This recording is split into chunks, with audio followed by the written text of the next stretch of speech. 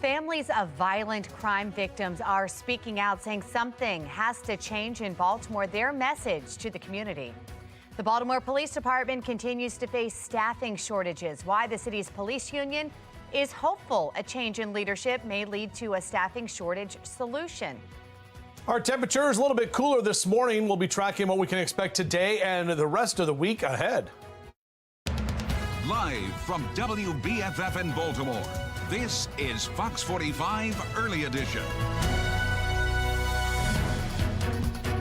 Good morning to all of you. Welcome to Fox 45 Early Edition on this Tuesday, January 2nd. I'm Megan Gillen. Back to work, back to school for many across our region, with the hopes of snow this weekend. Meteorologist Justin Chambers joining us. I think my kids listened to every one of your forecasts yesterday, Justin. So that's the key. I just Yes. have to put that word in there. Okay, got it. Good morning to you, Megan. Good morning, everybody. Yeah, we're talking about temperatures that are a little bit cooler than yesterday. We actually have some cloud cover that's hanging around overnight, not allowing our temperatures to drop as cold as we originally thought. So we're still in the upper 30s here right now. Cockeysville at 37, 38 in Towson, 41 in Baltimore City. Some of us about a degree or two cooler than where we were yesterday at this time. So overall in your drive, we'll keep those temperatures in the 30s, so they will drop a little bit more, but should not get near the freezing mark like we anticipated. However, our numbers today are going to climb back to the low to mid and even some upper 40s as we head outside. A lot more sunshine expected on your Tuesday. Back with your full forecast coming up in a few. Thank you, Justin.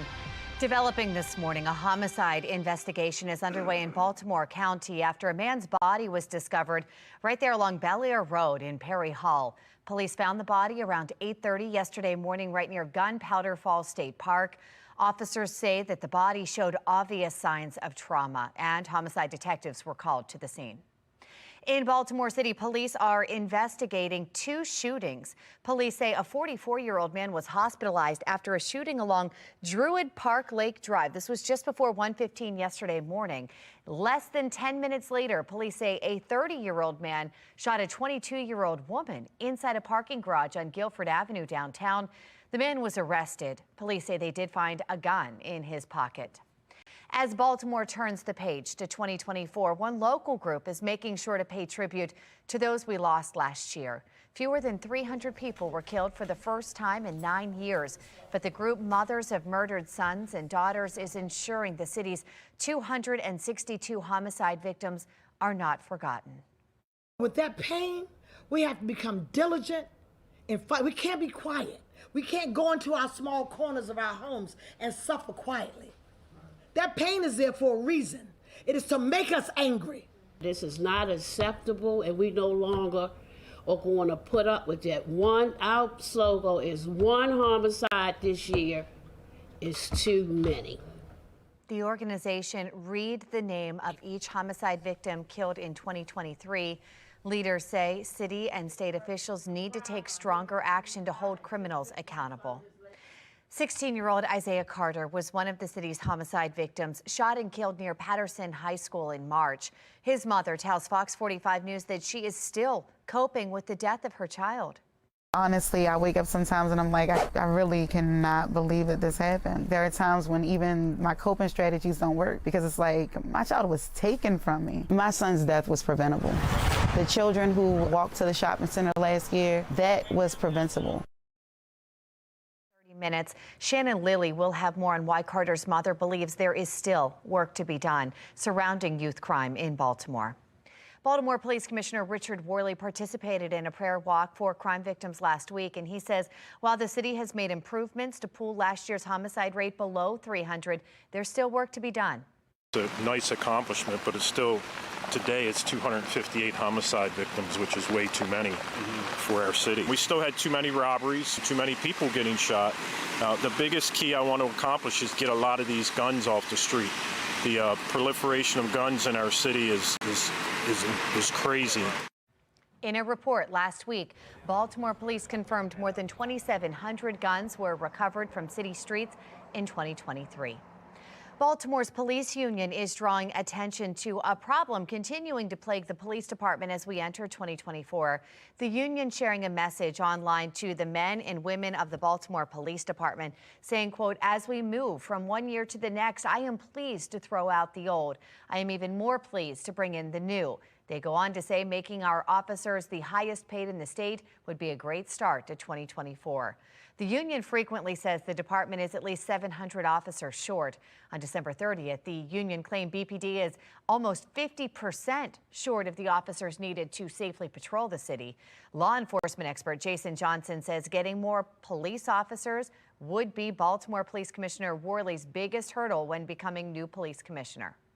That's the biggest challenge the new commissioner is going to be facing, in my opinion, is how to bounce back, how to retain senior officers, and how to attract high-quality young people. The union's message about pay and staffing from Baltimore's Fraternal Order of Police comes as Baltimore City closed out its first year below 300 homicides in 9 years. The year also followed by several high-profile mass shootings from Brooklyn Homes to Morgan State, as well as the juvenile-involved crimes, often caught on camera, and roughly 11,000 auto thefts. Baltimore City eclipsed more than 11,000 car thefts in 2023, more than triple the level seen in 2022. Police say young people were responsible for 38% of those car thefts, but only 2/3 of those suspects were referred to the Department of Juvenile Services. Of that group, only 5% spent time at a DJS facility. For our full coverage on the youth crime crisis and Fox 45 News' ongoing efforts to hold your local and state lawmakers accountable, you can head to foxbaltimore.com. Tensions escalating in Israel this morning. Why the Prime Minister of Israel is saying Hamas is showing no signs of a resolution. And brace yourself for a chilly start here this morning. Temperatures near freezing. Meteorologist Justin Chambers letting us know when we could expect our first snowfall. But before we head to break, we're going to take a look at our Len Stoller traffic network here this morning. We've got a live look at some of our cameras around the Baltimore region, and light volume out there right now. No major issues to report. It is 4:37. You're watching Fox 45 Early Edition. All local, all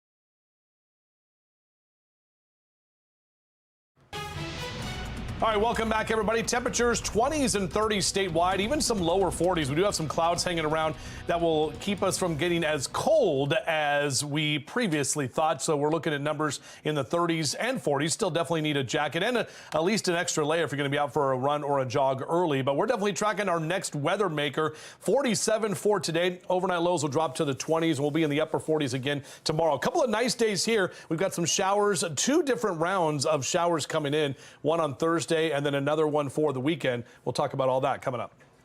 All right, Justin, thank you. We're getting some conflicting messages out of Israel this morning as the Israeli Defense Force pulls thousands of its troops from Gaza. This comes as Prime Minister Benjamin Netanyahu says the war with Hamas has no end in sight, anticipating several more months of fighting. We eliminated so far over 8,000 terrorists, and every day of fighting we eliminate many additional terrorists. Step by step, we are depriving Hamas of its capabilities. On New Year's Eve, skyscrapers in Tel Aviv were lit up with the Israeli flag to show support and call for the release of more than 100 hostages still in Hamas captivity. Well, take a look at this. The Islamic extremist group Houthi says that it hijacked an Israeli ship in the Red Sea as retaliation for Israel's attacks in Gaza. The ship is currently being leased by a Japanese company but owned by an Israeli businessman. Israeli officials say 25 crew members were on board, but none are Israeli. Police in Philadelphia are investigating a suspected act of vandalism at a mosque over the weekend. Religious leaders sharing this photo saying they found the images of the Star of David and one message that read, "Give peace a chance." Advocacy groups like the Council on American Islamic Relations are asking for more security and police protection in that neighborhood where the mosque is located. A survey reveals a startling connection on your drinking habits. Still ahead, why people are jumping on the dry January trend. And a heartwarming moment at GBMC. After the break, we're going to take a look at the first baby of the year. But first, here's what's ahead this morning on the National Desk. I'm Angela Brown this morning on the National Desk. New year, old problem. The flow of migrants at the southern border showing no signs of stopping. The latest from U.S. border towns and other cities dealing with the surge. That's this morning on the National Desk, America's News Now, weekday mornings. You can watch the National Desk on our sister station, the CW Baltimore, weekdays from 6 to 9 a.m. It's 4:42. You're watching Fox 45 Early Edition, all local, all morning.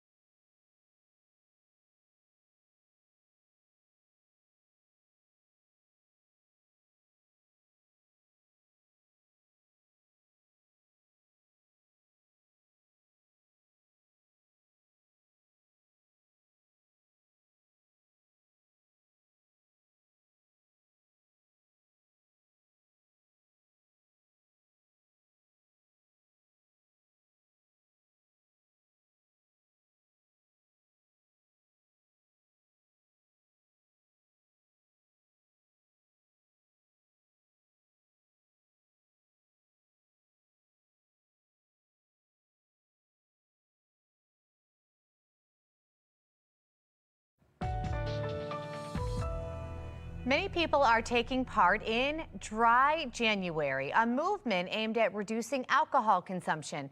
Medical reporter Liz Bonus has more on a survey that highlights the strong connection between drinking and cancer risk.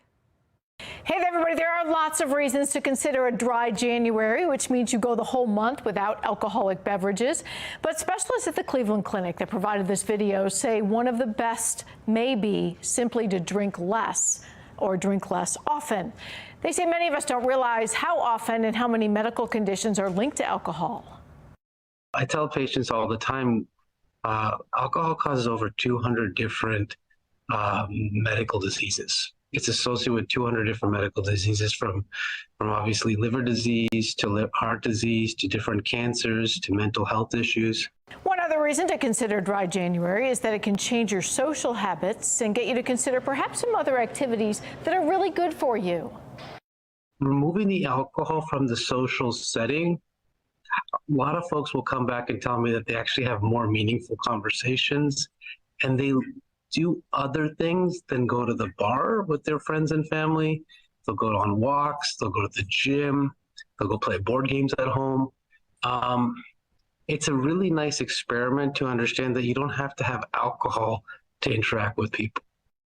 Now, one thought on this, it is suggested this is a good option for people who want to cut down. But if you are truly struggling with heavy drinking or alcohol addiction, it's not suggested you go this month alone trying for a dry January.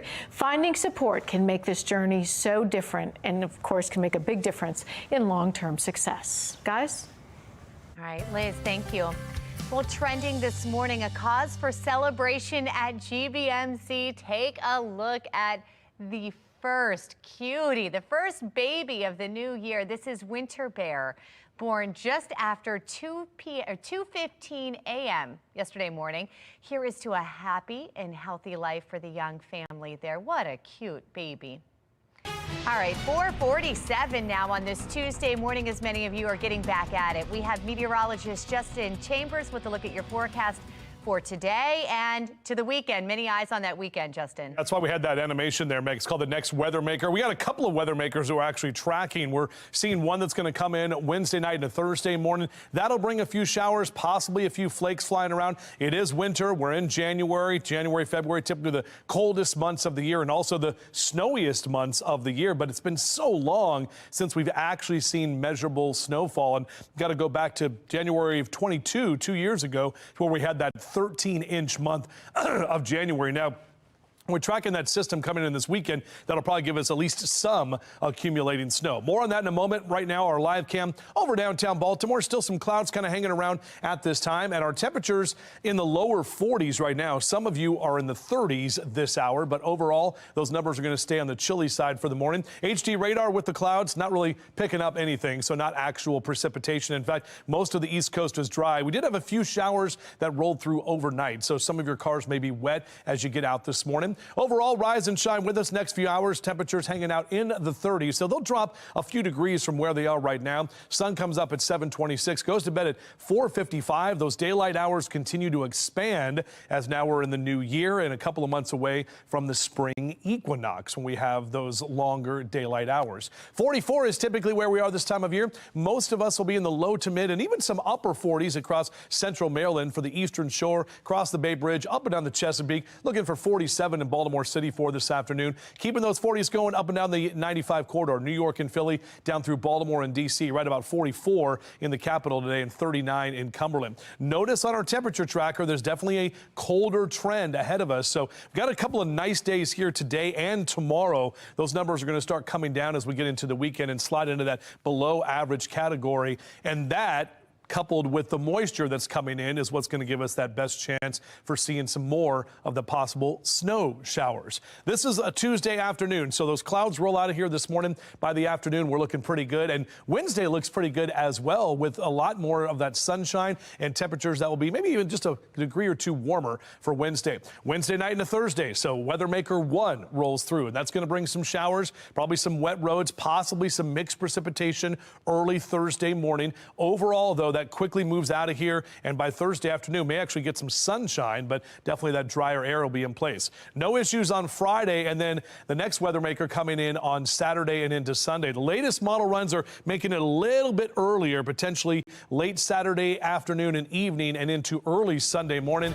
That could impact the Ravens game. We know the Ravens play at 4:30 on Saturday afternoon, and we know that, well, there's, going to be the potential for some of that winter weather, especially Saturday night into Sunday. So obviously, throughout the next couple of days, we'll fine-tune this forecast and keep an eye on it. So we'll let you know if we will have a snowy start to the year. Back to you. All right, Justin, thank you. Let's take a look at our Len Stoller traffic network here now. We've got a live look at some of our cameras around the Beltway. Very light volume out there early this morning. No major issues to report. Good time to get up and head out. For a check on mass transit, we have Mark Jones with the MTA joining us. Good morning, Mark. Welcome back. Well, good morning, Megan. Thank you. Nice to be back. Out there right now on the MARC train system, you'll find train 401 on the Penn line and Penn train 403 operating with 5-minute delays. The other trains of MARC look good for the commute start. Out there on light rail, you'll find on-time service in both directions. Metro Subway looking good between Owings Mills and Hopkins Station for the start of the commute. For the MTA Transit team, I'm Mark Jones. Thank you, Mark. Well, new bike lane construction is set to ramp up this year. Still ahead, the potential impact it will bring to many Baltimore communities. Plus, the new year can mean new goals, but many people don't find the success they're looking for. Still ahead this morning, the steps to follow to reach your goals. And taking a live look from the Inner Harbor here this morning, 4:51 on Fox 45 Early Edition. All local, all morning.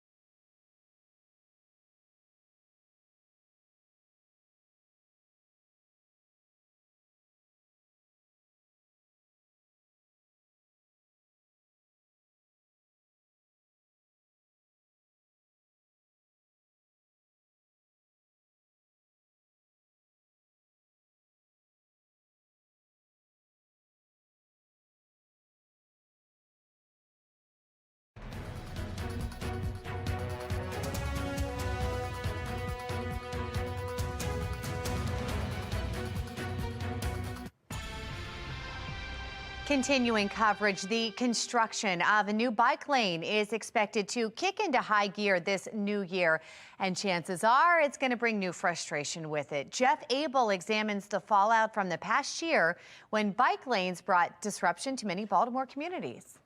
It's rush hour. Everybody trying to get home. But on Harford Road in Hamilton, treacherous. It's no hour to be in a rush. Oh my gosh, this is always jammed up. The frustration began to soar when this 4-lane road became a 2-lane road. The city used the additional space to create bike lanes. But those who live and work along this road say there's one little problem. How many bikes have you seen?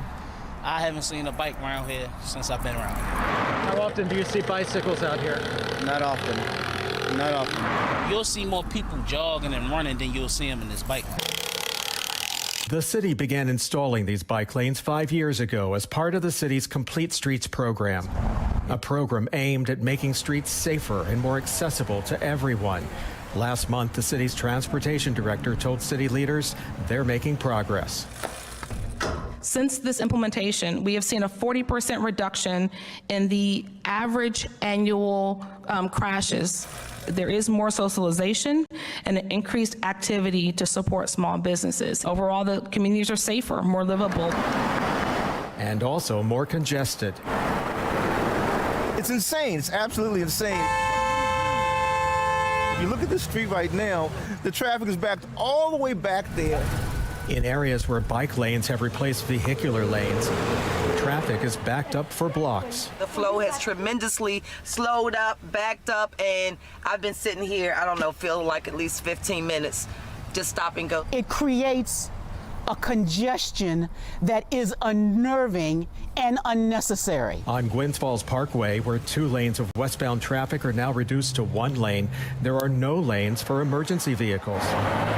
How can a fire truck, any fire truck, get through here?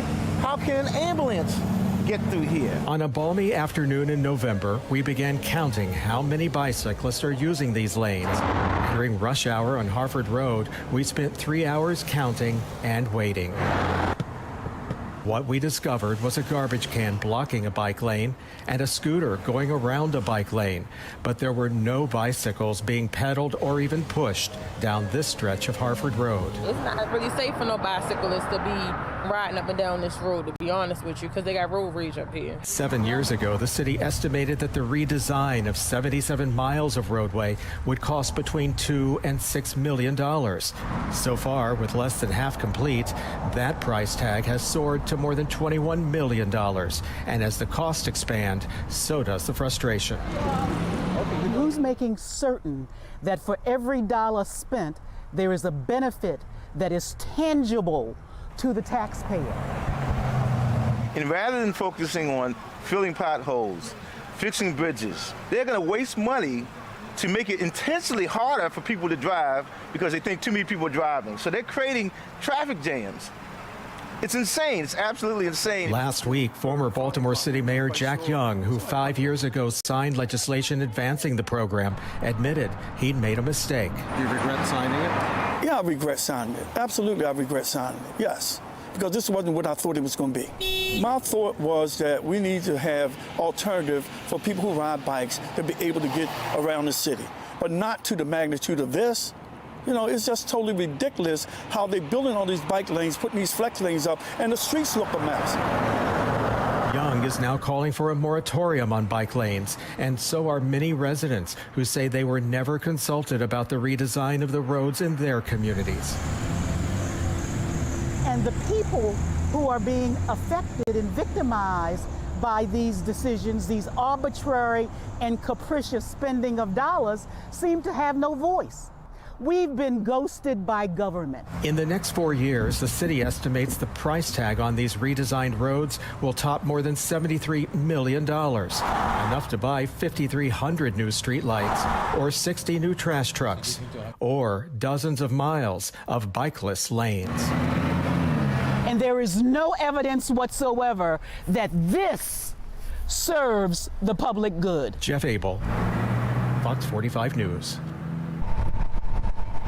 mother who lost her teenage son to 2023's violence is hoping for change in the new year. What she says lawmakers and city leaders need to focus on.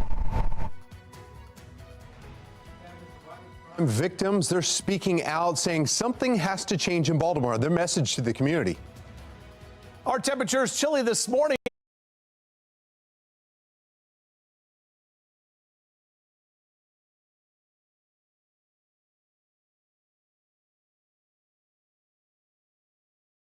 We're tracking our next weather maker. A couple of rounds of showers coming this week that could be of the winter variety. Live from WBFF in Baltimore, this is Fox 45 Early Edition.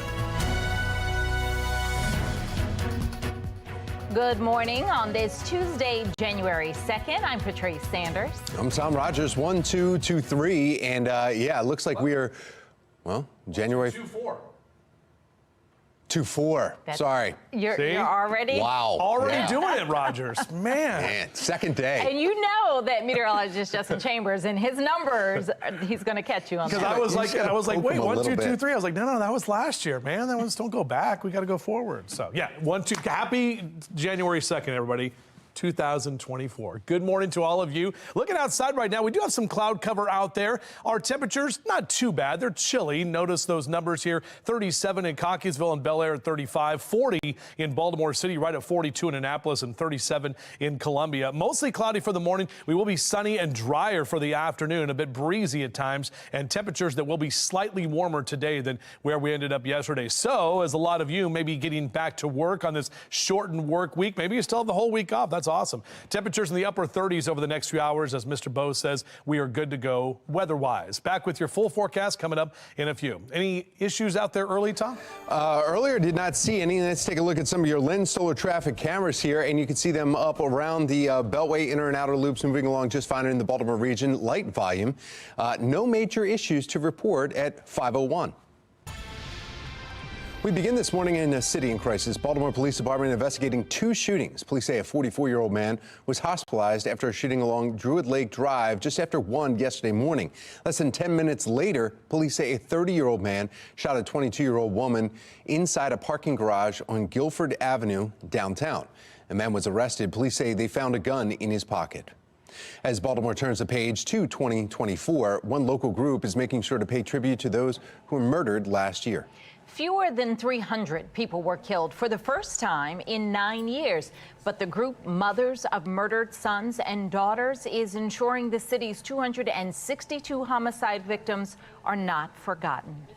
With that pain, we have to become diligent and fight. We can't be quiet. We can't go into our small corners of our homes and suffer quietly. That pain is there for a reason. It is to make us angry. This is not acceptable, and we no longer are going to put up with that. Our slogan is one homicide this year is too many. Organization read the names of each homicide victim in 2023. Leaders say city and state officials need to take stronger action to hold criminals accountable. 16-year-old Isaiah Carter was one of the city's homicide victims, shot and killed right near Patterson High School in March. Shannon Lilly joins us live with why his mother says there's still work to be done surrounding youth crime in Baltimore. Shannon. Well, we know, Patrice and Tom, that there are still kids and young people getting shot and losing their lives in the city at an alarming rate, and Michelle Hines wants that to change. In fact, she is still reeling from the deep pain of the loss of her son, Isaiah. He was one of a total of 18 young people to be killed in the city in 2023, according to BPD data. And now in 2024, Hines wants action. We last spoke, you said justice wouldn't come until there is change. Has that happened yet? Why will we tell children that they're, commit these crimes and you'll be fine? There is no charges. There are no charges. So as you just heard there, Hines is taking issue with some of the laws still in place, including those that keep young people from being held accountable. But beyond accountability, Hines wants rehabilitation for Baltimore's youth with more mental health services to keep them out of a life of crime. And then there's the issue of policing. When there's a crime that happens at Fells Point, We see the police officers on every single corner all summer. Why can't we put that attention into our youth? Why can't we open up more rec centers for our youth? My son's death was preventable. So she wants leaders to be preemptive, not reactive, and lawmakers will have a chance to act in their upcoming General Assembly session, which starts next week on January 10th. Reporting live in downtown Baltimore, I'm Shannon Lilly, Fox 45 News, Early Edition. Well, we've heard from several other families calling for accountability, including the mother and brother of 18-year-old Aaliyah Gonzalez, one of the two people killed in July's Brooklyn Day mass shooting. 18-year-old Tristan Brian Jackson faces more than 60 charges in connection to the shooting, but was recently moved from an adult facility to a juvenile facility despite his age and the severity of his alleged crimes.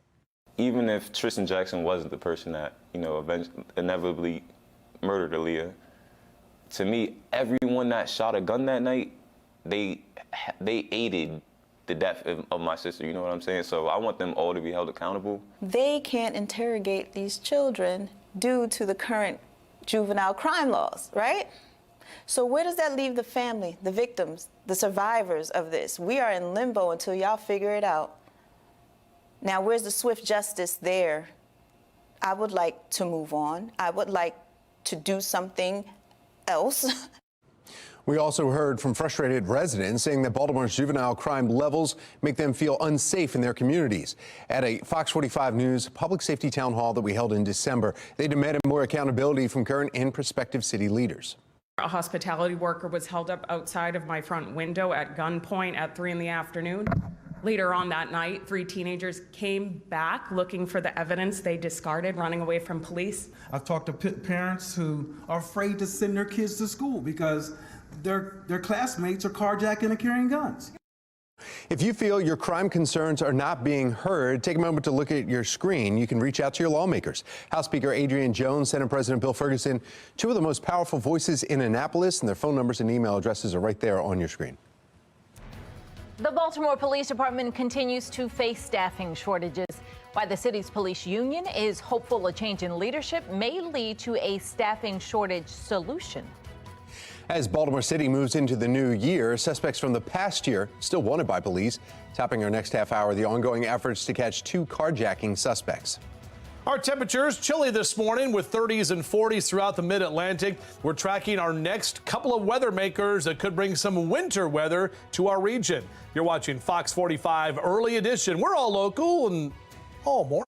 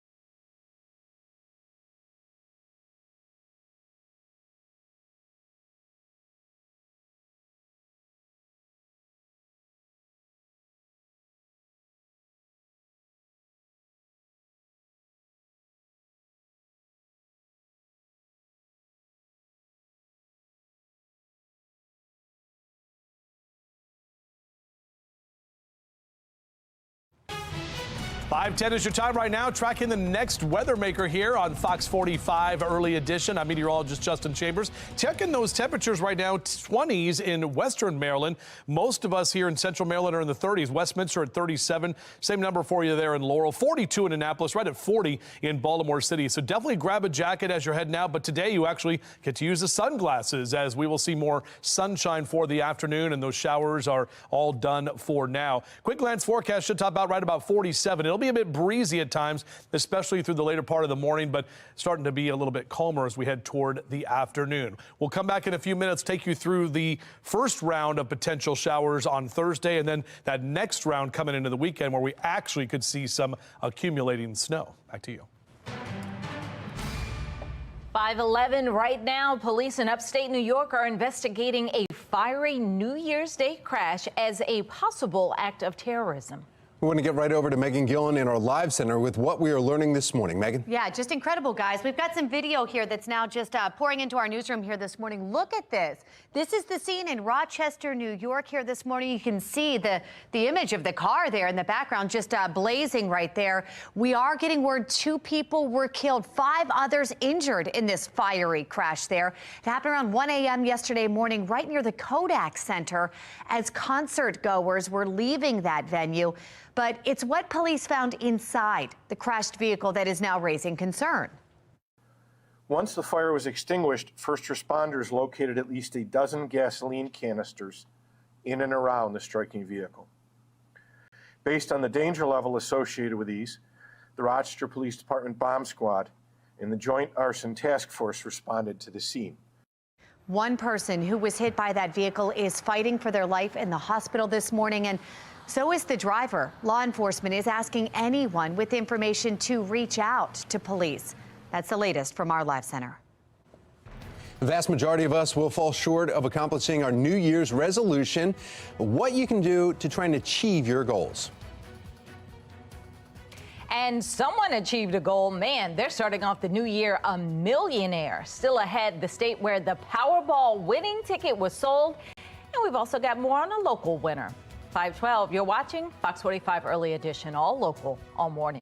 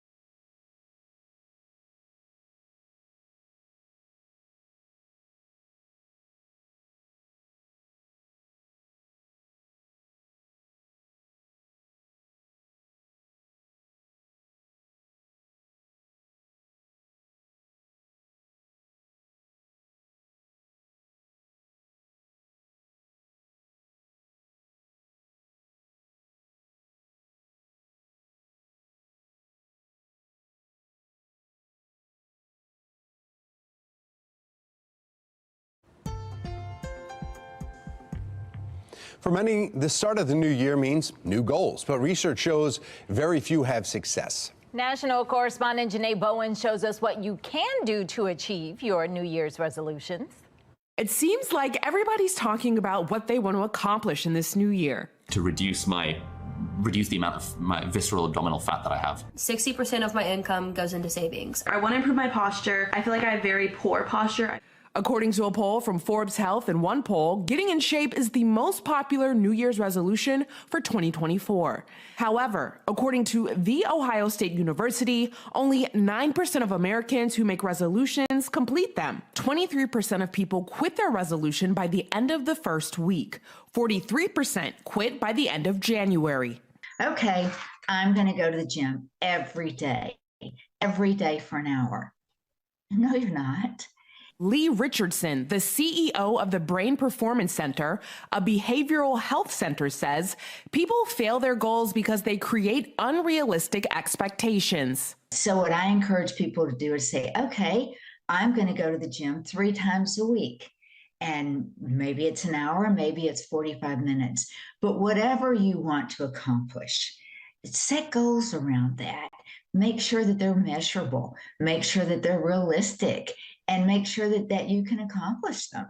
She says it also helps to have an accountability partner. And there's nothing wrong with asking for help. There's nothing wrong with saying, can you check in with me every week to make sure I get this done? That push could be what's needed to accomplish your resolution. In Washington, I'm Janae Bowens. 5:17 in trending this morning. Disney's copyright protection for an early version of Mickey Mouse, one of the first, expired New Year's Day and is now public domain. So that means anyone can use that version of Mickey shown in Walt Disney's 1928 short film, Steamboat Willie. U.S. copyright law, which Congress last updated in 1998, allows a copyright to be held for 95 years. The copyright expiration could mean we'll start seeing more of Mickey, but only that 1928 version. More modern versions will remain unaffected and are still protected by Disney's copyright. Yeah, don't let them be seen with gloves on. Hip-hop legend Snoop Dogg is going to be joining NBC Universal's coverage of the 2024 Paris Olympics this summer. Snoop may seem like an unlikely candidate for traditional coverage of the Olympics, but NBC is testing new ideas for its primetime hours. Not really new. The rapper has some experience. He joined comedian Kevin Hart for Olympics commentary on Peacock during the 2021 Tokyo Olympics, and NBC executives say that Snoop's past Olympic commentary created tens of millions of views. 2023 ended with an incredible light show from space. NASA's Solar Dynamics Observatory captured these spectacular images of a strong solar flare erupting from the sun. The close-up images of the sun shows a mix of yellow, orange, brown, and black colors. And then a bright white flash appears on the left side of the photo. That's the solar flare. Solar flares are powerful bursts of energy. Speaking of powerful bursts like of energy. Wow. Wait, you just turned around and walked away. Come on now. There's no camera. Oh, all right. There's no camera for me. Too much energy for Well, me. you know what? He's got the energy to make the walk across the studio and back. Well, usually, I don't know, you have a double box here or something, and then sometimes that camera's over there and we can all hang out and talk. I don't know what happened, but Yeah, I was ready to go. Too much energy. I was ready. They were like, too much energy. Keep the camera away. I haven't even had coffee yet. Oh, boy. Yeah. Jump-started a car. 3 o'clock this morning. Sorry, neighbors, but I was out there doing that. That was a lot of fun. Good morning to all of you. Happy Tuesday. Here we go. Our temperatures are not too bad right now. We do have some cloud cover out there, and our temps are right about 40 officially at BWI. Notice a lot of you on the right side of your screen there, some 30s and 40s, so it's chilly. It's a January morning. Northwest wind about 9 to 15 miles an hour. Really not much showing up here on our HD radar here or up and down the East Coast. We had a few showers that rolled through late last night, so some of those cars and lawns may be a little bit wet as you head out this morning. And the kids getting back to class class and ready for school for the new year. Beep, beep. After the winter break, 38 your temperature by 7 a.m. We'll be in the mid-40s through noontime and mid to upper 40s for our highs this afternoon. About 3 or 4 degrees warmer than yesterday, but overall still kind of a cool afternoon. However, should feel nicer because we do expect a lot more sunshine. So that's good news for golfers today. If you want to get back out there and try those new clubs you got for the holidays, we'll see those numbers in the mid-40s through noon and in the mid to upper 40s in that 2 and 3 o'clock hour this afternoon. Let's check some of those high temperatures. Some of you still hanging out in the lower 40s for Carroll and northern Baltimore County, Reisterstown over to Cockeysville and Hunt Valley, 42 Perry Hall and White Marsh, but mid to upper 40s for Towson down through Lutherville, Timonium, and Baltimore City. Dundalk in at 47 today. Howard and Anne Arundel counties will be in the low to mid 40s. Ellicott City and Elkridge down through Glen Burnie and Pasadena on your Tuesday. So looking at our future scan, this is Tuesday afternoon. Everything is nice and mainly dry. In fact, we have a lot more sunshine, not only today, but tomorrow for the most part too. You'll get a little bit more cloud cover late on Wednesday afternoon, and then Wednesday night into Thursday morning, that's going to be weather maker number 1. That will bring in a few showers, possibly kind of a rain snow mix early Thursday morning. So it may be a little bit slick as you're trying to get to work on Thursday morning, but it's quickly out of here. That's not the one that we're really tracking. Again, that's one of 2 systems that we're tracking. Friday looks great. Nice ridge of high pressure slides in.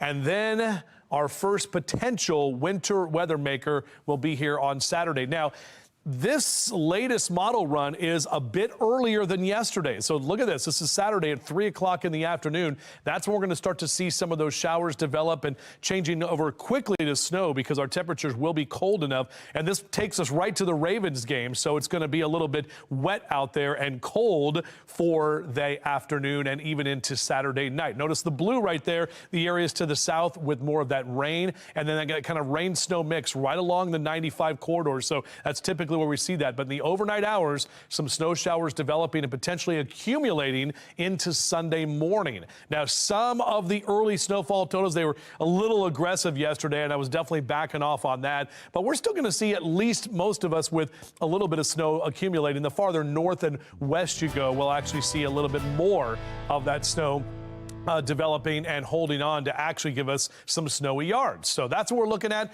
for the weekend. Again, it's probably going to now impact the Ravens game on Saturday afternoon, so be aware of that. But temperature-wise, today and tomorrow look great. 40s, lower 50s, but notice those numbers are coming back down. It will be colder this weekend, obviously, with that winter weather maker we're tracking, and then we dry out for at least the early part of next week. Patrice? All right, Justin, thank you. Looking now at our Lynn Stoller traffic network as we take a live look at some of the cameras around the Baltimore region. You see people up and out, getting back to work, getting into the flow of this new year, but still light volume at this hour. No issues on the roads to report. Let's get a check of mass transit. We've got Mark Jones with the MTA. Happy New Year, Mark.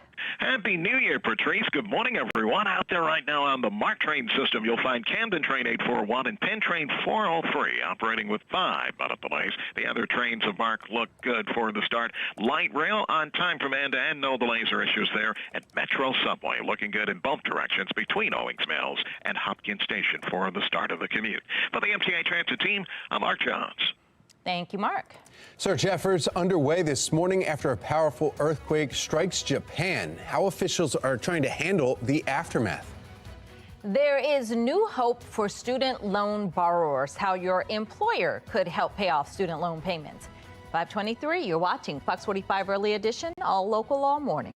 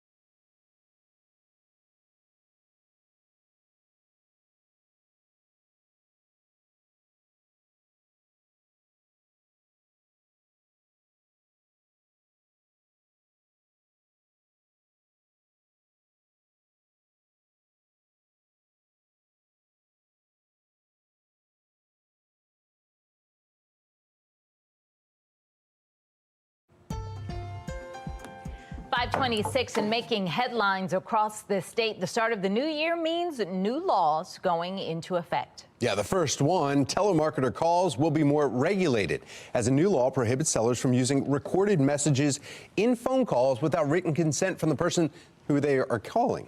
Anne Arundel County's plastic bag ban is now in effect, and anyone who wants a paper bag will need to pay 10 cents.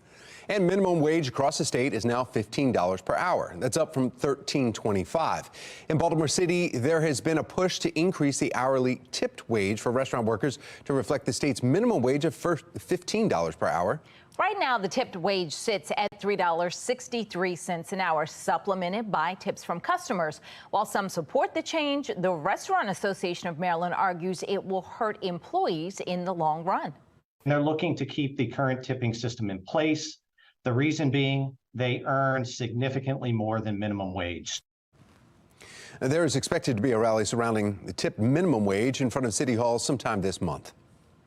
The Fox 45 Weather Authority team is tracking our next chance for snow just ahead. We're making sure you're prepared for the first snowfall event in 2 years.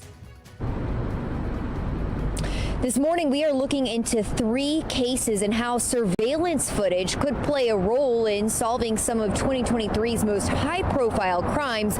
Just ahead, a look at the people who are now behind bars and those that are still at large. You're watching Fox 45 News, Early Edition.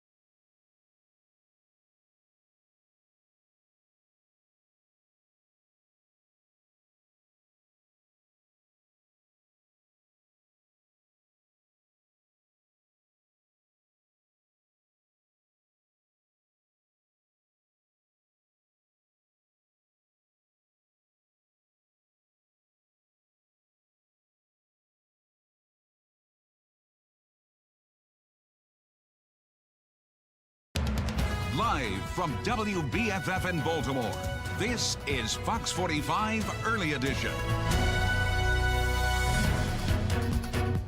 Welcome back on this Tuesday morning. 5:30 is the time. I'm Patrice Sanders. I'm Tom Rogers. Time to get after it. School's back, work's back, no more vacations, no more holidays. Let's go. Let's get it. Well, yeah. Just a few more days. No. That sounded fun. Wake up. All right. Let's go. Done. Back to reality. I mean, Epiphany's on. Okay. All right. Good morning, everybody. Happy Tuesday. Yeah, no, I know. We are getting back kind of to the regular here with 37 your number in Cockeysville and Towson, 40 in Baltimore City, 39 your temp in Brooklyn Park and Dundalk at this time. Morning drive shouldn't be an issue. We do have some clouds hanging around this morning. Upper 30s for your temperatures, back into the 40s by about 9 a.m. And temps today will be just a little bit warmer. It will definitely feel warmer because we'll have a lot more sunshine for today. Tomorrow looks pretty good, too. Thursday, weather maker number 1 rolls in. We'll see a few showers Thursday morning and temps start coming down. But we're really tracking that next bigger weather maker for the weekend that could bring us our first measurable snow in quite some time. We'll take a closer look at that coming up in a few. Developing this morning, a homicide investigation is underway in Baltimore County after a man's body was discovered along Bel Air Road in Perry Hall. Police found that body around 8:30 yesterday morning near Gunpowder Falls State Park. Officers say the body showed obvious signs of trauma, and homicide detectives were called to the scene. In the city, Baltimore's police union is drawing attention to a problem continuing to plague the police department as we enter 2024. The union sharing a message online to the men and women of Baltimore Police Department, writing, quote, "As we move from one year to the next, I am pleased to throw out the old. I'm even more pleased to bring in the new." They go on to write, "Making our officers the highest paid in the state would be a great start to 2024. The union frequently saying the department is at least 700 officers short. On December 30th, the union claimed BPD is almost 50% short of the officers needed to safely patrol the city. Law enforcement expert Jason Johnson says getting more police officers would be Baltimore Police Commissioner Worley's biggest hurdle when becoming new commissioner.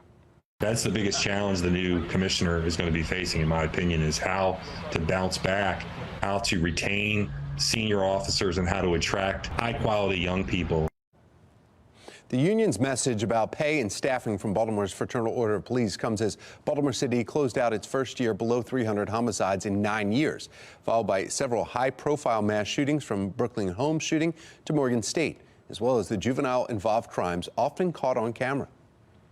As Baltimore City moves into this new year, suspects from the past year are still wanted by police, despite their images being caught on camera. Shannon Lilly joining us live from the Baltimore Police Department headquarters downtown with a look at some notable cases that remain unsolved. Shannon? Yeah, so right now, Tom and Patrice, we're looking into 3 notable cases that have updates with them. And 2 of them, Baltimore police are making arrests. But we're also learning and seeing that caught on camera doesn't necessarily mean caught by police. I think it's really scary. And I think it's terrible for somebody to do that when they know that we're here helping people. You'll remember the armed carjackings that happened in the parking lot at the Mountain Washington Pediatric Hospital on West Rogers Avenue in 2 separate incidents, November 29th and 30th. Look here, police releasing this image of a suspect. Police say there's been an arrest in the November 30th incident, but no arrest made in the November 29th case. And they say at this hour they are unable to confirm if the image of the suspect they released is in fact the person arrested or if it's the image of the suspect who remains on the loose. Now to another arrest in a deadly shooting of a 69-year-old man. You'll remember these images were released of a man believed to be connected to that shooting on Edmondson Avenue in early December. You can see him in black clothing moments before the shooting, then running away from the scene after the gunfire. Well, now police say they've arrested a 28-year-old man in connection with this murder. These 2 individuals, however, are still wanted in connection with one of the city's murders. A man found dead in his car on a freeway off-ramp in January of 2022. Police releasing images of persons of interest just last month. And look, they are clean, crisp, clear images. That investigation, though, is still ongoing with an $8,000 reward for information that leads to an arrest. If you do have information, remember, you can remain anonymous by calling the Metro Crime Stoppers. Reporting live from police headquarters, I'm Shannon Lilly, Fox 45 News, Early Edition. Baltimore City eclipsed more than 11,000 car thefts in 2023, more than triple the level seen in 2022. Police say young people were responsible for 38% of those car thefts, but only 2/3 of those suspects were referred to the Department of Juvenile Services. Of that group, only 5% spent time at a DJS facility. For our full coverage on the youth crime crisis and Fox 45 News' ongoing efforts to hold your local and state lawmakers accountable, head to foxbaltimore.com.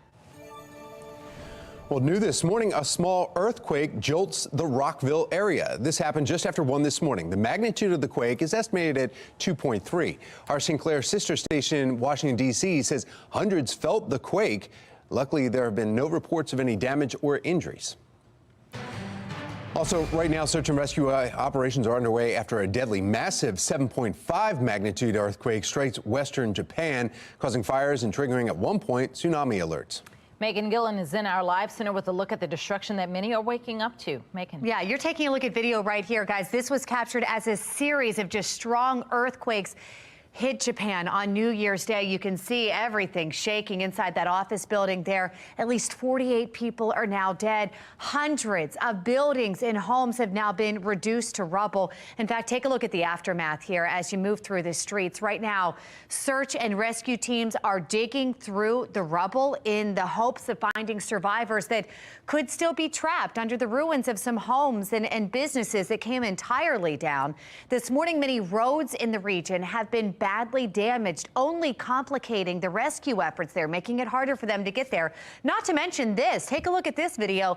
This is just one of more than 100 building fires burning right now in Wajima City, triggered by those earthquakes. Right now, nearly 100,000 people have been evacuated from their homes. Again, at one point, there were tsunami alerts as far away as eastern Russia. Most of those alerts have now been downgraded today, but meteorologists say that there is a possibility for more powerful quakes over the next several days. An earthquake this big is going to continue to have aftershocks.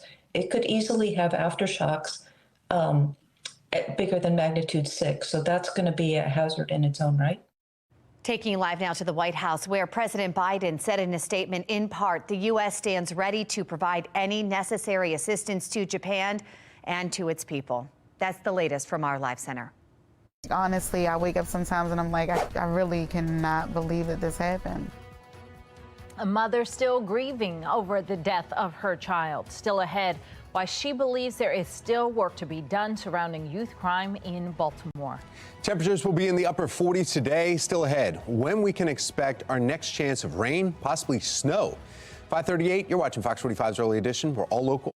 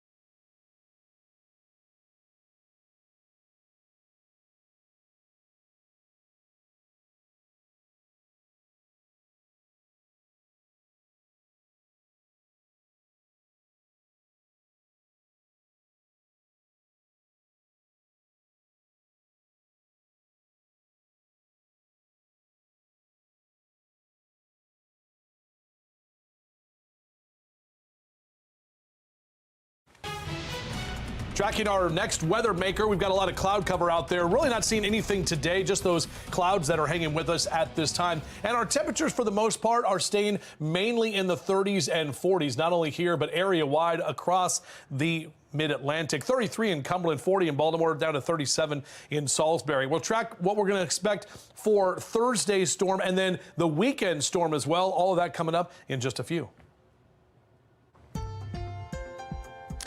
5:42, and here are some stories that are making your headlines this morning. A new year, but an old problem for lawmakers in D.C. They have until January 19th to reach an agreement on a spending bill. The new year marks the start of a new law that could help borrowers making student loan payments. The new Secure 2.0 Act lets employers contribute toward a match or they can contribute or match a worker's qualifying student loan payments.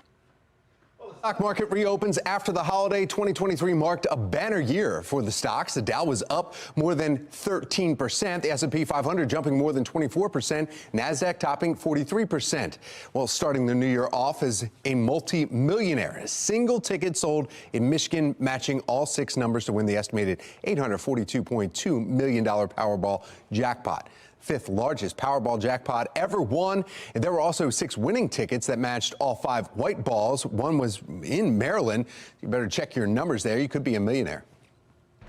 It is back to business as usual in New York City's Times Square. Just ahead this morning, the incredible amount of confetti that was dropped and then cleaned up after the New Year's ball drop. One hospital is celebrating the first baby born in the new year. We'll introduce you to winter. 5:43, you're watching Fox 45's Early Edition, all local.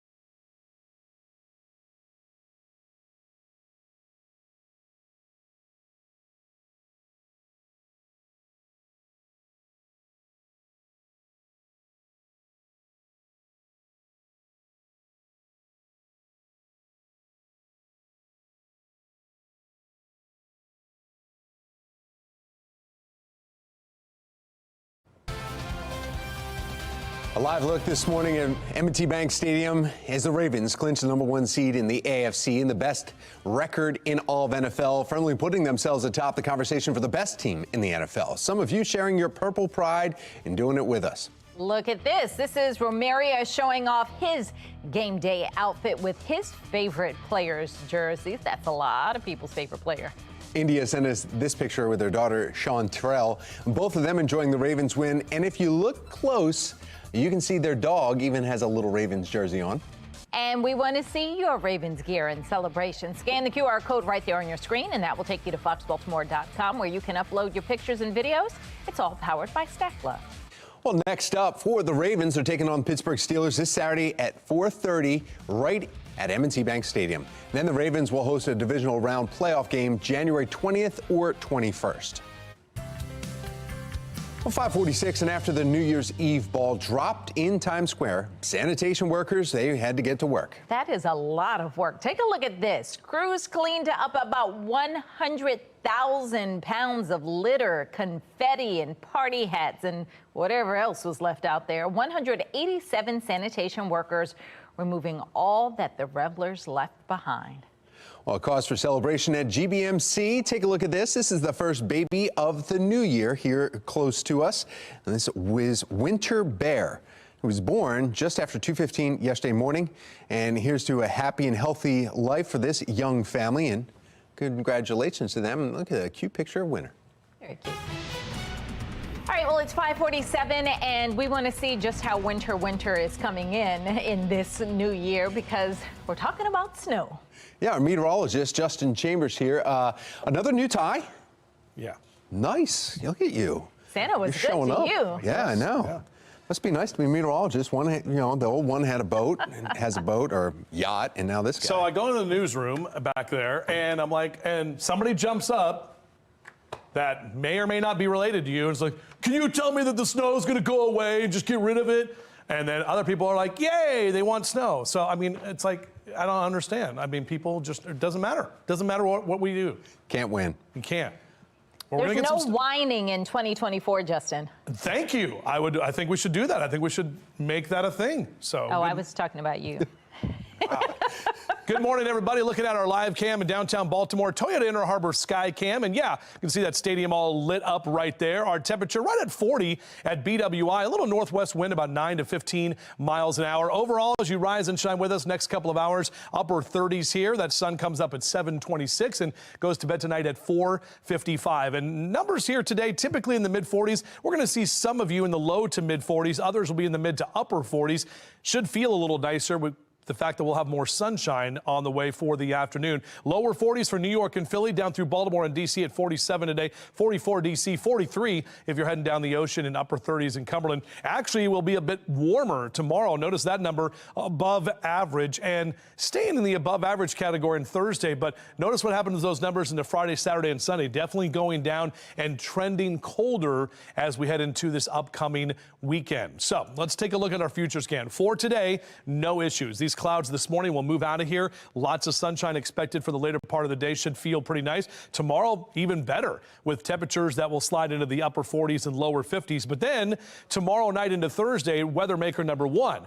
That's going to bring some showers coming in overnight, mainly falling as rain, but with some of the colder air mixed in, we could see some wintry precipitation, possibly some slick roads to deal with on Thursday morning. And then by the time we get to Thursday afternoon, should be good to go. A bit breezy behind that system as it moves off toward the Atlantic. Friday really looking great as well. Look at this nice ridge of high pressure. It'll be chilly, but nice and sunny and dry. Everything looking good. And then we get set for Saturday. And Saturday morning into the afternoon, we'll kind of see that mix of rain and snow. We are seeing that blue right there, kind of along the 95 corridor.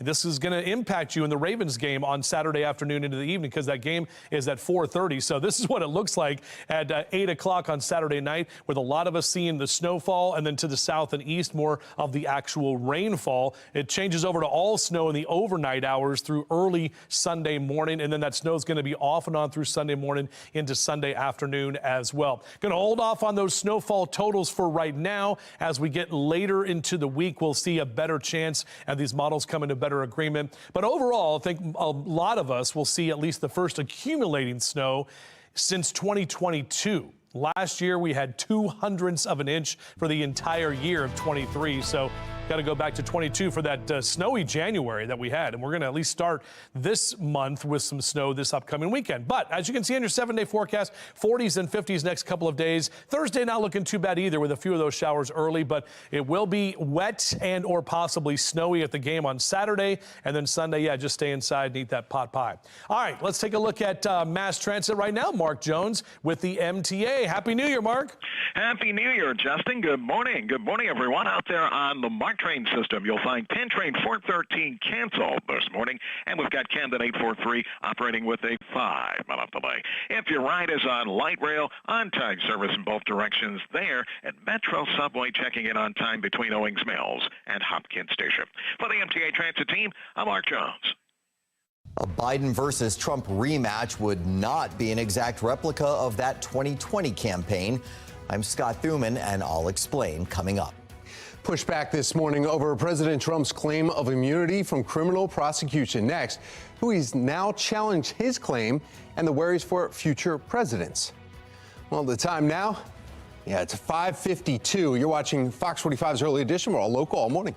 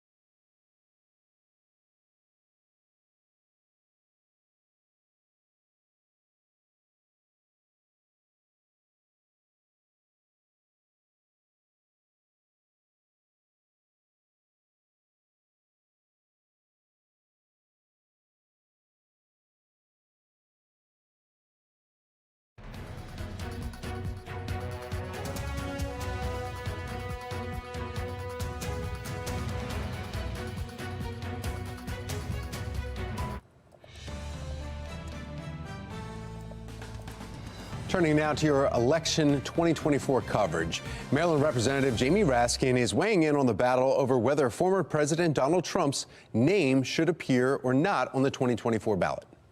Well, the Constitution is the supreme law of the land, so we're all governed in our democracy under the rules of the Constitution. And it was actually two very conservative legal scholars who wrote the best, most authoritative law review article on the whole thing, saying that Donald Trump is clearly disqualified from being on the ballot because he participated in insurrection. Last week, Maine's top election official removed Trump from that state's 2024 primary ballot. In her 34-page decision, Maine's Democratic Secretary of State found the former president constitutionally ineligible to run due to his involvement in the January 6th Capitol riots. The decision is not without its detractors, in particular, one of Trump's Republican primary opponents. You know, he's very good at playing poor me, poor me. He's always complaining. The poor billionaire from New York who's spending everybody else's money to pay his legal fees. Poor me. But when stuff like this happens, you know, this should be decided by the voters of the United States. Earlier this month, Colorado's Supreme Court issued a similar ruling, but that decision has been put on hold until the U.S. Supreme Court decides to hear the case. Special counsel Jack Smith challenging former President Donald Trump's claim that he should have absolute immunity from criminal prosecution. In documents over the weekend, Smith said that Trump's claim, quote, threatens to license presidents to commit crimes to remain in office. Now, the new filing comes less than 2 weeks before the immunity issue comes before the U.S. Appeals Court in Washington, D.C. Trump's lawyers have argued the former president should not face prosecution in the election interference case, but brought by Smith because Trump has immunity. With the first voting set to take place in Iowa caucuses 2 weeks from today, conventional wisdom points to a rematch between President Joe Biden and former President Donald Trump in November. Chief political correspondent Scott Thuman shows us the contest between them this year will look nothing like it did in 2020. Campaigning this year could be complicated, to put it mildly, especially for those who appear to be the most likely of party nominees. After all, President Biden will begin the year still facing a potential impeachment if Republicans have their way. And Donald Trump, already twice impeached himself, is embroiled in a series of legal and civil cases spanning accusations of deceptive business practices to insurrection. Whether it is a court that determines he's unfit to hold office because he took up force against our Constitution or because the electorate throws him out, I don't think it really matters if he's unfit to hold office. For Trump, the calendar is crowded with hearings right in the middle of stumping season. A scheduled court hearing for defamation claims the day after the Iowa caucus. The week after New Hampshire votes, it's a marketing scam trial. The federal criminal trial surrounding efforts to undermine the 2020 election proceeds the day before Super Tuesday, and a scattering of other court actions taking place both before and after the Republican nominating convention. I don't think there's enough here to justify a criminal prosecution against the leading candidate to replace the incumbent. That is what happens in banana republics. And even if President Biden can avoid the harshest of House punishments with impeachment. Representatives, what are you hoping to gain from an impeachment inquiry? All I can see is Donald J. Trump 2024, baby. His son Hunter will spark headlines with gun charges in February and still to be determined dates for tax-related crimes and possibly contempt of Congress. Hunter Biden is of course not running for office, but in presidential politics, optics can matter. Recent polling backing up that idea. 60% of voters say they believe President Biden participated in his son's foreign business dealings. As for Trump, 58% of voters told the New York Times they believe he has committed serious federal crimes. That same poll reveals that more than half of voters have unfavorable views of both Trump and Biden, setting the stage for what could be a turbulent road to the White House. In Washington, I'm Scott Thuman. A mother who lost her teenage son to 2023's violence is hoping for change in the new year. Coming up, what she believes lawmakers and city leaders need to focus on. Unsolved cases sitting dormant on the desks of Baltimore police. What's being done to track down the violent criminals behind them? And a deadly car crash in New York on New Year's Day. But it's what police found inside the smashed car that is raising alarm. Temperatures are chilly right now. We're tracking two weather makers that could bring some winter weather to our region. We'll break it down for you on Fox 45 Morning News. Live from WBFF in Baltimore, this is Fox 45 Morning News. Good morning on this Tuesday, January 2nd, 2024. You have to keep saying that so we remember. I'm Patrice Sanders. I'm Tom Rogers. And yeah, there's a lot of weddings that happened on 12/31/23, 123. Hopefully their honeymoons are going well this week. We'll find out if they're going to get some snow for their honeymoons. That'd be nice to be snowed in. Meteorologist Justin Chambers here. Yeah, exactly. Oh, we can't come back to Baltimore. We have to stay on the beach for 2 more days. Oh, whatever. Good morning to both of you. And good morning, everybody. Hope you're enjoying your Tuesday so far as we get back to work and school here. Maybe a shortened work week for you and school as well, getting back at it. 39-year temp in Baltimore City right now. We're at 37 in Cockeysville and 35 in Bel Air, 42 currently in Annapolis. So mostly cloudy for the morning time, but sunny and drier as we move into the afternoon, and temperatures that will actually be slightly warmer. So Mr. Bo says we're good to go. No issues on your morning drive weather-wise, with temperatures in the mid to upper 30s. Did get a few showers that rolled through overnight, so it could be a little wet on your driveways and on your cars as you get out. 47 today, will drop to the 30s tonight, and then actually lower 50s on the way tomorrow. But what happens tomorrow night and then into the weekend is what we're focusing on. We'll take a closer look at all of that coming up in just a few minutes. We begin this morning in a city in crisis. The Baltimore Police Department investigating 2 shootings. Police say a 44-year-old man was hospitalized after shooting along Druid Lake Drive just after 1 yesterday morning. Less than 10 minutes later, police say a 30-year-old man shot a 22-year-old woman inside a parking garage in Guilford Avenue right downtown. A man was arrested. Police say they found a gun in his pocket. Well, as Baltimore turns the page to 2024, one local group is making sure to pay tribute to those who were murdered last year. Fewer than 300 people were killed for the first time in 9 years. But the group Mothers of Murdered Sons and Daughters is ensuring that the city's 262 homicide victims are not forgotten. With that pain, we have to become diligent and fight. We can't be quiet. We can't go into our small corners of our homes and suffer quietly. That pain is there for a reason. It is to make us angry. This is not acceptable, and we no longer are going to put up with that. Our slogan is one homicide this year is too many. The organization read out the names of each homicide victim in 2023. Leaders say city and state officials need to take stronger action to hold criminals accountable. 16-year-old Isaiah Carter was one of the city's homicide victims, shot and killed right near Patterson High School in March. Shannon Lilly joins us live with why his mother says there is still work to be done surrounding youth crime in Baltimore. Shannon. Yeah, we know, Patrice and Tom, that there are still kids and young people getting shot and losing their lives at an alarming rate here in our city. And Michelle Hines wants that to change. In fact, she is still reeling from the deep pain of the loss of her son, Isaiah. According to BPD data, he was one of 18 young people killed in the city in 2023. And so now in 2024, Hines wants action. When we last spoke, you said justice wouldn't come until there is change. Has that happened yet? I don't think that there's been enough change. Why will we tell children that they're, commit these crimes and you'll be fine? There is no charges. There are no charges. So as you just heard there, Hines is taking issue with some of the laws still in place, including those that keep young people from being held accountable. But beyond accountability, Hines wants rehabilitation for Baltimore's youth with more mental health services to keep them out of a life of crime. And then there's also the issue of policing. When there's a crime that happens at Fells Point, we see the police officers on every single corner all summer. Why can't we put that attention into our youth? Why can't we open up more rec centers for our youth? My son's death was preventable. So she wants leaders to be preemptive, not reactive. And lawmakers will have an opportunity to take action starting next week when the General Assembly session starts on January 10th. Reporting live, I'm Shannon Lilly, Fox 45 Morning News. Well, we've heard from several other families calling for accountability, including the mother and brother of 18-year-old Aaliyah Gonzalez. She was one of 2 people killed in July's Brooklyn Day mass shooting.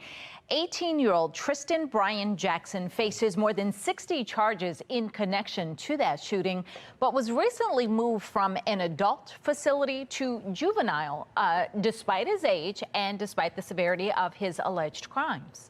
Even if Tristan Jackson wasn't the person that, inevitably murdered Aaliyah, to me, everyone that shot a gun that night they aided the death of my sister, you know what I'm saying? So I want them all to be held accountable. They can't interrogate these children due to the current juvenile crime laws, right? So where does that leave the family, the victims, the survivors of this? We are in limbo until y'all figure it out. Now, where's the swift justice there? I would like to move on. I would like to do something else. Well, we've also heard from frustrated residents saying that Baltimore's juvenile crime levels make them feel unsafe in their communities. At a Fox 45 News public safety town hall that we held in December, they demanded more accountability from current and prospective city leaders. A hospitality worker was held up outside of my front window at gunpoint at 3 in the afternoon. Later on that night, 3 teenagers came back looking for the evidence they discarded, running away from police. I've talked to parents who are afraid to send their kids to school because their classmates are carjacking and carrying guns. Now, if you feel your crime concerns are not being heard, you can reach out to your lawmakers. Take a moment to look at your screen. That's House Speaker Adrian Jones, Senate President Bill Ferguson. They are 2 of the most powerful voices in Annapolis, and their phone numbers and email addresses are right there on your screen. Right now, police in upstate New York are investigating a fiery New Year's Day crash as a possible act of terrorism. I want to get right over to Megan Gillen in our live center with what we're learning this morning. Megan? Yeah, guys, so check out this video. This just coming into our newsroom here this morning. You can see in the distance, look at those flames here. This was the scene in Rochester, New York here. We're getting word now this morning. What we're hearing is that 2 people were killed in that crash there, 5 others injured. It happened around 1 a.m. yesterday morning right near the Kodak Center as concert goers were leaving the venue. But it is what police found inside the crashed vehicle that is now raising concern. Once the fire was extinguished, first responders located at least a dozen gasoline canisters in and around the striking vehicle. Based on the danger level associated with these, the Rochester Police Department Bomb Squad and the Joint Arson Task Force responded to the scene. We know one person who was hit by that vehicle is fighting for their life in the hospital this morning, and so is the driver. Law enforcement now asking anyone with information to reach out to police. Now, we're also following some breaking news this morning out of Japan. If we go to our smart board, take a look at this video being shared here this morning. Look at that. Just in, a passenger plane bursting into flames. This is on the runway of Haneda Airport after it allegedly hit another aircraft after landing there. The good news, it's believed that all 379 people on that plane were able to get out before that entire plane was engulfed in flames. Look at that explosion there. However, the Japanese Coast Guard, which we're told operated the other plane, is now saying its pilot had escaped, but 5 crew members are still missing. That's the very latest from our live center. Patrice? All right, Megan, thank you. Coming up, a new payment plan could help with student loan repayments, how your employer can match your loan contributions. So ahead, a look at Baltimore's police unsolved cases, why they've gone cold and what detectives are doing to close them. That's coming up in our second half hour. Our temperatures are chilly this morning, but we'll actually be a little bit warmer with more sun this afternoon. However, we're tracking some winter weather that is actually going to be heading our way later this week. We'll break it down for you coming up on Fox 45 Morning News, all local.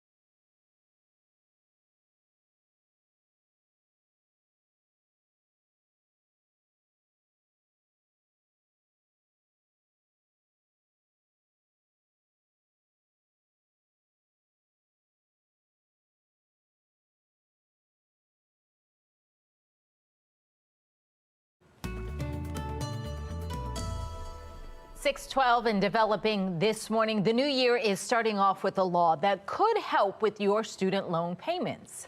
Secure 2.0 lets employers contribute toward a match a worker's qualifying student loan payments. You need to have an eligible retirement account like a 401k. Now, if your employer offers this student loan payment option, they make a contribution into your account, and your monthly student loan payments would then count as your contribution. Coming up, a DoorDash driver is carjacked in Anne Arundel County after making a delivery. What happened and the driver's condition. Some Israeli troops are leaving Gaza, why the troops are returning to Israel, and what this means for the overall war effort. That's ahead. You're watching Fox 45 Morning News, all local, all morning.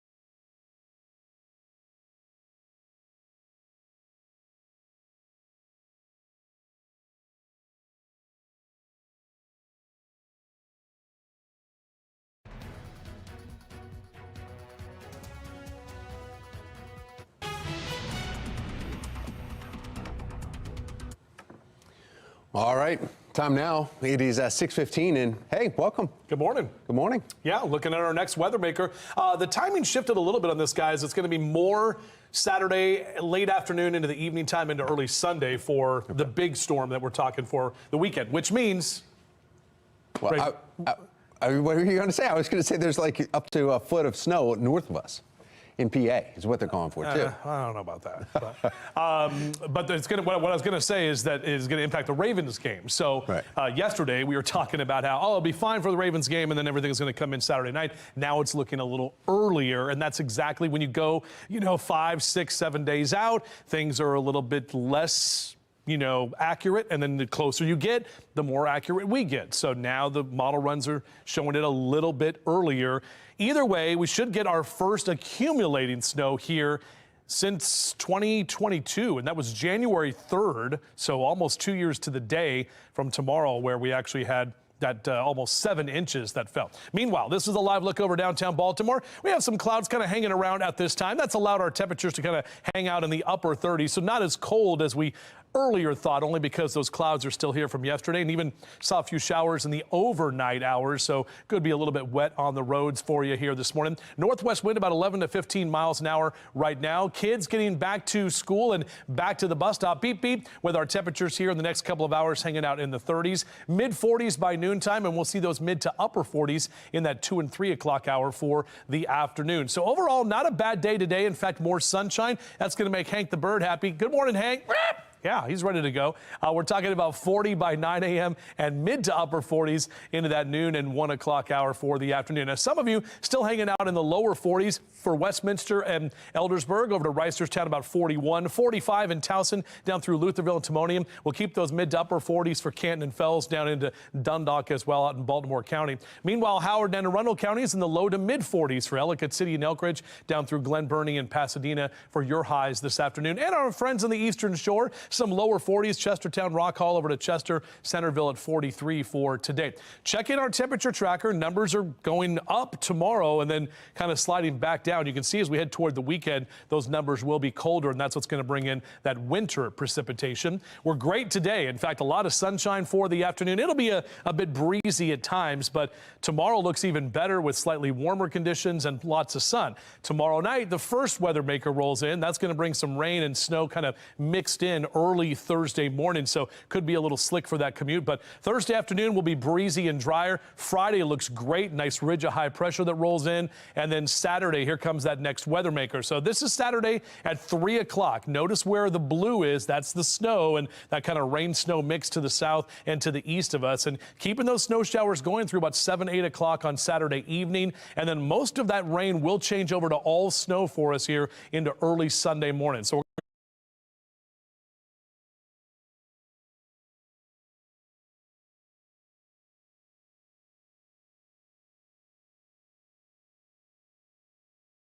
wake up with some accumulating snow here by Sunday morning, and then a few more of those off and on snow showers through Sunday afternoon. Either way, we're getting that winter blast coming in this weekend. And again, that's going to impact that Ravens game 4:30 Saturday afternoon. We'll be a bit drier early next week, and then another weather maker comes in next Tuesday. Patrice?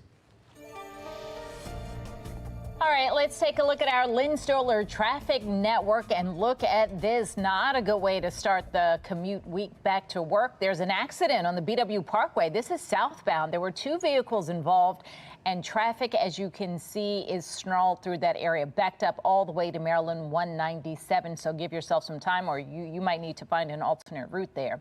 Let's get a check now with Mark Jones in the MTA, see what's happening there. Good morning, Mark. Well, good morning, Patrice. Good morning, everyone. On the BART train system, we've got Penn train 413 canceled this morning, and Camden train 845 operating with a delay, presently running about 5 minutes late. A lot of time perhaps there. Light rail right on schedule in both directions, no delays, and Metro subway checking in on time between Owings Mills and Hopkins Station for travel. For the MTA Transit team, I'm Mark Jones. Thank you, Mark. Developing news this morning, Anne Arundel police are now investigating a carjacking involving a DoorDash driver. Police say around 3 p.m. yesterday in Overly, they received a report of an armed carjacking on Westwood Avenue. When officers arrived, they learned that a DoorDash driver had just finished making a delivery when they were approached by a masked suspect who stole the vehicle. Fortunately, the driver was uninjured. Making headlines this morning, Israel is pulling thousands of troops out of the Gaza Strip. The Israeli military confirming the decision, and it took a step toward what could be a new long-term phase of lower intensity fighting against Hamas. This comes on the same day Israel's Supreme Court struck down Prime Minister Netanyahu's controversial judicial overhaul plan. While the plan is not directly tied to the war effort, it did create fierce division inside Israel, something many believed threatened military readiness before the October attack. Well, also in the Middle East, Iran declares it is open to fresh talks regarding its nuclear program. That is what a spokesman for Iran's foreign ministry said in a news conference yesterday. But that could be a tall order given recent developments. The first being a new UN nuclear watchdog report confirming the regime is increasing its production of highly enriched uranium, reaching levels close to weapons grade. This while Iranian proxies continue destabilizing the Middle East following the October 7th attack on Israel. Iran however, denies the reports that it is seeking nuclear-grade weapons. Staffing shortages still plaguing the Baltimore Police Department. Still ahead this morning, what the police union is saying and the challenges the police commissioner is facing. And a slowdown in the housing market is affecting other industries, how the effects are trickling down, and what changes we can expect in 2024. 6:21 now. You're watching Fox 45 Morning News, all local, all morning. Fox 45 News, winner of 16 2022 Regional Emmy Awards, more than all other Baltimore news stations combined.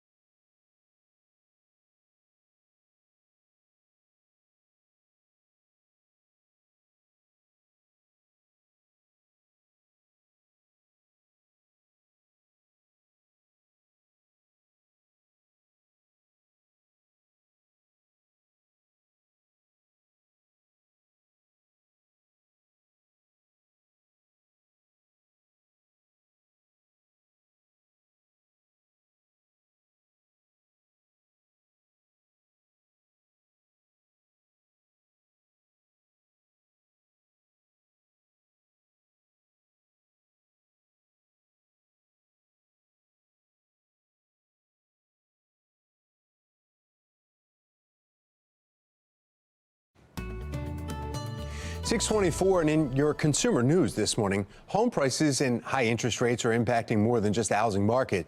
It's hitting other industries as well.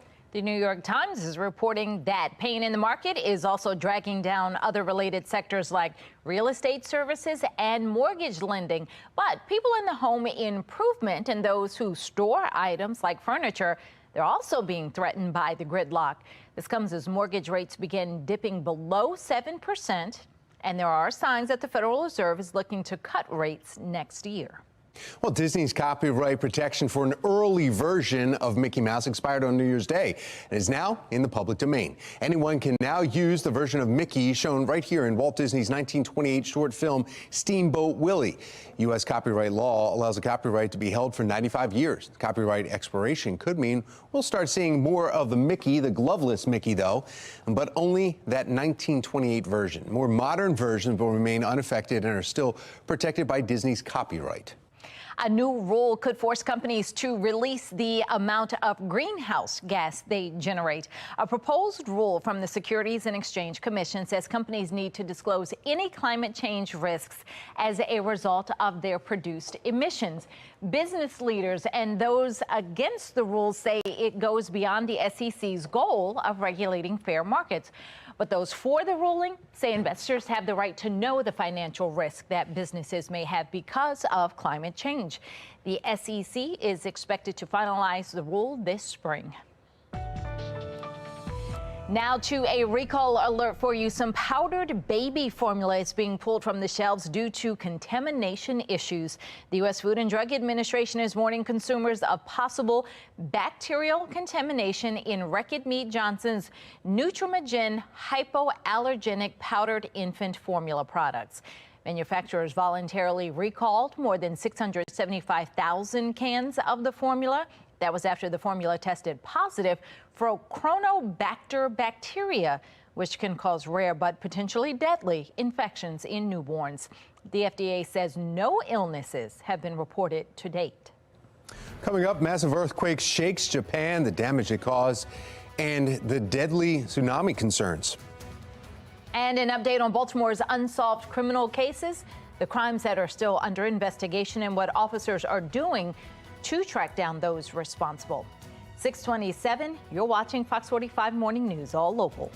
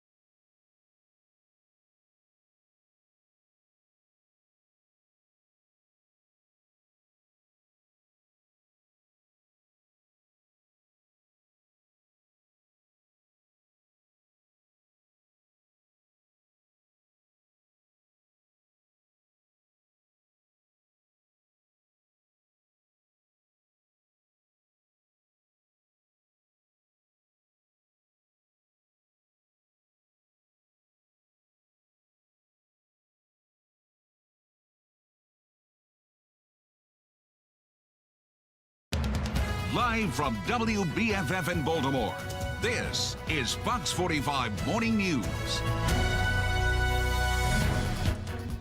Welcome back on this Tuesday morning. 6:30 is the time. I'm Patrice Sanders. I'm Tom Rogers. Need to find out exactly what the bus stop is going to feel like this morning. Meteorologist Justin Chambers. A lot of grumpy kids having to go back to school after a good long break. Yeah, no kidding, guys. Good morning. We haven't talked about the bus stop in a while, right? Because we've had the winter break. And yep, it's going to be chilly this morning, but no need for the umbrella as we're not tracking any rain. We have a few clouds hanging around right now. And as we look out over the inner harbor, overall calm conditions at this time. It's a bit breezy, actually. So numbers are in the mid-30s in Cockeysville and Towson right now. 39 in Baltimore City out through Dundalk. 38 in Brooklyn Park. And the morning drive, Mr. Bo says next couple of hours, we're going to be good to go. Upper 30s and lower 40s, dry roads for the most part with no real issues out there, at least weather-wise. We'll top out at 47 today with more sunshine. Tomorrow looks great. Lower 50s for your Wednesday, but then we have a weather maker coming in Thursday morning that could make things a little dicey on the roads for your Thursday morning commute. And then that big weather maker coming in this weekend. We'll continue to track that as well and tell you about the first potential snowfall for the season. Back to you. Developing this morning, a homicide investigation is underway in Baltimore County after a man's body was discovered along Bel Air Road in Perry Hall. Police found the body around 8:30 yesterday morning near Gunpowder Falls State Park. Officers say the body showed obvious signs of trauma, and homicide detectives were called to the scene. In the city, Baltimore's police union is drawing attention to a problem that is continuing to plague the police department as we enter 2024. The union shared a message you see here online to the men and women of the Baltimore Police Department, writing, "As we move from one year to the next, I am pleased to throw out the old, and I am more pleased to bring in the new." They go on to write, "Making our officers the highest paid in the state would be a great start to 2024. The union frequently saying the department is at least 700 officers short. On December 30th, the union claimed BPD is almost 50% short of the officers needed to safely patrol the city.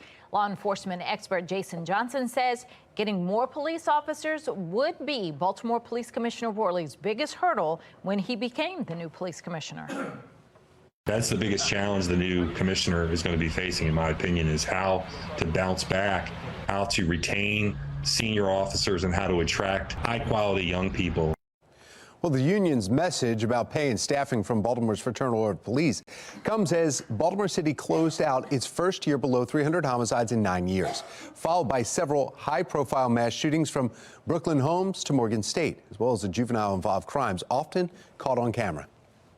As Baltimore City moves into this new year, suspects from the past year are still wanted by police, despite their images being caught on camera. Shannon Lilly joining us live this morning from the Baltimore Police Department, right downtown, looking at some notable cases that remain unsolved. Shannon.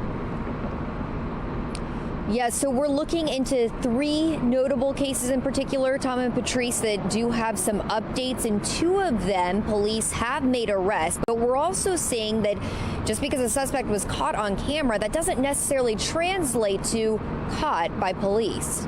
I think it's really scary, and I think it's terrible for somebody to do that when they know that we're here helping people. An employee there responding to the armed carjackings that happened on the parking lot at the Mount Washington Pediatric Hospital on West Rogers Avenue in 2 separate incidents, both November 29th and the 30th. Look here, police releasing this image of a suspect. Police say there has been an arrest in the November 30th incident, but no arrest was made in the November 29th case so far. And they say at this hour, they are unable to confirm if the image of the suspect they released is in fact the person arrested, or if it's the image of the suspect who remains on the loose.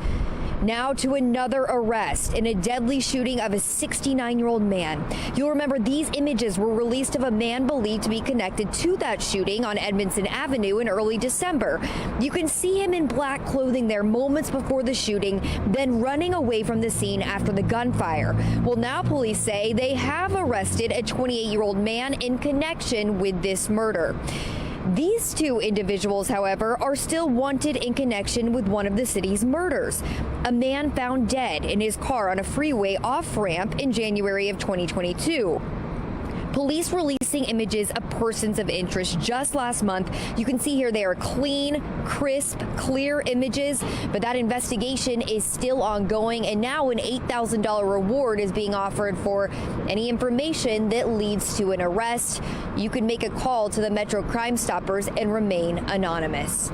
Reporting live from police headquarters, I'm Shannon Lilly, Fox 45 Morning News. Baltimore City eclipsed more than 11,000 car thefts in 2023, more than triple the level seen in 2022. Police say young people were responsible for 38% of those car thefts, but only 2/3 of those suspects were referred to the Department of Juvenile Services. And of that group, only 5% spent any time at a DJS facility. For our full coverage on the youth crime crisis and Fox 45 News' ongoing efforts to hold your local and state lawmakers accountable, head to foxbaltimore.com. New this morning, a small earthquake jolts the Rockville area. This happening just after 1 this morning. The magnitude of the quake is estimated at 2.3. Our Sinclair sister station in Washington, D.C. says hundreds felt the quake. Luckily, no reports of any damage or injuries. Well, right now, search and rescue operations are underway after a deadly massive 7.5 magnitude earthquake strikes western Japan, causing fires and triggering, at one point, tsunami alerts. Megan Gillen is in our live center with a look at the destruction that many are waking up to this morning. Megan. Yeah, guys, what you're seeing right here is new video just into our newsroom. This was captured as it was happening. Look at that. This was a series of earthquakes, strong earthquakes that hit Japan on New Year's Day yesterday, killing at least 48 people, reducing hundreds of buildings to rubble. This office, one of the lucky ones here with just the shaking. Here's some of the aftermath, though. Right now, we know search and rescue teams, they are digging through some of the rubble as you make your way through the streets here in the hopes of finding survivors that might be trapped under the ruins of homes and businesses this morning. Many roads in the region, as you are seeing, have been badly damaged, only complicating rescue efforts for them. Not to mention this. Take a look at this video. This is just one of more than 100 building fires that are burning in Wajima City right now, triggered by those earthquakes. Right now, nearly 100,000 people are evacuated from their homes. Again, at one point, there were tsunami alerts as far away as eastern Russia. As you look at the map there, most of those alerts have now been downgraded today, but meteorologists say there is a possibility for more powerful quakes over the next several days. An earthquake this big is going to continue to have aftershocks. It could easily have aftershocks bigger than magnitude 6. So that's going to be a hazard in its own right. Taking you live now to the White House, where President Biden said in a statement, in part, the U.S. stands ready to provide any necessary assistance to Japan and to its people. We also want to give you an update to that breaking news that we've been following from a Japanese airport here. Local media there just reporting minutes ago that 5 crew members have now been found. Unfortunately, they were found dead on that Coast Guard plane that was involved in a runway crash at the airport there. Taking a look at some of the video that was captured as that happened. We're going to have much more on this story for you coming up in about 30 minutes. That's the latest from our live center. Patrice? Coming up, a man shot just after the countdown on New Year's Day. His injuries and the ongoing police investigation is coming up after the break. And we are looking at freezing, but a dry morning. Just ahead, meteorologist Justin Chambers has your next weather maker and our next chance for snow. 6:38, you're watching Fox 45 Morning News. We're all local all morning.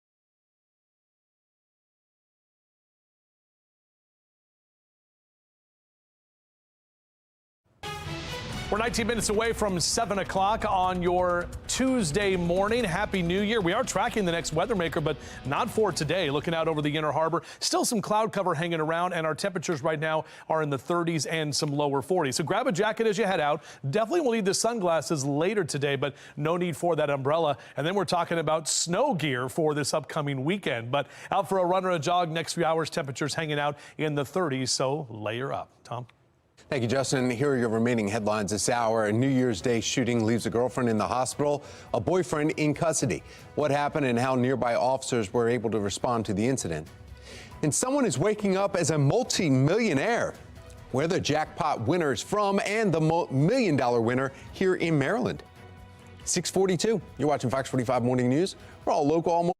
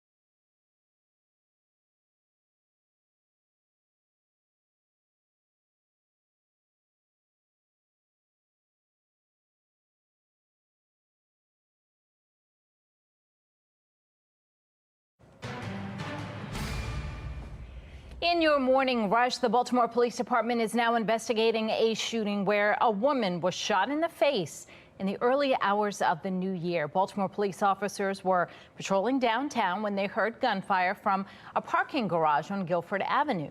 Police were able to stop a 30-year-old man who was leaving the garage, found a recently fired handgun in his back pocket. Now, in the garage, they found the 22-year-old woman suffering from multiple gunshot wounds, and she was taken to the hospital where she is listed now in stable condition. The shooter identified as her boyfriend. Around that same time, police responding to a shooting in Reservoir Hill, just south of Druid Hill Park. They arrived at Druid Lake Drive to find a 44-year-old man suffering from a gunshot wound to his calf. He was taken to a local hospital with non-life-threatening injuries. Officers are investigating that incident. Another parent who had a child murdered by gun violence in 2023, sounding off the changes they hope to see in the new year. Shannon Lilly sat down with Isaiah Carter's mom, and Shannon, she says that she feels like there's still a lot of work to be done.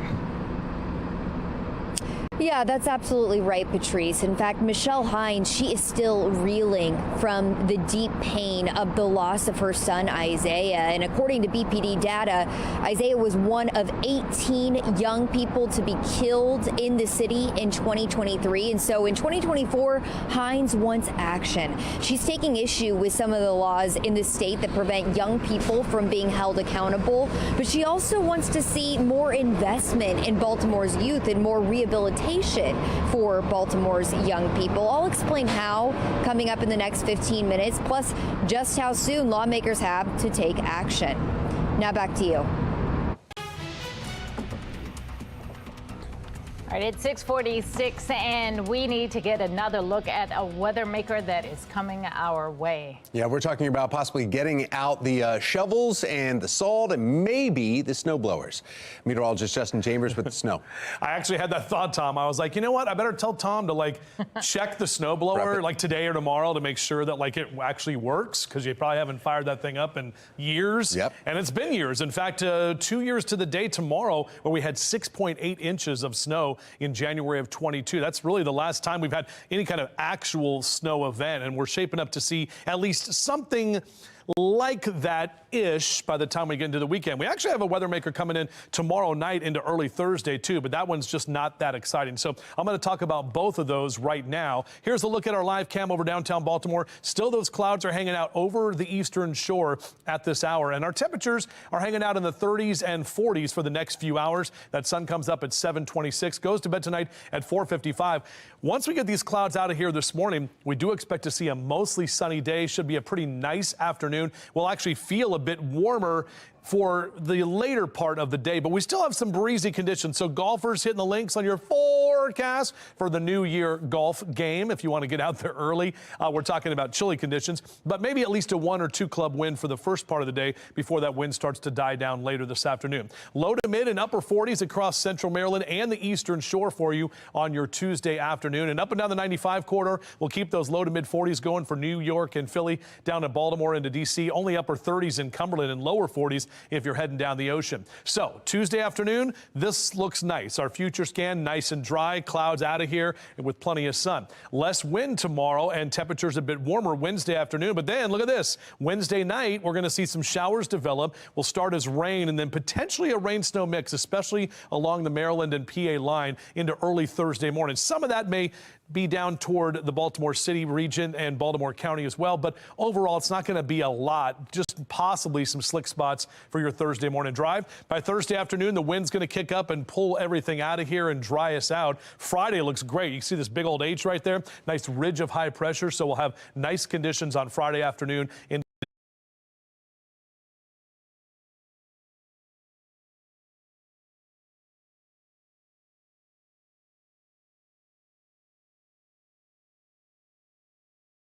evening time. And then Saturday is when things get a little bit more active. So this is the latest run of the American model, and we're showing you this here because this has changed. Our timing has kind of stepped a bit forward. So we're going to start to see the potential for a few flakes flying early Saturday morning. Then watch as this system drives up closer to the 95 corridor. This is about 2-3 o'clock on Saturday afternoon, and this is going to impact now the Ravens game at 4:30 on Saturday. Notice where the rain is, mainly east of 95, where the colder air will be to the north and west of 95. And by about 7-8 o'clock, we'll see those snow flurries start to accumulate, especially as we get the colder air overnight into the early morning hours of Sunday. Still some leftover snow showers. And then the backside of this, watch this. You can see more of those snow showers develop into Sunday afternoon and evening. So snowfall totals right now, at least the gut feeling for me and what I've looked at, probably at least a couple of inches, maybe on that 4 to 5 inch category for some. But we're not going to put actual snowfall totals until we get a little bit closer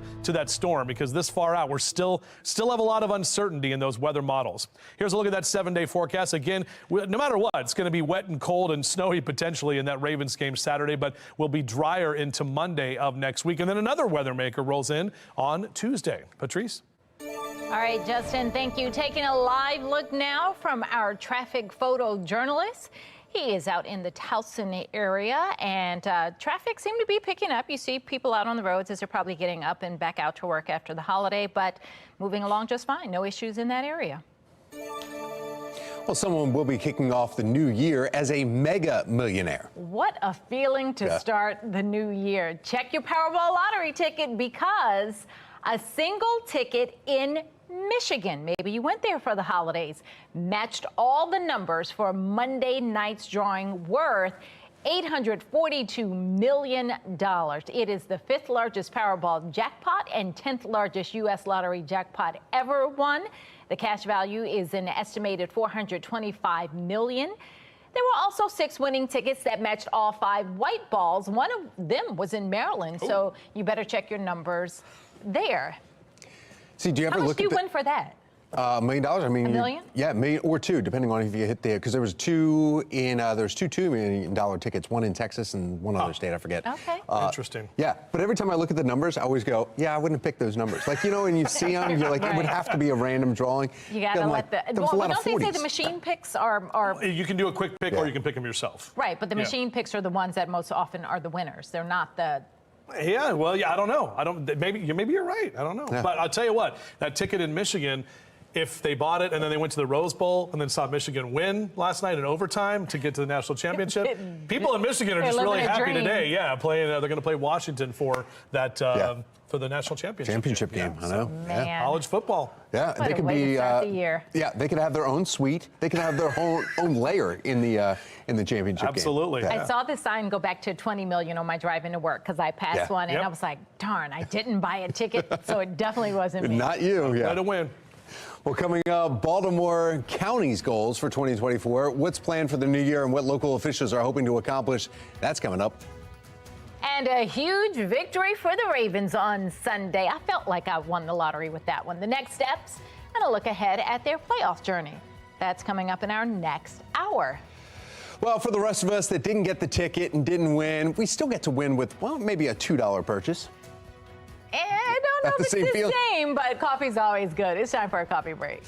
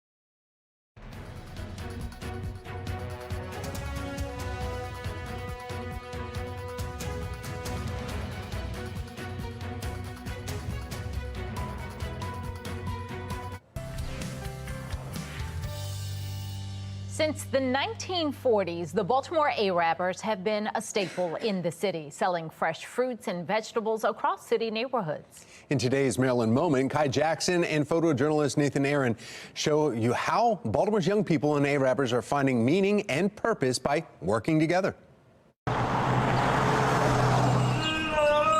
On a pleasant April day, a cart filled with produce pulled by a horse makes its way through this West Baltimore neighborhood. Chickadee, chickadee, chickadee. This man is an A-rapper.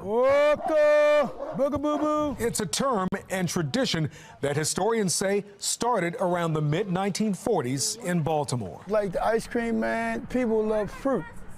Keep healthy. Mostly men, sometimes women, lead a horse pulling a cart. There's something special about seeing this hawker and horse make their way through 21st century asphalt streets. Everything I think is just it's a song. They know what I'm talking about. Yes, ma'am. It's a bounty of fruits and vegetables that in this moment look bigger, brighter, tastier than what you'd find in a supermarket. This is one of Baltimore's best kept secrets. This has been around as long as my grandparents. These days, A-rappers are doing much more than selling produce. Meet Sinai. Well, I got involved with this program one day coming up here to get hay for my rabbit. This is Darius. I feel like I can just come here and relax. And this is Antonio. We wash them sometimes, but that's when they that's when they dirty and need to be washed. 3 teens who live in West Baltimore. They're part of a 2-week program at the A-Rapper Preservation Society. They're here to learn more about the profession and themselves. They basically saw how I was attracted to all the animals and how I was going up to them and touching them and rubbing them. And they asked me that I want to join or be in this program because I loved animals. They will learn about farrieing, which is helping change horses' shoes, which is a fantastic career. They'll learn about cleaning horse stalls. All of these different things are full-time jobs. Those who run the program say as the teens learn, they grow. I was kind of very nervous and anxious about it and a little scared. Today we cleaned stalls, fed the horses hay, gave them some water. So pretty much, yeah, that was pretty much it. We don't need you to move, just lift it up. In a city where young people are dying from violence, the program is providing teens with crucial mental health services. Okay, there we go. She worked through that scene. One of the things that's been really helpful is letting kids know that mental health is available because they live in Baltimore City and there's trauma taking place every day. I walk up to you and say, hey, how you doing, how your day? But I wouldn't normally do that before I came in here. I wouldn't even talk to you normally. The A-Rappers today are a much smaller group than they used to be. A 20th century craft is slowly fading in a digital world. Those still here who tend to horses and sell fruit are happy to teach their trade to a new generation. And that's what I do with them. Like I sit them down and I try to coach them and also teach them about this. And maybe a Baltimore tradition has found a new mission. Still selling fruits and vegetables from a cart, but now mentoring and mending young wounded souls. Come on, Even though I really don't personally like people, it helped me a lot because I actually could go up to them and talk to them about it. And they would teach me step by step to know next time when I do this, how to do it properly. I was a kid, A-Rab, and I learned how to do one thing. I worked with the older guy, and they taught me how to make it without problem. You know, they say it takes a village to raise a child, so I'm letting them know, like, the village is still here.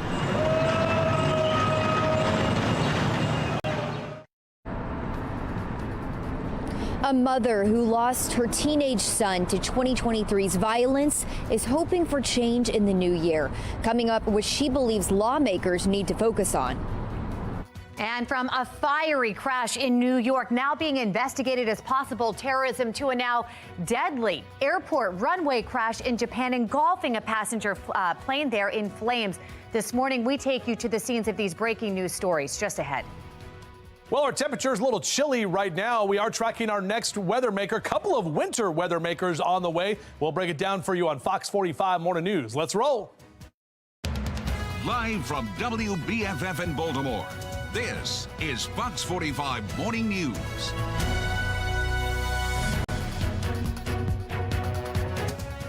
Good morning on this Tuesday, January 2nd, 2024.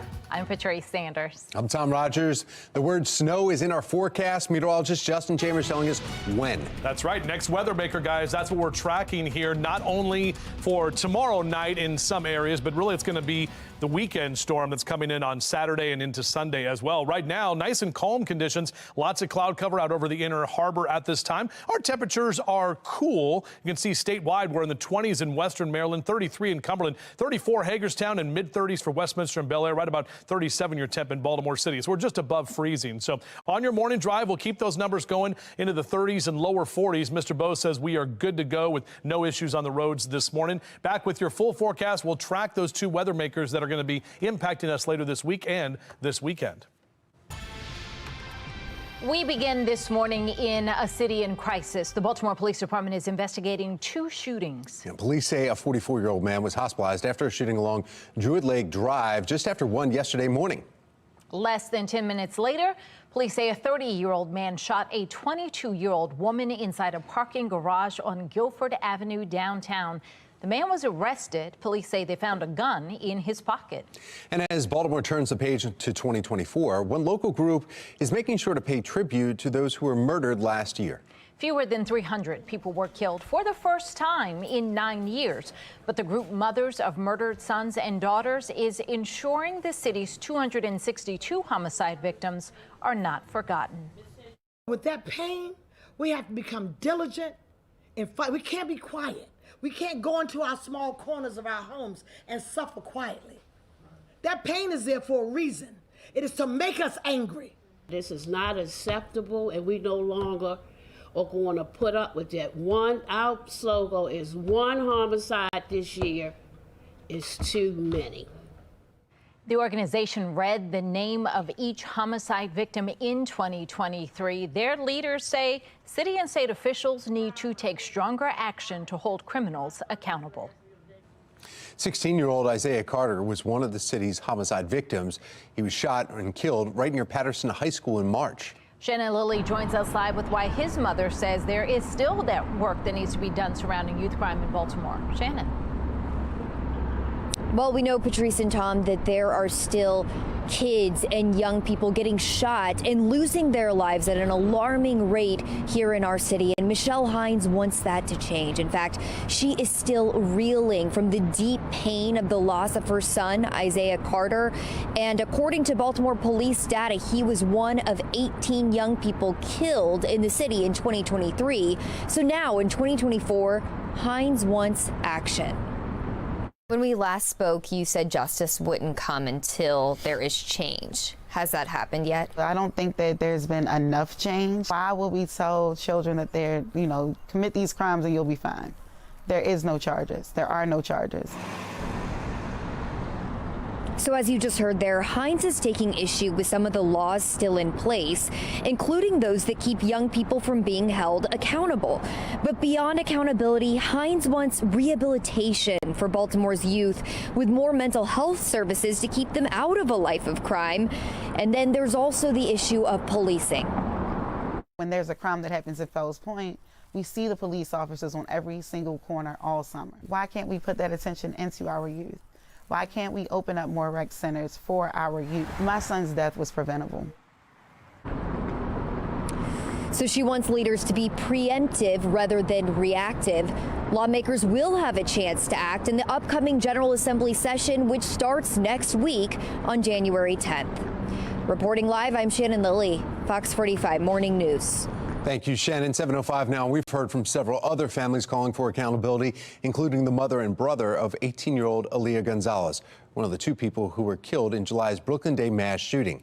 18-year-old Tristan Jackson facing more than 60 charges in connection with that shooting, but was recently moved from an adult facility to a juvenile facility despite his age and the severity of his alleged crimes. Even if Tristan Jackson wasn't the person that, inevitably murdered Aaliyah, to me, everyone that shot a gun that night, they aided the death of my sister, you know what I'm saying? So I want them all to be held accountable. They can't interrogate these children due to the current juvenile crime laws, right? So where does that leave the family, the victims, the survivors of this? We are in limbo until y'all figure it out. Now, where's the swift justice there? I would like to move on. I would like to do something else. Well, developing now in the city, Baltimore's police union drawing attention to a problem continuing to plague the police department as we enter 2024. The union shared a message online to the men and women of the Baltimore Police Department saying, quote, "As we move from one year to the next, I am pleased to throw out the old. I am even more pleased to bring in the new." They go on to say making our officers the highest paid in the state would be a great start to 2024. The union frequently saying that the department is at least 700 officers short. December 30th, the union claimed Baltimore's police department is almost 50% short of the officers needed to safely patrol the city. Law enforcement expert Jason Johnson says getting more police officers will be Baltimore Police Commissioner Richard Worley's biggest hurdle when he became the new police commissioner. That's the biggest challenge the new commissioner is going to be facing, in my opinion, is how to bounce back, how to retain senior officers, and how to attract high-quality young people. The union's message about pay and staffing from Baltimore's Fraternal Order of Police comes as Baltimore City closed out its first year below 300 homicides in 9 years, followed by several high-profile mass shootings from the Brooklyn home shooting to Morgan State, as well as the juvenile-involved crimes that have often been caught on camera. As Baltimore City moves into this new year, suspects from the past year are still wanted by police, despite their images being caught on camera. This morning, we're looking into 3 notable cases with updates. I think it's really scary, and I think it's terrible for somebody to do that when they know that we're here helping people. Armed carjackings that happened in the parking lot of the Mount Washington Pediatric Hospital in 2 separate incidents, November 29th and then again the next day, the 30th. Police say there have been an arrest in the November 30th incident, but no arrest made in the November 29th case. Police have released this image of a suspect and say at this hour they are unable to confirm if the image of the suspect they released is in fact the person arrested or if it's the image of the suspect who remains on the loose. Now to another arrest in a deadly shooting of a 68-year-old man. You'll remember these images were released of a man that they say is connected to the shooting on Edmondson Avenue in early December. You can see him in black clothing moments before the shooting, and he then runs away from the scene after the gunfire. Police say they have arrested a 28-year-old man in connection with this murder. These 2 individuals, however, are still wanted in connection with one of the city's murders. In January of 2022, a man was found dead in his car on a freeway off-ramp. Police released the images of the persons of interest just last month. That investigation, though, is still ongoing with an $8,000 reward for information that leads to an arrest. To be eligible and remain anonymous, just call Metro Crime Stoppers. 7:09, and we need to find out exactly how to dress the kids today as they head back to school. Meteorologist Justin Chambers is here, and it's going to be hard enough to get them out of bed, but yeah, what are we putting them in? Well, and I think a lot of a lot of them are going to be excited for that S word, snow, because they're talking about the potential for some snow showers. And then this is the thing that is going to make kids unhappy. It's not going to happen during the school week. It'll happen on the weekend, which will be nice for all of us. But yeah, they don't necessarily get a snow day, at least not right now. Temperatures in the 30s here as we track the next weather maker. 33 in Cumberland. We're at 37 in Baltimore City down through Salisbury right now. So most of the mid-Atlantic on the cool side here this morning, but not bitterly cold or anything like that. Definitely will need a jacket as you head out and the sunglasses for later today because we will see sunny and drier conditions for your Tuesday afternoon with temperatures just a bit warmer. Not topping out right in those mid to upper 40s for most of us as we head into the afternoon. A little northwest wind about 10 to 15 miles as well an hour. Taking a look at your full forecast, we'll do that and we'll give you the very latest update on what the weather models are thinking for that storm, especially tomorrow night, but really the one Saturday into Sunday. Patrice? All right, Justin, thank you. My daughter said exactly what you did say. Why didn't it happen on a school day for a snow day? All right, here's a look at some of the traffic cameras. Smooth going out there throughout this part of our region. A lot of volume starting to pick up as people are up and out again after a holiday, but no issues in these areas to report. 7:10, and right now, police in upstate New York investigating a fiery New Year Day crash as a possible act of terrorism.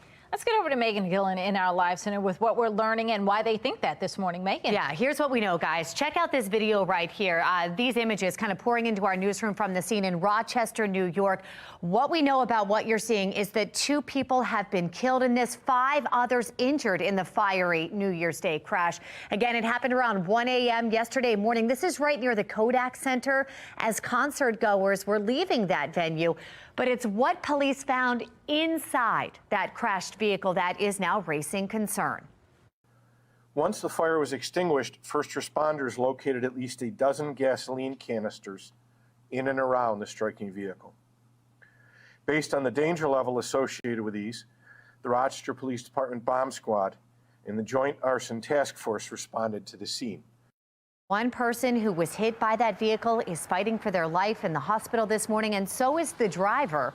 Law enforcement now asking anyone with information to reach out to police. Now, we're also following that breaking news this morning. We've been talking about this. This is coming out of Japan this morning. You're taking a look at video here just into our newsroom. What you're seeing is a passenger plane there bursting into flames. This is on the runway of Haneda Airport after it allegedly hit another aircraft there. The good news is it is believed that all 379 people on that plane were able to get out before it was entirely engulfed in flames. You saw some of those images there. However, the Japanese Coast Guard, which we're told operated the other plane, now says its pilot escaped, but that 5 crew members have been found dead on that plane. Some sad developments that we learned just in the last 30 minutes here. That's the latest from our Live Center. Tom? Thank you, Megan. Here's a look at the stories making your headlines this hour.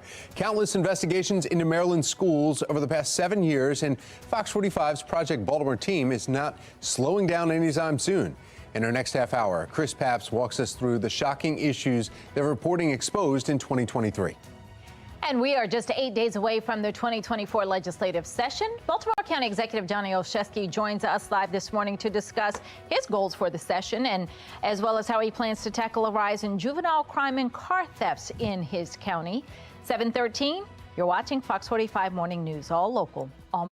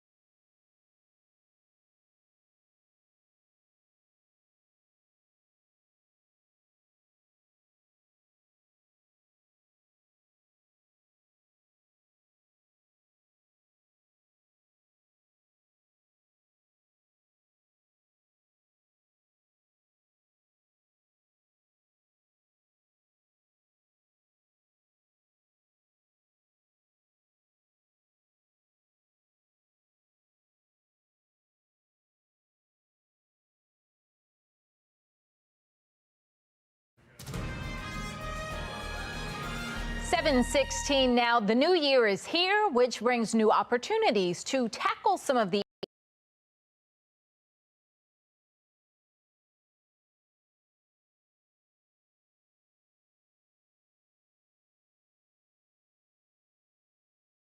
issues our communities are facing. As part of our Your Voice series, Baltimore County Executive Johnny Olszewski is joining us with a look at some of his priorities for 2024. Good morning and Happy New Year to you. Good morning and Happy New Year. All right, it is a new year, new legislative session about to start in Annapolis.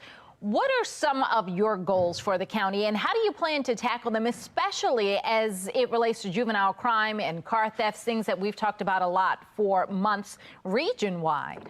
Yeah, a lot of big things on the horizon, and unfortunately, some not great news about how the state is looking at its budget challenges in the year ahead.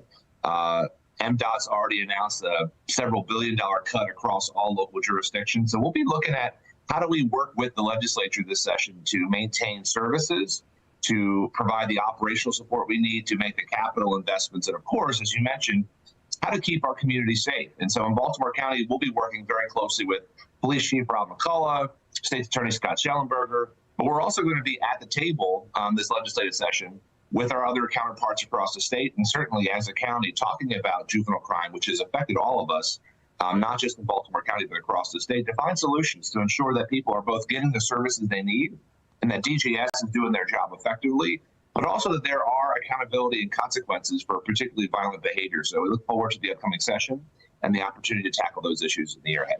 You were also just sworn in as of yesterday as MACO president, the Maryland Association of Counties. So what does that mean for you and for what you're able to accomplish when it comes to solving some of these issues across jurisdictions? Yeah, honored to have the support of my colleagues across all of Maryland's 23 counties and Baltimore City to lead the statewide organization. We're where the rubber literally meets the road. And so we'll be advocating for not just issues of public safety this session as an organization, but I'll also be traveling the state, talking to leaders in every single county so that we are in Annapolis working with our presiding officers, working with Governor Moore and his team to make sure that we're putting forward the resources to build the roads, to keep our neighborhoods safe, and really tell the story about what we're doing here in local government. So I'm honored for this opportunity and excited to be serving as president this year. And just lastly, as we run out of time, something we've talked about a lot with you recently, the role of the Inspector General. That has now been set for the county after some back and forth and controversy. But what do you expect and what do you want to see from that office going into this new year in terms of how it's going to benefit Baltimore County residents? Yeah, look, we think that open, accessible, connected government is the best kind of government, which is why we created the Inspector General. We were proud to work with Inspector Madigan on this most recent legislation to really solidify the office. Our voters will have a chance to put the Inspector General in our county charter in the election ahead. And so looking forward to 2024 being a year where we continue to have an IG who holds all of us accountable, who makes sure that we are doing things appropriately, and is a partner in that progress. So excited to be a partner to her and to ensure that we are investing in that office so that Baltimore County remains a best-in-class jurisdiction in the year ahead. All right. County Executive Olszewski, thank you so much, and all the best in this new year. Always. Thanks so much. We started off talking about the Ravens, and that was feeling pretty hot because they are a hot team, but it is cold, and it's going to be colder. He and I were talking about that in the break. Yeah. We didn't bring that in. Oh, you did not? I heard it in my ear. Yes, because he lost to me in pigskin is what we were talking about. Didn't want to rub it in. But since you brought it up. Somebody else who lost the one game but tied their last competition. Keep bringing it up, don't you? Hey, Lady T, and she said, I don't know, I just pick them because the uniform colors. You tied with her. Let's focus on the present and the future, Tom. Well, the future means that this weekend's game could be impacted by snow. So what do we think that's going to do for their game? Wait a minute. We should ask Lady T because she's going to be our meteorologist, right? Because no, she didn't win. We tied. We tied. Okay. All right. Good morning to all of you. Looking outside, we have the cloud cover that is there right now, and we are tracking two weather makers. The big one is the one that's coming Saturday into Sunday, which is going to impact a lot of us. And then there's another one coming in tomorrow night into Thursday morning, which could impact some of us. A little less impact with that storm. But 37-year temperature right now at BWI Thurgood Marshall. With those clouds, did not allow the temperatures to drop as much, and we didn't get near that freezing mark. But it's still chilly as the kids are back to school today. Beep, beep, over there at that bus stop. Make sure that they are bundled up and ready to go with numbers in the 30s here this hour. our mid-40s by noon, and we'll get to the mid to upper 40s in that 2, 3, and 4 o'clock hours. So it will be a cool afternoon, but maybe just a few degrees warmer than yesterday. And it should feel warmer with more sunshine, albeit a bit breezy later today. Still some upper 30s and lower 40s across northern Baltimore and over to Carroll County. 45 Towson, Lutherville, Timonium, low to mid 40s in Perry Hall and White Marsh out through Essex and Middle River. Hartford and Cecil counties, you'll see some lower 40s as well. Aberdeen and Perryman up in the northeast and Elkton for your highs this afternoon. Finally, a good day to fly, pilots. We had a lot of that IFR and MVFR yesterday, but mainly visual flight rules. It will be a bit breezy today, but overall, if you do want to get the plane fired up, should be good to go. And upper 40s and lower 50s through tomorrow, even into Thursday, but notice those numbers trend downward as we get into this upcoming weekend. Tracking the future scan, everything is good to go today with plenty of sun, and most of tomorrow stays dry. Those clouds build in tomorrow night. Then watch this weather maker right here. This is early Thursday morning. This is the latest model run right now, bringing at least a few rain showers, possibly mixed in with some wintry precipitation. It could make the roads just a little bit slick, but it's not looking like much. And by Thursday afternoon, it's gone. And then we focus on the weekend storm because Friday looks great. This is Saturday morning. That's when we'll start to see the potential for some snow showers developing. Watch as this larger weather maker rolls right up the 95 corridor into that 2 and 3 o'clock hour. Notice that line right there. It's the typical 95 line where east of the 95 we see more rain showers, and to the west we see more snow showers. And these snow showers will continue to develop through most of Saturday afternoon into the evening. So it's going to be wet, potentially snowy for the Ravens game on Saturday. And then that snow continues into early Sunday morning. Sunday midday, we'll still see some leftover snow showers here and there before that system rolls out of here. So different than what we said yesterday. You'll have to plan for the wintry weather on Saturday if you are heading out to the game. And then Saturday night into Sunday is when the actual snow should start accumulating. This will be the first time, guys, in about 2 years that we've had any kind of significant snowstorm to even talk about. Tom? Thank you, Justin. Here's a live look now from our traffic photojournalist cruising along Pikesville areas. The sun's starting to see a little bit of that over there on the horizon, but you can see wide open roads, no issues to report in this area. There is nothing like starting off the new year with a few $1 million in your pocket. Where last night's Powerball jackpot winner is from, plus the $1 million winner right here in Maryland. And we're at the library in Rosedale getting ready for a brand new year, the programming for winter, and a whole bunch of great things coming up in Storyville. On Fox 45 Morning News, all local, all morning.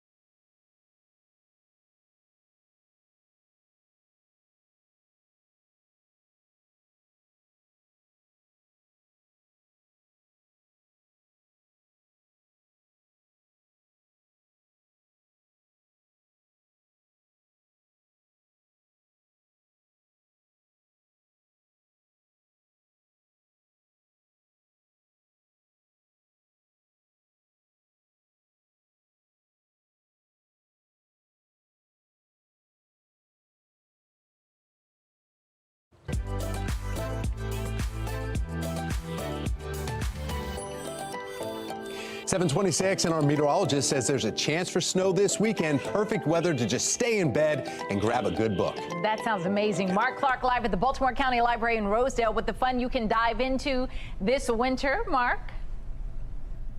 That's right. I'm with Emily. We're in Storyville, and you're right. This is the perfect time to come to the library during the winter, and there's a lot of great activities going on, right, Emily? Yes, there is. So we wanted to highlight our Storyville location. We have two of them. We're in Rosedale right now, which has kind of a bay theme, and then there's another one in Woodlawn that has a woodlands theme, and it's built for children ages 0 to 5, and it's all things that they can do. It has appropriate aged books, activities, play toys, things that are like specifically made for them, but it's indoors, which is perfect for winter. I love it. It looks amazing. You can't help but have a lot of fun. Emily, I see like you have like different stations, right? We do, yeah. So we have like a theater, a library, construction. We have a baby garden just for the infants, all sorts of things. A baby garden. We remember when they were babies, don't we, guys? This is a great time, as you mentioned, Tom and Patrice, a great time to come to the library. We're here this morning. We'll share all the fun activities. But again, parents, this is a great, nice, cheap way to entertain the kids. And they love it. I mean, they've done such a great job. Kids love Storyville, for sure. Yeah, just walking in there and seeing it all. All right, thank you, Mark. Yeah, well, if you'd like some more information about the library and where Mark is today, you can go to our website, foxbaltimore.com/newslinks. Well, the Ravens take on the Steelers Saturday at the bank, but will snow put that game on hold? Meteorologist Justin Chambers is tracking the potential for our first snowfall event in 2 years. That's all in his full forecast. 7 years, countless investigations. Our Project Baltimore team just getting started. Chris Papps breaks down all the issues that his team uncovered in 2023. 7:27, you're watching Fox 45 Morning News. We're all local.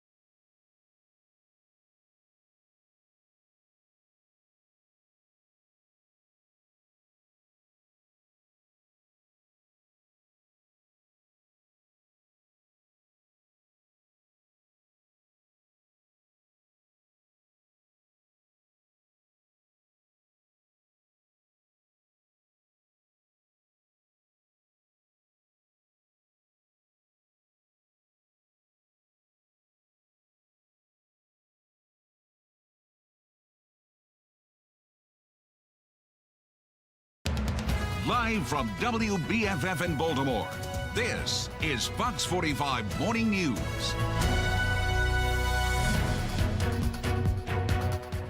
Welcome back on this Tuesday morning. 7:30 is the time. I'm Patrice Sanders. I'm Tom Rogers. Resolutions in full swing. Hopefully you're doing well. Let's find out exactly if the resolution was not to shovel snow. That may be a tough one this weekend. Meteorologist Justin Chambers is here. My resolution is to be more patient. in 2024 and just take my time and let life come to me. Is that starting later? Because I'm trying to get it going right Okay. now. Today's day 2. Let's take a look outside and see how things are going.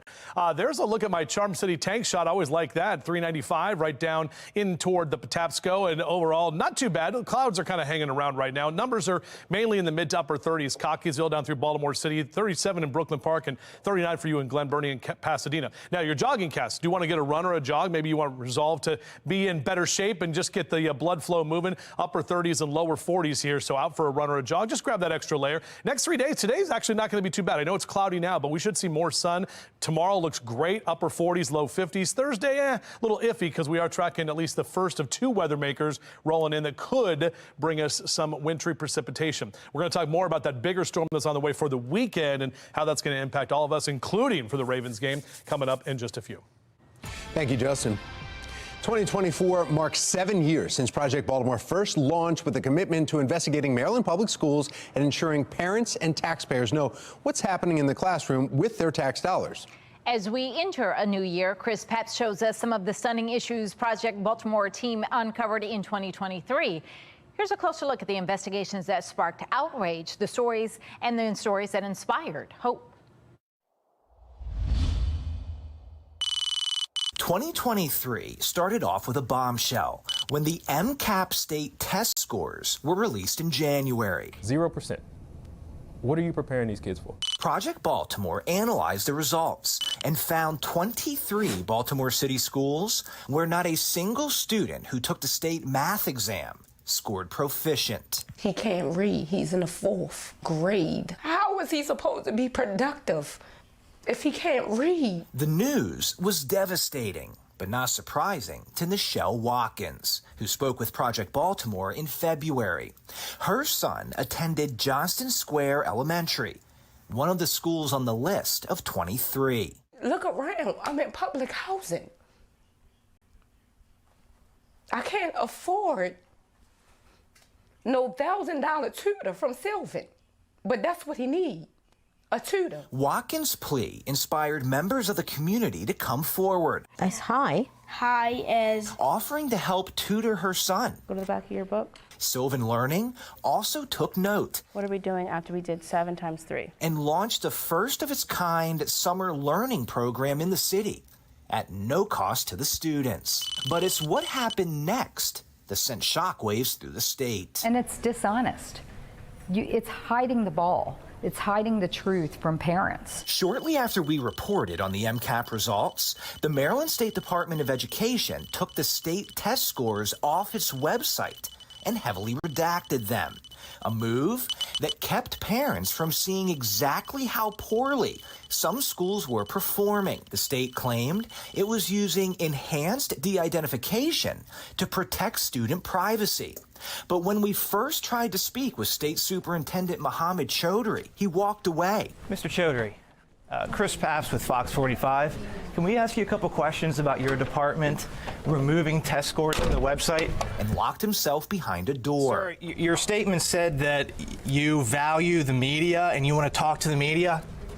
Sir? The move sparked outrage, but that would not be the last time the state superintendent would come under fire. There cannot continue to be scandal after scandal after scandal. In August, Project Baltimore found Chaudhry had used a secondary email account to conduct state business, and that his state-issued cell phone was set to automatically delete text messages after 30 days. Oh, he's got, redacted emails and a burner account? I mean, to me, this is fireable. To me, Annapolis state legislators should be concerned about this. With many calling for his resignation, our final investigation into the state superintendent proved to be the tipping point. Mr. Superintendent, have you ever used the Signal application and commission of your job? I have no comment. Thank you much. Appreciate it. Thank you. For my job? Well, in September, Project Baltimore exposed how Chaudhry was using an encrypted messaging app called Signal to conduct state business, which he initially denied. Some of his messages contained expletives and unprofessional language that seemed to berate employees. As well as 9 days after that report, Maryland's highest-ranking public education official announced his resignation. That very same month, Project Baltimore reported on another fall from grace. Baltimore City Schools police detective, an 8-time state champion football coach, Lawrence Smith, Want to say something to your players, coach? was indicted on federal charges of overtime fraud and tax violations. The indictment alleges, in part, what Project Baltimore first reported 9 months earlier in January, that Smith was logging overtime hours when he appeared to be somewhere else. We found several possible examples, including Facebook Live videos that appear to show Smith driving a boat on the Chesapeake Bay or coaching football, even on vacation, when his overtime forms said he was working. Say something though to your players? That court case was not the only one to make headlines in 2023. After Project Baltimore reported on a wrongful termination lawsuit involving the Baltimore County Schools superintendent and other high-ranking officials. It is my intention to work together with you, the community, to get back to the top of the state and the nation. Dr. Miriam Rogers took over in July as Baltimore County's 4th superintendent in 6 years. Days before the school board hired her at $310,000 a year, news broke that Rogers was mentioned in a wrongful termination lawsuit by the district's former chief human resources officer. The lawsuit, which includes allegations of nepotism, is still pending. Hey! But among the scandals, we also found stories that inspired, like Salem Avenue Elementary, the poorest school in Washington County, Maryland. At Salem, 100% of the students live in poverty, yet this school outperforms nearly half of all the elementary schools in the state.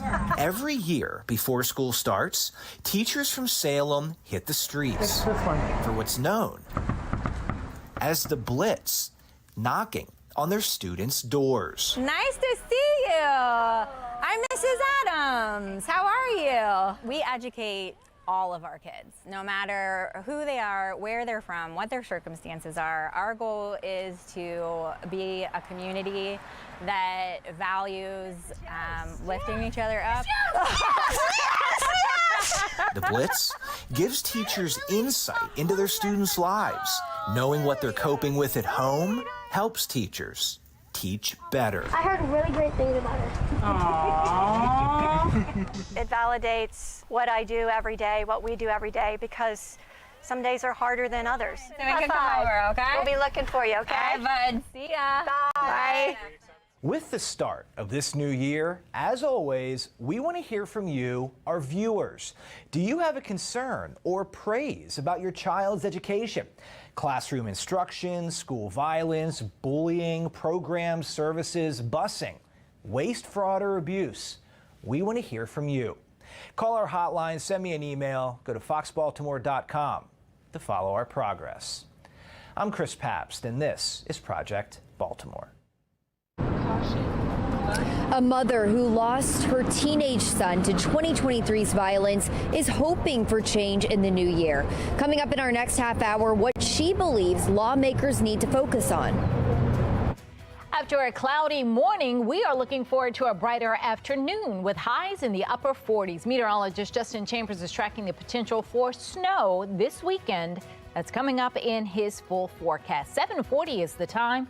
You're watching Fox 45 Morning News, all local.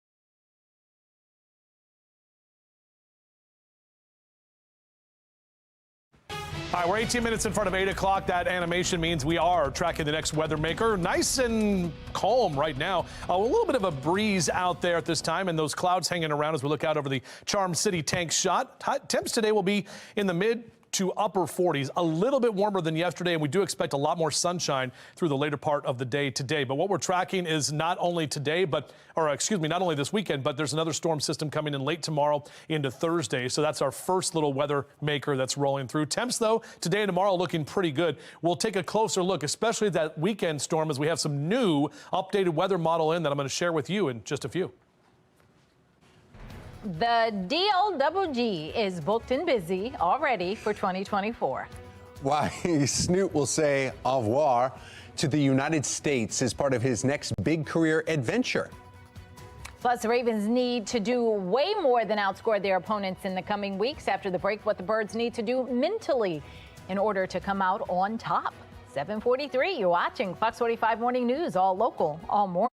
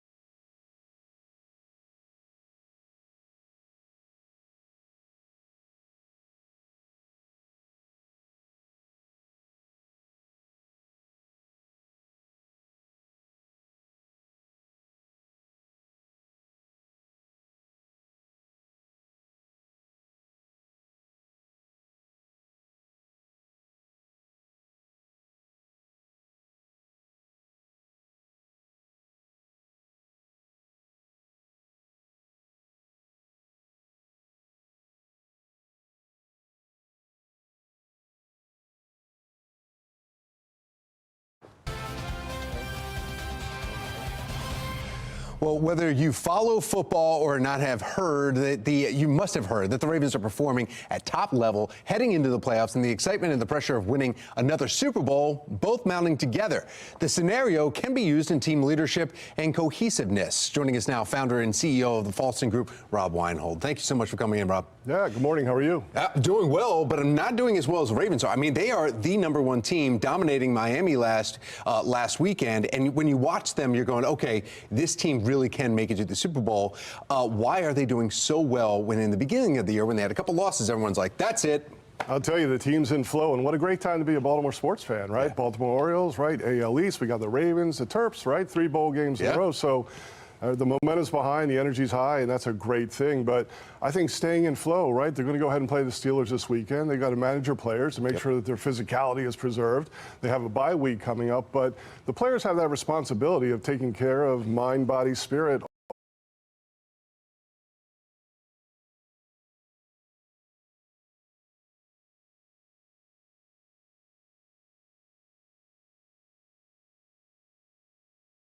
Around, and body in particular. So I think that bye week's going to be big for them. But the players with their responsibility, and then the coaching staff. You know, I was very fortunate in the mid-'90s to have some one-on-one time with Art Modell, and I was asking him, we were talking about leadership, and he said great football coaches know how to teach, motivate, empower, communicate, and also hold people accountable. I think John Harbaugh has done a great job this year. And one of the key ingredients that I've seen, particularly when I work with corporate teams, and I see this in the Ravens this year, and that is they don't want to let one another down. Right? They want to perform at a high level. They want to do well for their coaches and their team, but they're very invested in one another. And I think that's a key ingredient for success. You also saw Coach Harbaugh, in the middle of that dance, right in the locker room. I mean, that feeling right there. It looked like they won the Super Bowl the way they were celebrating there, and that's just one of the steps. But he was celebrating with them. Yeah, he's with them. He's in the trenches. He supports them. He's behind them, as are the fans of Baltimore at this point. But look at some other franchises. You got the Kansas City Chiefs throwing helmets, bickering. You've got the owner, allegedly of Carolina, right, throwing a drink on fans of the opposing team. So when you take a look at other coaches and press conferences and team press conferences and remarks, you see a big difference in how the Ravens are presenting themselves publicly, and certainly the results show when they went on the field. Perfect example of how you want your company to be running right now. Follow the Ravens' lead, and that may work out in better employees, better productivity. That's right, better results, and I'll tell you, let's go Ravens. Let's go Ravens. All right, in fact, let's find out. First, we got to go snow, and that may impact how the Ravens are. Meteorologist Justin Chambers talking about the snow and really Sunday's game. Saturday's game. Saturday's game. Saturday's game. Sorry, Saturday's game for the Steelers. Yeah, windy, cold, wet, potentially a little snowy for that game Saturday at 4:30. And then they get a couple of weeks off. They're not going to be hosting anybody until the divisional round, January 20th or 21st, obviously. But then we get all the home games the rest of the season if they make it to the NFC Championship, and we'll be hosting it right there at M&T Bank Stadium. Overall, we have some cloud cover that's out there right now, and temperature right about 37. Over your next 12 hours, those numbers climb into the mid to upper 40s here through the day today, and we do expect to see a lot more sunshine than what we saw yesterday. And typically this time of year, we're in the mid 40s, so pretty close to average for early January, with those low to mid and upper 40s across central Maryland, and keeping those numbers in the 40s up and down the 95 corridor for this afternoon. Notice tomorrow and even Thursday, we stay above average, but note that trend into Friday and Saturday, definitely colder temperatures as we approach the weekend. So this is our future scan for today. This afternoon looks great, even though it'll be a bit breezy, lots of sunshine out there. And even tomorrow looks pretty good for most of the day. Tomorrow night into early Thursday morning, there is a small weather maker coming through, and that could bring some wet roads, maybe a few flakes kind of flying around, but it doesn't look very exciting in terms of that system. And then behind that, Thursday afternoon, we're dry. The wind picks up, blows everything out of here. Friday looks great. Nice ridge of high pressure building in, plenty of sunshine for your Friday afternoon and evening plans. And then Saturday, that's where things get interesting. So this is the very latest model run. This thing updates every 4 or 5 hours or so. And this is the American model. This is taking you through 10 o'clock Saturday morning. Notice we start dry, but start to see that kind of light blue right there and kind of moving right up the 95 corridor, that rain snow line. That's the big thing. Where will that line set up, where the colder air will be to the north and the warmer air to the south? Right now it's looking along the 95 corridor and to the west, which is typically what we see for those snow showers to develop about 3 o'clock in the afternoon. And then this is, of course, right through game time, 4, 5, 6 p.m., even in the 7 to 8 o'clock hour. This model wants to kind of paint that rain-snow mix, possibly a wedge of warm air in there, kind of keeping the temperature profile on the warmer side, so it's not going to be a bunch of actual heavy snow. But either way, we're getting wet, or you're getting wet if you're heading to the game. And then on Sunday morning, those snow showers will continue. Most of Sunday, we'll see the snow moving out of here, but what's left behind will be at least our first accumulating snow that we've had in about 2 years. I mean, it's January 3rd, the last time we had 6.8 inches of snow, so that was a pretty hefty day there. 7-day forecast, though, overall will be drier as we head into early next week. Well, if you didn't win millions from the Powerball, don't worry. In our 9 o'clock hour, how you can spend smart and save money because you still have your $2 in the new year. She's got a big reputation, and now she's stepping on the King's blue suede shoes. The new record Taylor Swift has shattered. Well, if you are feeling like a blank space, and you could shake it off by grabbing a hunk of burning coffee. There was a lot. I need coffee to comprehend all of what just happened. It's time for a coffee break.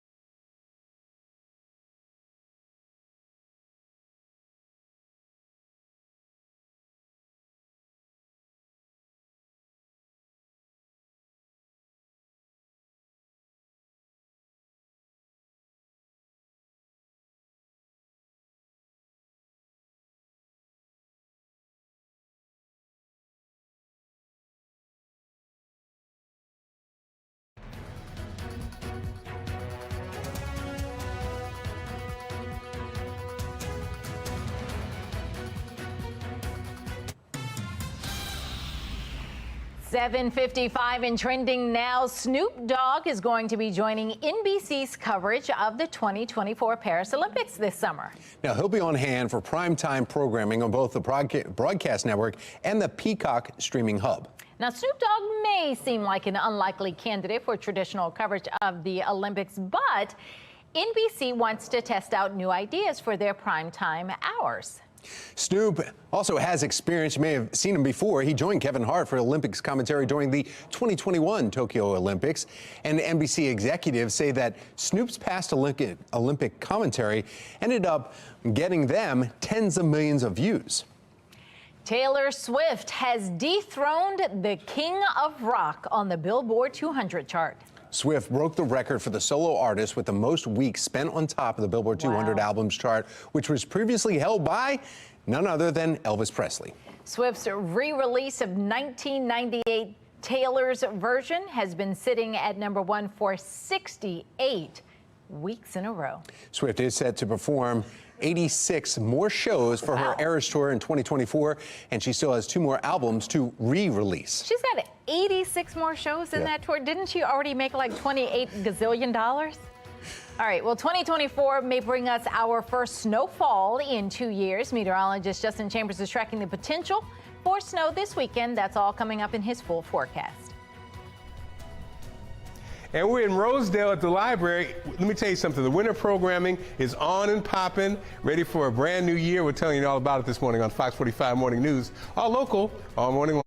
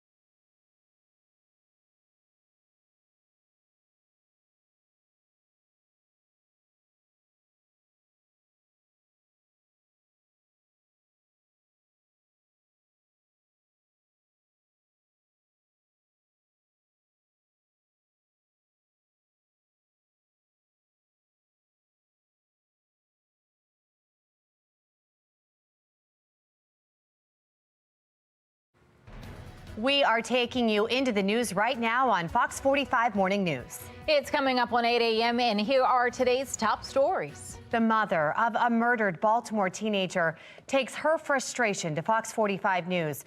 Topping this hour, her calls for accountability from city and state lawmakers. And as we kick off 2024, one local group is paying tribute to those who suffered from violent crime last year. Coming up, their message to the community. Another chilly day with temperatures near freezing just ahead. Meteorologist Justin Chambers tracking our next weather maker. Live from WBFF in Baltimore, This is Fox 45 Morning News.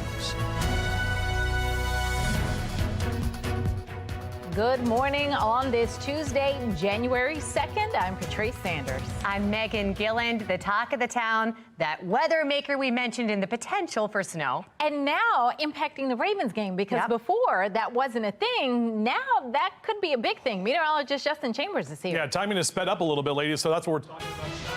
Day into the afternoon and evening, that's when we're going to see that next winter weather maker roll in. As for today and even right now, those clouds still hanging around. Overall, not too bad, a little on the chilly side, but we do expect to see more sunshine as we head later into the day. Numbers here in the mid to upper 30s for Cockeysville and Towson, straight down the JFX to Baltimore City at 37, 38 Dundalk and Essex out through Middle River. We're in the mid to upper 40s for our highs today. It still will be a bit breezy at times out of the northwest, about 10 to 15 miles an hour, but overall, our temperatures just a couple degrees warmer than what we saw yesterday. Back with your full forecast. We're going to do that in just a few minutes, and we'll track when that snow will impact us this weekend. All right, Justin, thank you. We begin this morning in a city in crisis. The Baltimore Police Department is investigating two shootings. Police say a 44-year-old man was hospitalized after a shooting along Druid Lake Drive just after 1 yesterday morning. Less than 10 minutes later, police say a 30-year-old man shot a 22-year-old woman, and that happened inside a parking garage right here on Guilford Avenue downtown. The man was arrested, and police say they did find a gun in his pocket.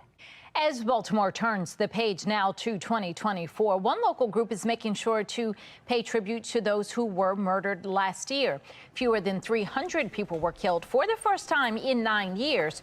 But the group Mothers of Murdered Sons and Daughters is ensuring that the city's 262 homicide victims are not forgotten. With that pain, we have to become diligent and fight. We can't be quiet. We can't go into our small corners of our homes and suffer quietly. That pain is there for a reason. It is to make us angry. This is not acceptable, and we no longer are going to put up with that. Our slogan is one homicide this year is too many. The organization read the name of each homicide victim in 2023. Their leaders say city and state officials need to take stronger action to hold criminals accountable. 16-year-old Isaiah Carter was one of the city's homicide victims, shot and killed near Patterson High School in March. Shannon Lilly joins us live with why his mother says there still needs to be work done surrounding youth crime in the city. Shannon. Well, we know, Patrice and Megan, that there are still kids and young people getting shot and losing their lives at an alarming rate here in our city.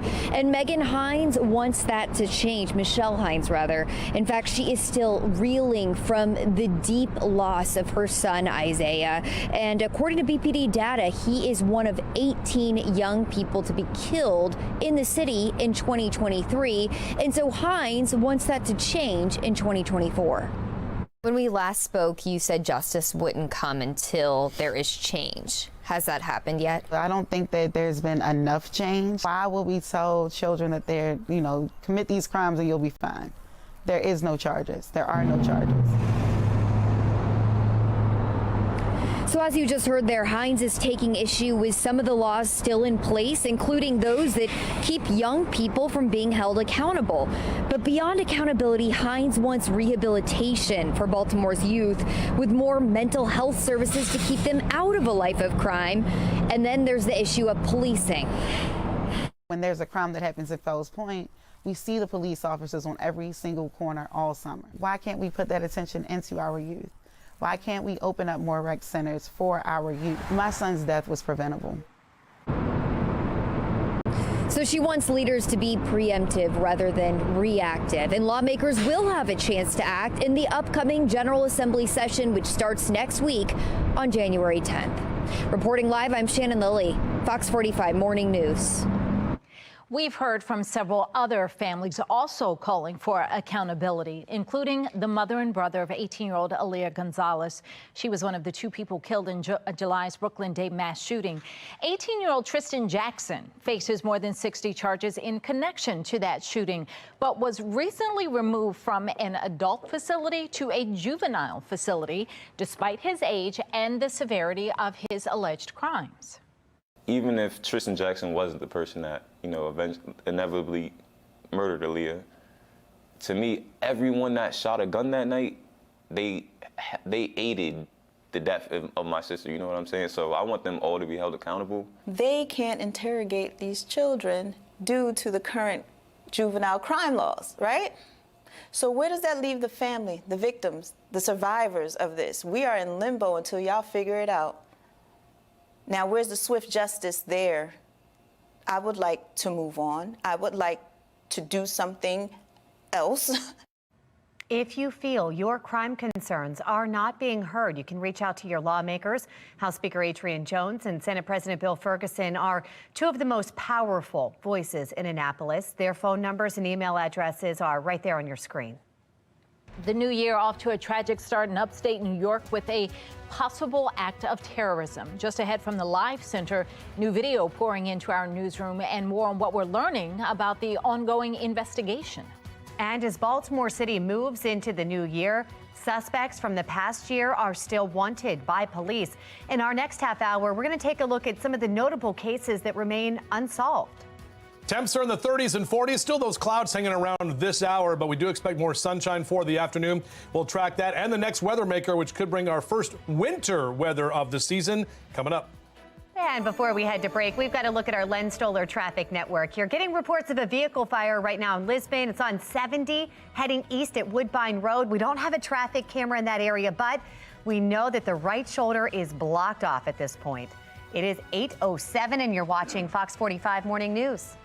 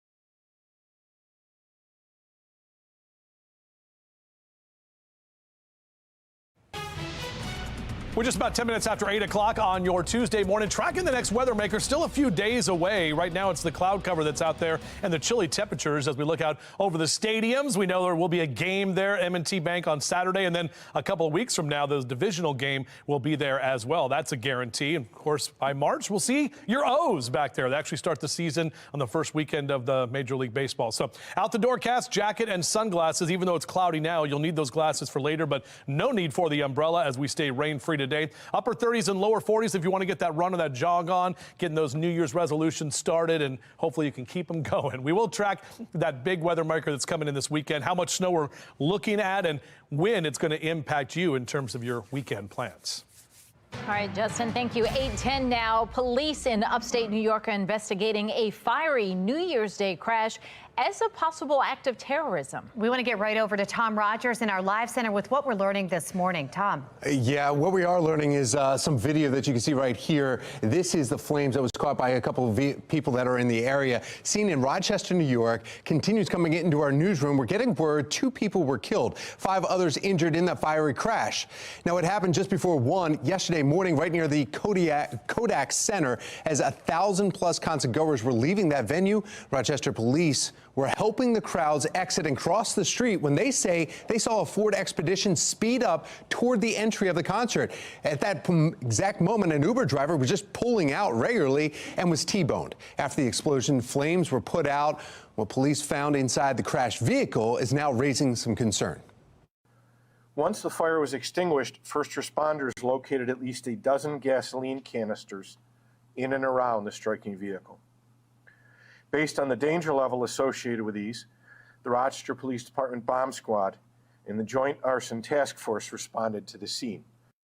Well, the couple in the Uber is dead. 1 pedestrian was hit by the vehicle and is fighting for their life this morning, and so is the driver. Law enforcement asking anyone with information to reach out to police there in Rochester. We're also following some breaking news this morning, taking you, zooming in here. We've got it live out of Japan.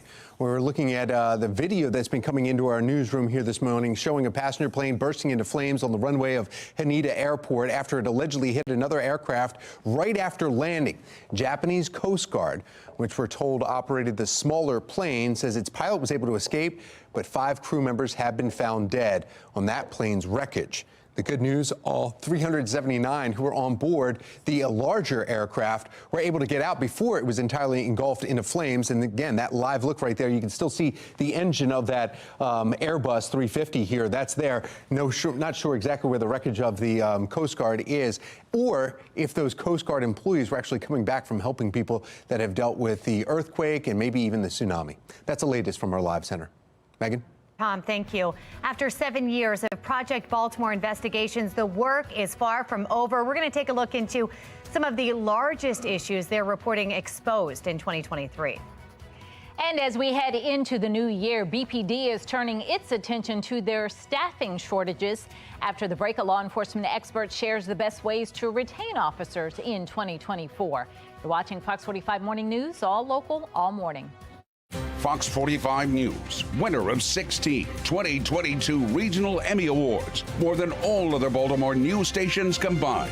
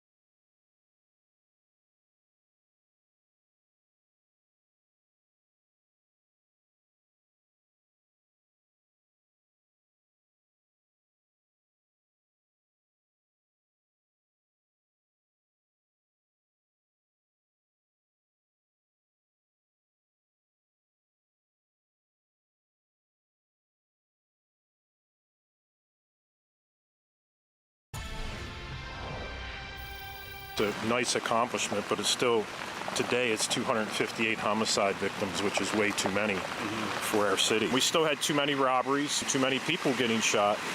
The biggest key I want to accomplish is get a lot of these guns off the street. The proliferation of guns in our city is crazy.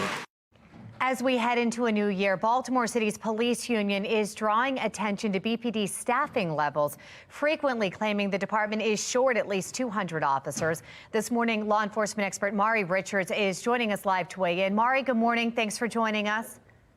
Good morning, Megan. Happy New Year. Happy New Year. And I'll tell you what, we'd be remiss not to say, for the first time in 9 years, Baltimore recorded less than 300 homicides. Obviously, still a lot of work to be done. But the question here, is this a sign that things are maybe moving in the right direction despite the concerns from the FOP? Well, it's a good sign anytime you have less people getting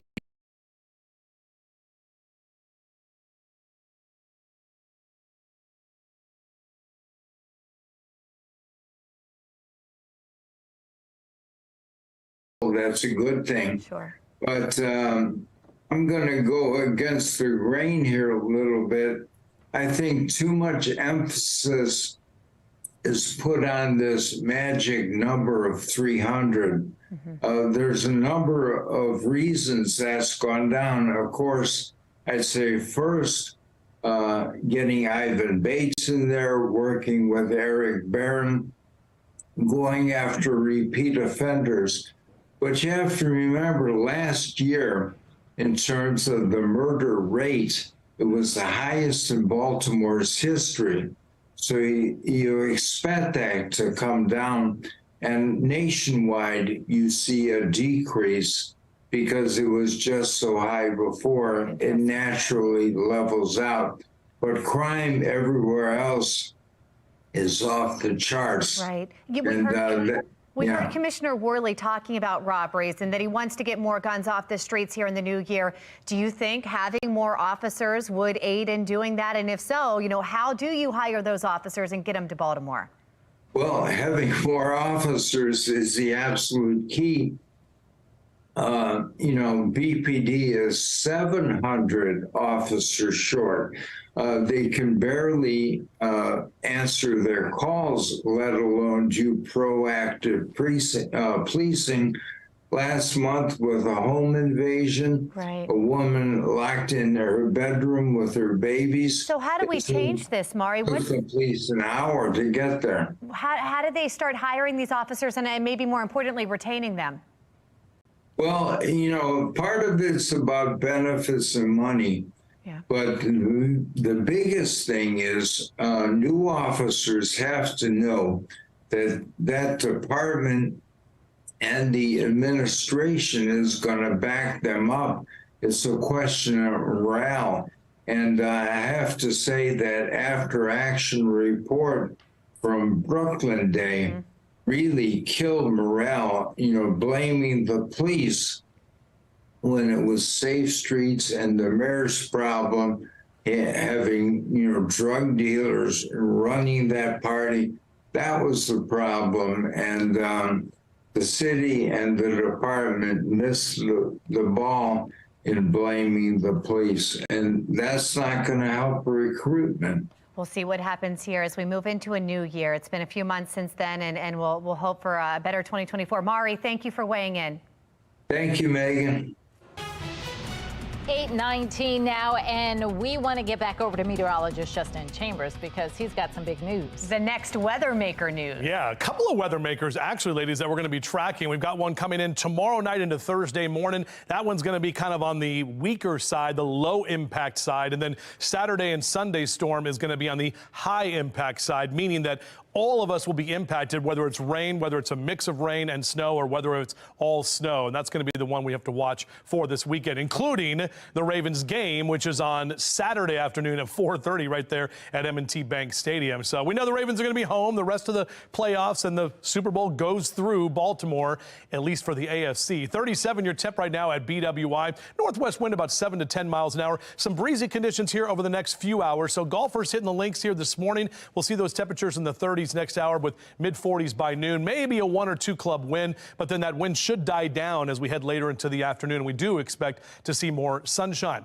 Low to mid-40s here across Carroll County and Baltimore counties for your highs today. Right about 45 in Towson, 47 in downtown Baltimore, out through Dundalk, Essex, and Middle River, Edgemere, Sparrows Point. You're going to see those 40s as well, with low to mid-40s for Ellicott City and Columbia, down through Elk Ridge, 44 Glen Burnie and Pasadena, all the way down through Annapolis in the mid-40s today as well, which is about average for early January.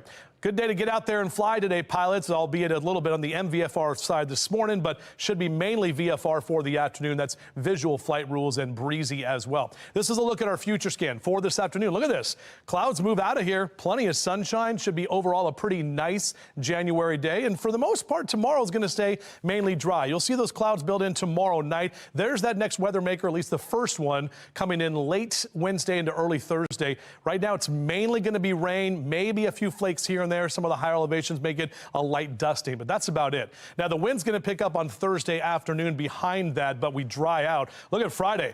I mean, not much happening up and down the East Coast. Big ridge of high pressure, making things very nice for Friday. Saturday is where the next real weather maker rolls in. This is going to be our first chance at some winter accumulating snow in about 2 years. And you can see as we take you about 3, 4 o'clock into the afternoon Saturday, the rain snow line right along 95, which is where we typically see that. So the eastern shore will probably be dealing with all rain, while most of us from Baltimore to the north and to the west will be dealing with snow. And some of those snow showers will continue through about 7, 8 o'clock. It's going to be wet and cold at the Ravens Stadium there for that game on Saturday afternoon into the evening. That rain should change over to all snow Saturday night, early Sunday morning. But notice how it moves out of here. So on Sunday morning into the afternoon, a few leftover snow showers, but that's about it. It's mainly going to be that late Saturday, early Sunday time frame when we'll get the most accumulation. Now, in terms of totals, we're going to hold off on those until probably tomorrow until we get a better idea. Some of them were very aggressive yesterday and did not buy into that at all, and I'm not buying into them today either. My gut, just as Justin, the meteorologist, and just kind of thinking what I think is going to happen, is probably in that kind of 3 to 5 inch range for Baltimore City and areas north and west, a little higher. But that's just what I'm feeling right now. We'll see how those models play out and if I'm right. Here's that 7-day forecast. After we get through the weekend, we're drier on Monday, but then there's another weather maker rolling in by next Tuesday. All right. Well, the Ravens are topping the list of teams to beat as they continue their march to the playoffs. We hear from Coach Harbaugh after they just drowned the Dolphins last Sunday. And I'm in Rosedale at the library, and we're going to talk about how you can participate in the winter programs. I'm sorry. Can I get some help here, please? Thank you. We'll tell you about it coming up on Fox 45 Morning News, all local, all morning long. So the Dewey Decimal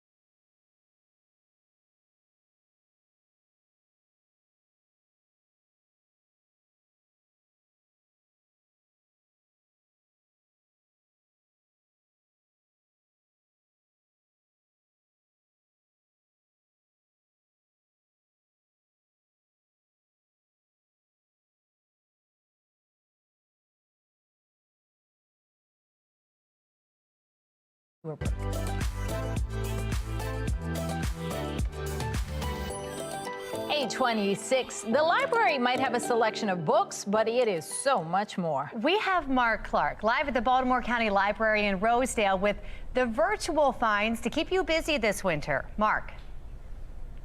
That's right, guys. I'm with Alex, and so Alex, we have tell us about My Librarian. My Librarian is something that you can make an appointment. So for your new tablet that you just got this holiday season, you can call one of our libraries and get an appointment with a librarian. They can walk you through it and teach you how to set it up, teach you how to use it. You can also learn how to do resumes. You can learn how to do job applications. You can do a lot of things with My Librarian appointments, and it's one-on-one right in the library. So anytime you want to make an appointment, go ahead and do that. See, once again, the library. Don't forget about the library now. So you got Big Mama, the iPad. You got Mom and Dad, the new Mac. You got the kids, and you don't exactly know how to explain it. You come and make an appointment with Alex and My Librarian, and they'll walk you through it. And it's much cheaper than those companies. So I'll name any names. You know what I mean? The library is right here for you. Yep. Library or library, however you want to say it. And we love the library. I mean, I spent my and we're happy to childhood there, help. so we try to get our daughters Any there. one of the 19 branches. Amazing. Mark, thank you. If you want more information about how to get out to the library, it is all on our website, foxbaltimore.com/newslinks. Well, what better way to start the new year than waking up a millionaire? Still ahead where the winning ticket was sold. And a cloudy and cool morning, but more sun on the way this afternoon. After the break, meteorologist Justin Chambers is tracking our next weather maker and weekend snow. 8:28, you're watching Fox 45 Morning News, all local, all morning.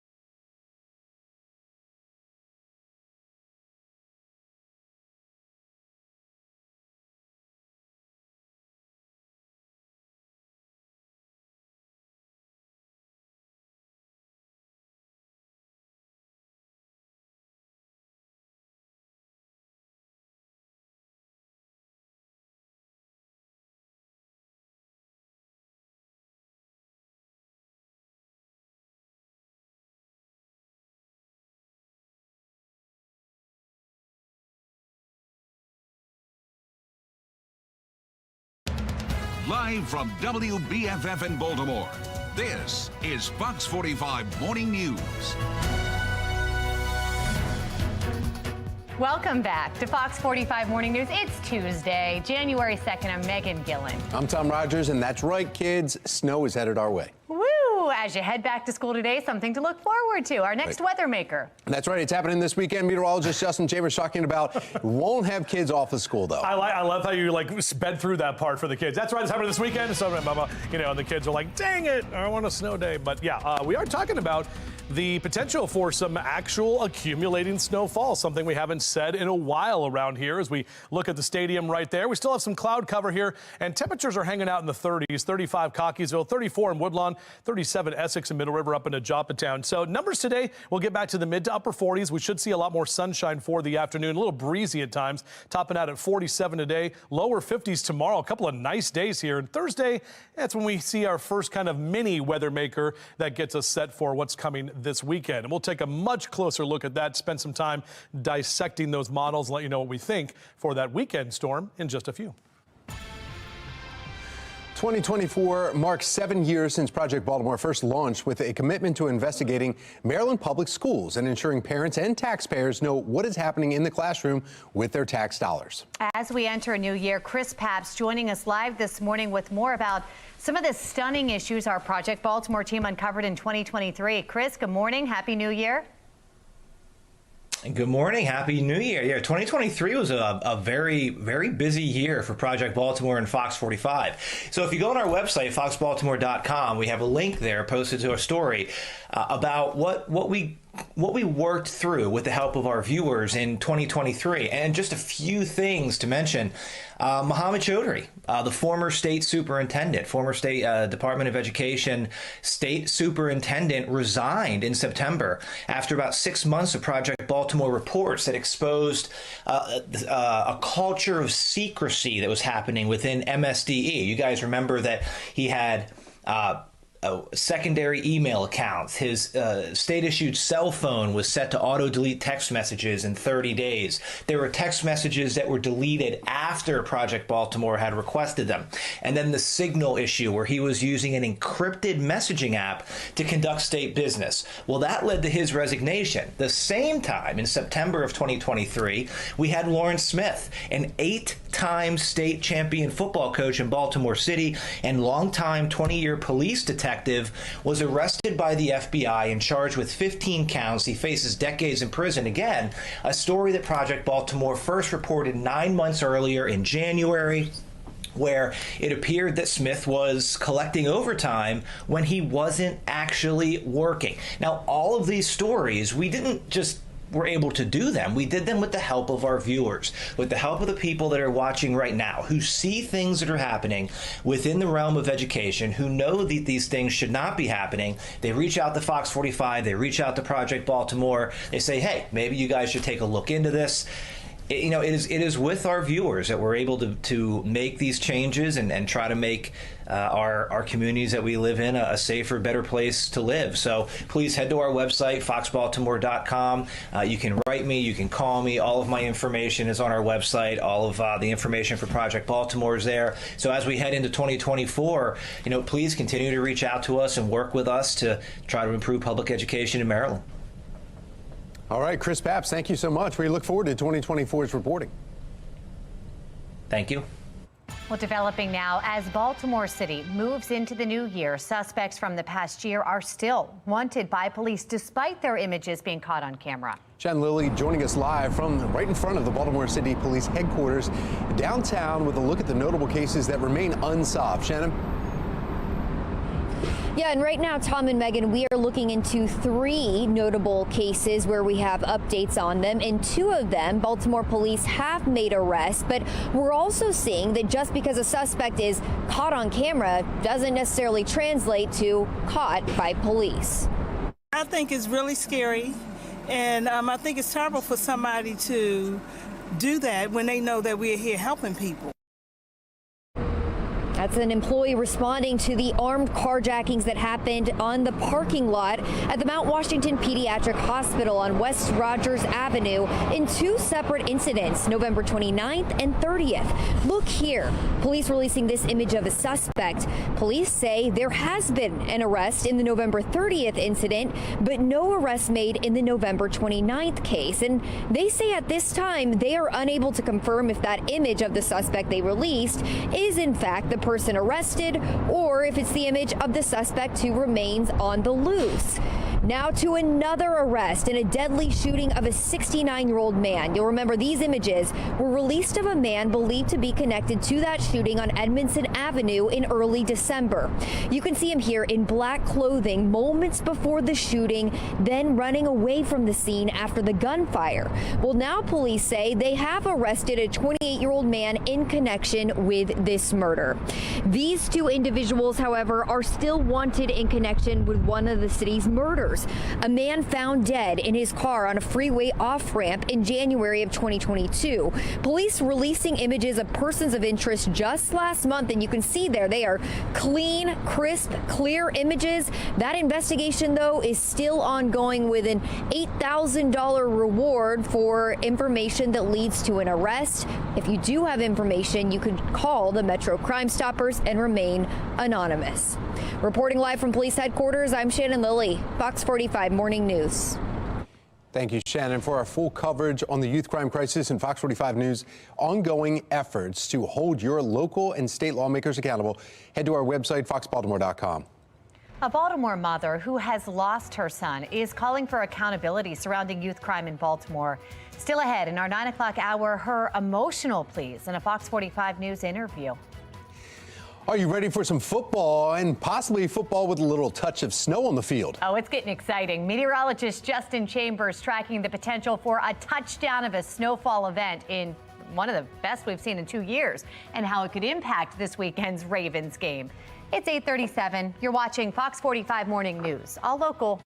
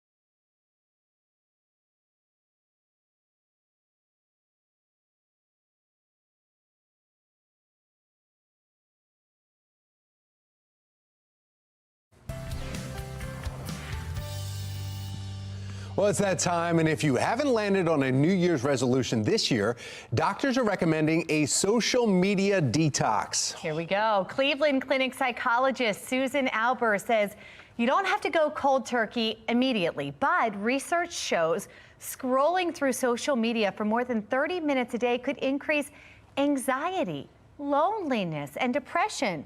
Albers recommends turning off notifications except for FOX45. He didn't say that, but I'm telling you that. He recommends deleting apps and make others take part in the detox in order for you to stick with your resolution. Do it together. Meanwhile, some are ringing in the new year by trying out Dry January. It's not for you. A Wall Street Journal report has some tips on how you can set your own alcohol limits without cutting it all out. The report says it doesn't have to be all or nothing, as there are now various options for non-alcoholic spirits that you can actually mix to lower the alcohol levels in your drink. The report also recommends just doing your own thing without feeling the need to tell everyone. Do what's best for you. Don't feel forced to proclaim whether you are drinking alcohol or not. Experts pointing to conflicting messages coming out of Israel. Still ahead, why Prime Minister Netanyahu's speech may not be lining up with his actions. A record-setting year at the southern border. I'm Christine Frizzell with a look at what the new year means for some old challenges.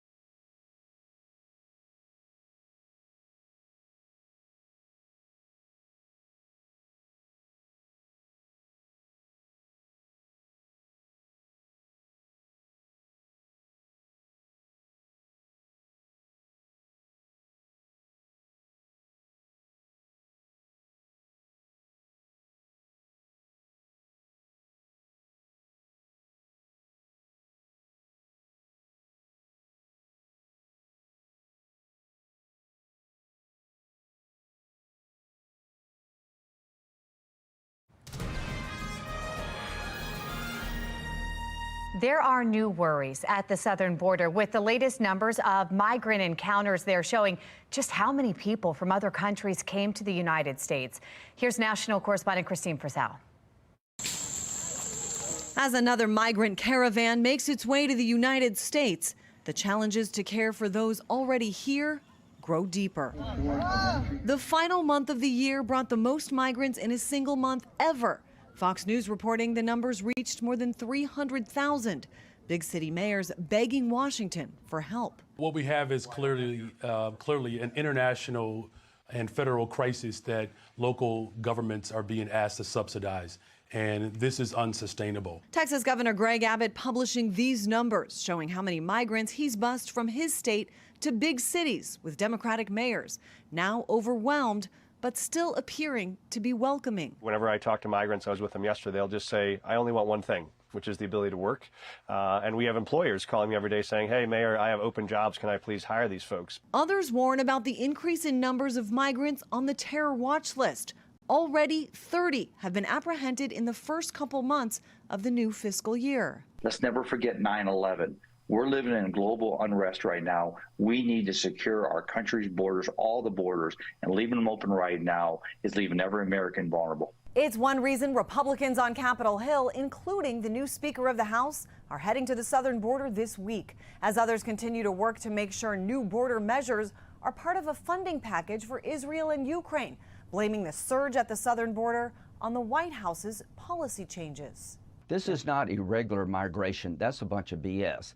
This is a predictable outcome of bad policy choices made right after Biden became president. It's a job polls show he risks losing, with some of his lowest marks for the way he's handled border security.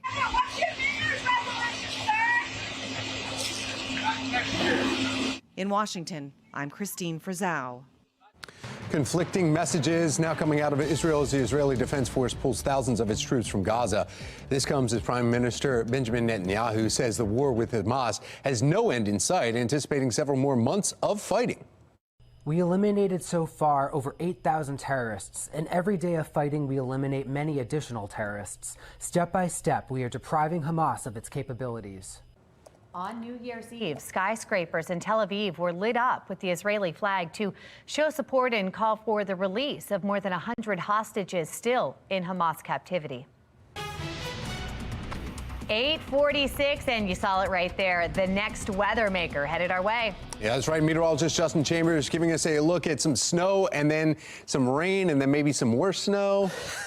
Kind of all of that is on the table. Tom, Megan, good morning to both of you. Yeah, it's going to be a wet and sloppy weekend for the most part, but the first chance that we've actually had at actual snow in about 2 years. You got to go back to January 3rd of 2022, where we had 6.8 inches of snow. And then later that month, we had more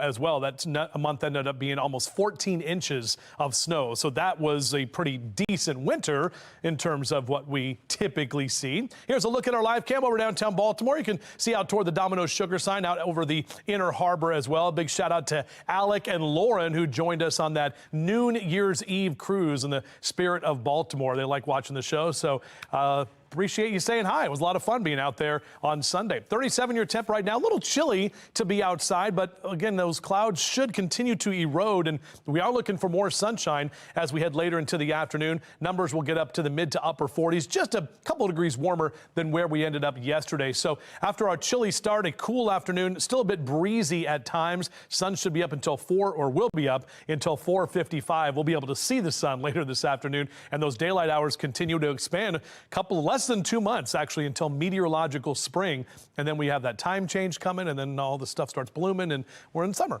All right, so low to mid and upper 40s across central Maryland for your highs today. 47 Baltimore City, 42 for you in Columbia, mid 40s in DC, upper 30s in Cumberland, and lower 40s down through Ocean City. So taking a look at our future scan, mainly dry conditions overall this afternoon after these clouds roll out of here. A bit breezy at times, but not looking too bad. And Wednesday actually looks pretty good too. Wednesday night and a Thursday morning, you can see this is the first weather maker. And notice how this is mainly green.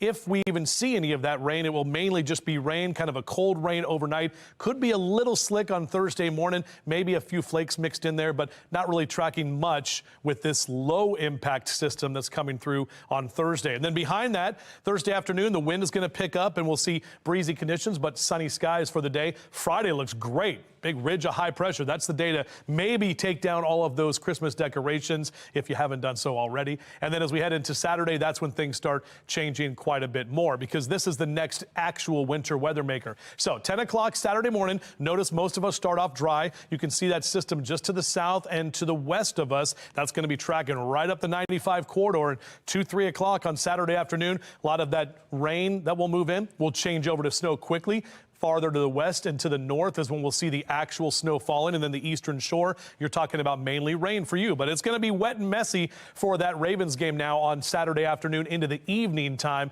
with some of those flakes flying around and accumulating as well for northern Baltimore County, Harford, Carroll County, northern Howard County as well. As we get into Sunday early morning, late Saturday night, early Sunday morning, notice all of us here are mainly going to see the blue, and that's going to be that snow that will accumulate. But then by Sunday afternoon, most of this system is going to move out of here. There'll probably be some leftover flurries flying possibly into Sunday late afternoon and evening, but really the bulk of that system is going to be from late Saturday afternoon into early Sunday morning. In terms of snowfall totals, we're getting at least a couple of inches, possibly some even higher numbers as we get later, and as we get closer to that event, we'll get those snow snowfall totals out for you, but just know it's going to be a high impact event. So Saturday and Sunday will be impacted, whatever you're doing. By the time we get to next week, we'll be drier and just a touch warmer. All right, Justin, thank you. Let's go ahead and take a live look now from our traffic photojournalist.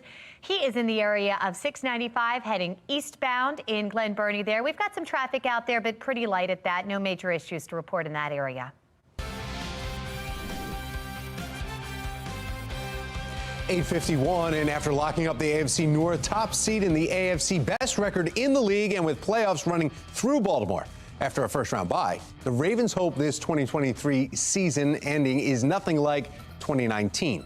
The Ravens were in the same position that year. They had the 1 seed, won the North, and had a first-round bye and came out flat and were upset at home by the Titans in the divisional round. You heard, number 8 talking about that just this past weekend. They have a different roster this season, and lessons were learned. What impacted what, how, in terms of us not playing our best football that day? It's really hard to say, what the cause and effect was. We just didn't, we didn't go out there and we didn't do it, and that's the thing that I kind of take from it the most. Of course, we want to be better. We have to play way better than that in this next game if we want to win. So, and we do want to win. So, but you got to look at everything kind of from the framework or through the lens of today, this team and the challenges that we're facing, and that's what we'll try to do. The Steelers and Ravens kick off this Saturday at 4:30 for the season finale at M&T Bank Stadium. The Flock will then host the divisional round of the playoffs either January 20th or the 21st, again, right here in Charm City. Well, new this morning, somebody in Michigan won the first Powerball jackpot of the year, worth about $842 million. Yeah, somebody. Yes, one ticket. one person. Monday's winner could get yearly payments, or they could take that lump sum payment of $425 million. According to Powerball, it is the 5th largest jackpot ever to be won. It's also the first time a person has won a jackpot on New Year's Day since the game started in 1992. Wow. There were also 6 winning tickets that matched all 5 white balls, one of which was in Maryland. So go check those numbers. You could be $1 million richer. And saving money, one of your New Year's resolutions. If you didn't play the lottery, you saved $2. And our 9 o'clock hour financial expert explains why it should be and the best ways you can start talking about finances with your children in 2024.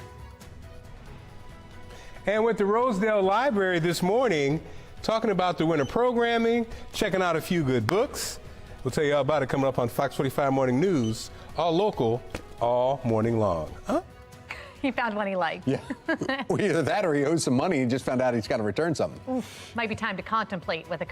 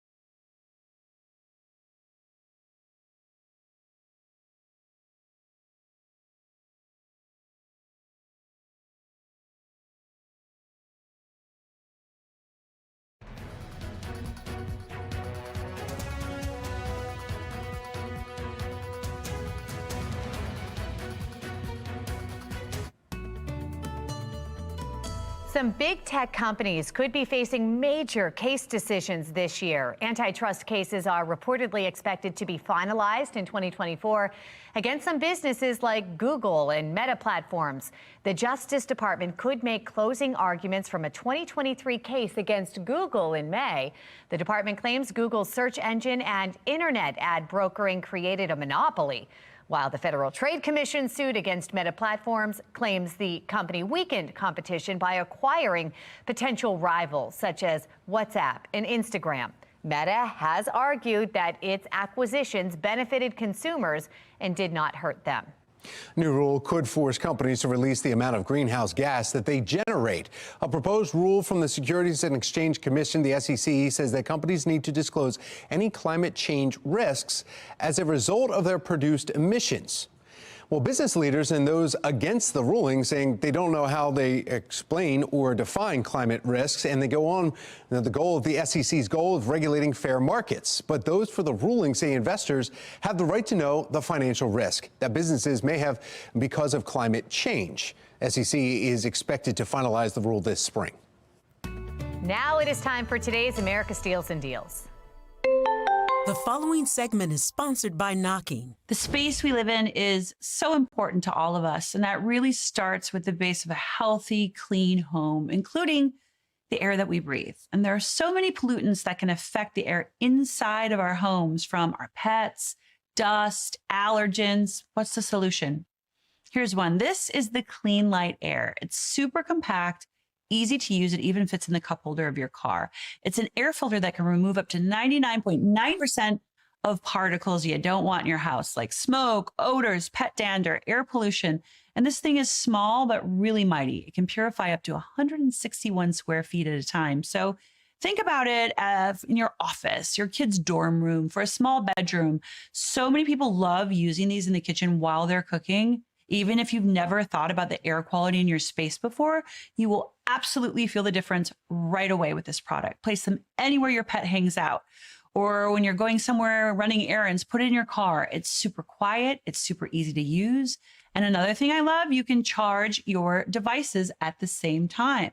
There's a USB port. Add your favorite essential oil to the sponge inside so the air will not only be clean, it will smell great. And today we're offering a 2-for-1. Both of these for the price of less than you normally pay for just one. Take advantage of this deal. Go to asadeals.com.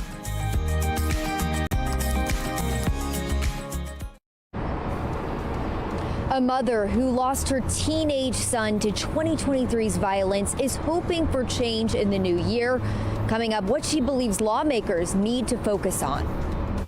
A Biden versus Trump rematch would not be an exact replica of that 2020 campaign. I'm Scott Thuman, and I'll explain coming up. Well, we are tracking our next weather maker, and it's of the winter variety. We'll talk about the snow that is on the way. Good Day Baltimore starts right now.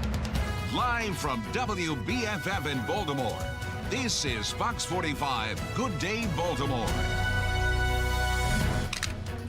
Good morning on this Tuesday, January 2nd. I'm Patrice Sanders. I'm Megan Gillen. We are taking a look at the next weather maker here. We are. Meteorologist Justin Chambers is tracking that weather maker.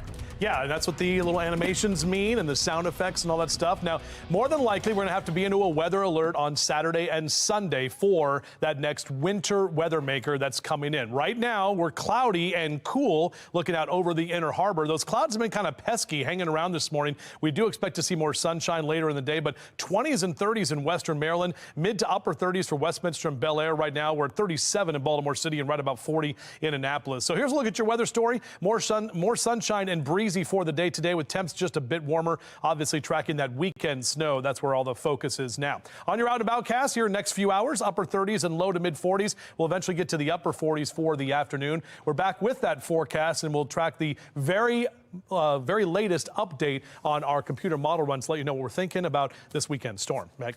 All right, Justin, thank you. We've got to look at your Len Stoller traffic network. No major incidents or delays. It's been pretty quiet out there this morning. Taking a look at drive times here, it's going to take 9 minutes to go from the top of the JFX down to President Street. It's an 8-mile commute, looking pretty good. We begin this morning in a city in crisis. The Baltimore Police Department is investigating 2 shootings. Police say a 44-year-old man was hospitalized after a shooting along Druid Lake Drive just after 1 yesterday morning. Less than 10 minutes later, police say a 30-year-old man shot a 22-year-old woman inside a parking garage on Guilford Avenue downtown. The man was arrested, and police say they did find a gun in his pocket. As Baltimore turns the page to 2024, one local group is making sure to pay tribute to those who were murdered last year. Fewer than 300 people were killed for the first time in 9 years. But the group Mothers of Murdered Sons and Daughters is ensuring the city's 262 homicide victims are not forgotten. With that pain, we have to become diligent and fight. We can't be quiet. We can't go into our small corners of our homes and suffer quietly. That pain is there for a reason. It is to make us angry. This is not acceptable, and we no longer are going to put up with that. Our slogan is one homicide this year is too many. The organization read the name of each homicide victim in 2023. Leaders say city and state officials need to take stronger action to hold criminals accountable. 16-year-old Isaiah Carter was one of the city's homicide victims, shot and killed near Patterson High School in March. Shannon Lilly joins us live with why his mother says there is still work to be done surrounding youth crime in Baltimore. Shannon. Well, we know, Patrice and Megan, that there are still kids and young people getting shot and losing their lives in the city at an alarming rate. And Michelle Hines wants that to change. In fact, she is still reeling from the deep pain of the loss of her son, Isaiah. According to BPD data, he was one of 18 young people to be killed in the city in 2023. And so now in 2024, Hines wants action. When we last spoke, you said justice wouldn't come until there is change. Has that happened yet? I don't think that there's been enough change. Why would we tell children that they're, commit these crimes and you'll be fine? There is no charges. There are no charges. So as you just heard there, Hines is taking issue with some of the laws still in place, including those that keep young people from being held accountable. But beyond accountability, Hines wants rehabilitation for Baltimore's youth with more mental health services to keep them out of a life of crime. And then there's the issue of policing. When there's a crime that happens at Fells Point, we see the police officers on every single corner all summer. Why can't we put that attention into our youth? Why can't we open up more rec centers for our youth? My son's death was preventable. So she wants leaders to be preemptive rather than reactive. And lawmakers will have a chance to act in the upcoming General Assembly session, which starts next week on January 10th. Reporting from police headquarters, I'm Shannon Lilly, Fox 45 News. Good day, Baltimore. All right, Shannon, thank you. We have heard from several other families also calling for accountability, including the mother and brother of 18-year-old Aaliyah Gonzalez, one of the two people killed in July's Brooklyn Day mass shooting. 18-year-old Tristan Jackson faces more than 60 charges in connection to that shooting, but was recently moved from an adult facility to a juvenile facility, despite his age and the severity of his alleged crimes. Even if Tristan Jackson wasn't the person that, inevitably murdered Aaliyah, to me, everyone that shot a gun that night, they aided the death of my sister, you know what I'm saying? So I want them all to be held accountable. They can't interrogate these children due to the current juvenile crime laws, right? So where does that leave the family, the victims, the survivors of this? We are in limbo until y'all figure it out. Now, where's the swift justice there? I would like to move on. I would like to do something else. Well, we've also heard from frustrated residents saying Baltimore's juvenile crime levels make them feel unsafe in their communities. At a Fox 45 News public safety town hall in December, they demanded more accountability from current and prospective city leaders. A hospitality worker was held up outside of my front window at gunpoint at 3 in the afternoon. Later on that night, 3 teenagers came back looking for the evidence they discarded, running away from police. I've talked to parents who are afraid to send their kids to school because their classmates are carjacking and carrying guns. Well, if you feel your crime concerns are not being heard. You can reach out to your lawmakers. House Speaker Adrian Jones and Senate President Bill Ferguson are two of the most powerful voices in Annapolis. Their phone numbers and email addresses are right there on your screen. All right, it's 9:06, and we want to get another check of your traffic and weather. Meteorologist Justin Chambers has a look at what we can expect over these next few days here. Yeah, looking at the clouds that are hanging around right now and those temperatures that are on the chillier side. We actually didn't get down to near freezing this morning because of these clouds that have kind of kept things a little bit more mild. But overall, not looking too bad right now as we show you what's going on. 37 in Baltimore City, 36 currently in Brooklyn Park, and upper 30s for you, Glen Burnie and Pasadena. So as you head out the door here, grab a jacket, grab the sunglasses. Even though it's cloudy now, we do expect to see a lot more sunshine later today. No need for the umbrella. And then as we head into the next few hours, out for a run or a jog or a walk, you can see those temperatures hanging in the lower 40s. So on the cooler side, coming up in a few minutes, we'll take you through a couple of weather makers, one tomorrow night and then another one into the weekend. That's the bigger one where we could actually get some real snow for the first time in a couple of years. Back to you. 9:07. The first voting set to take place in the Iowa caucuses is 2 weeks from today. Well, this morning, conventional wisdom points to a rematch between President Joe Biden and former President Donald Trump in November. Chief political correspondent Scott Thuman shows us the contest between them this year will look nothing like 2020. Campaigning this year could be complicated, to put it mildly, especially for those who appear to be the most likely of party nominees. After all, President Biden will begin the year still facing a potential impeachment if Republicans have their way. And Donald Trump, already twice impeached himself, is embroiled in a series of legal and civil cases spanning accusations of deceptive business practices to insurrection. Whether it is a court that determines he's unfit to hold office because he took up force against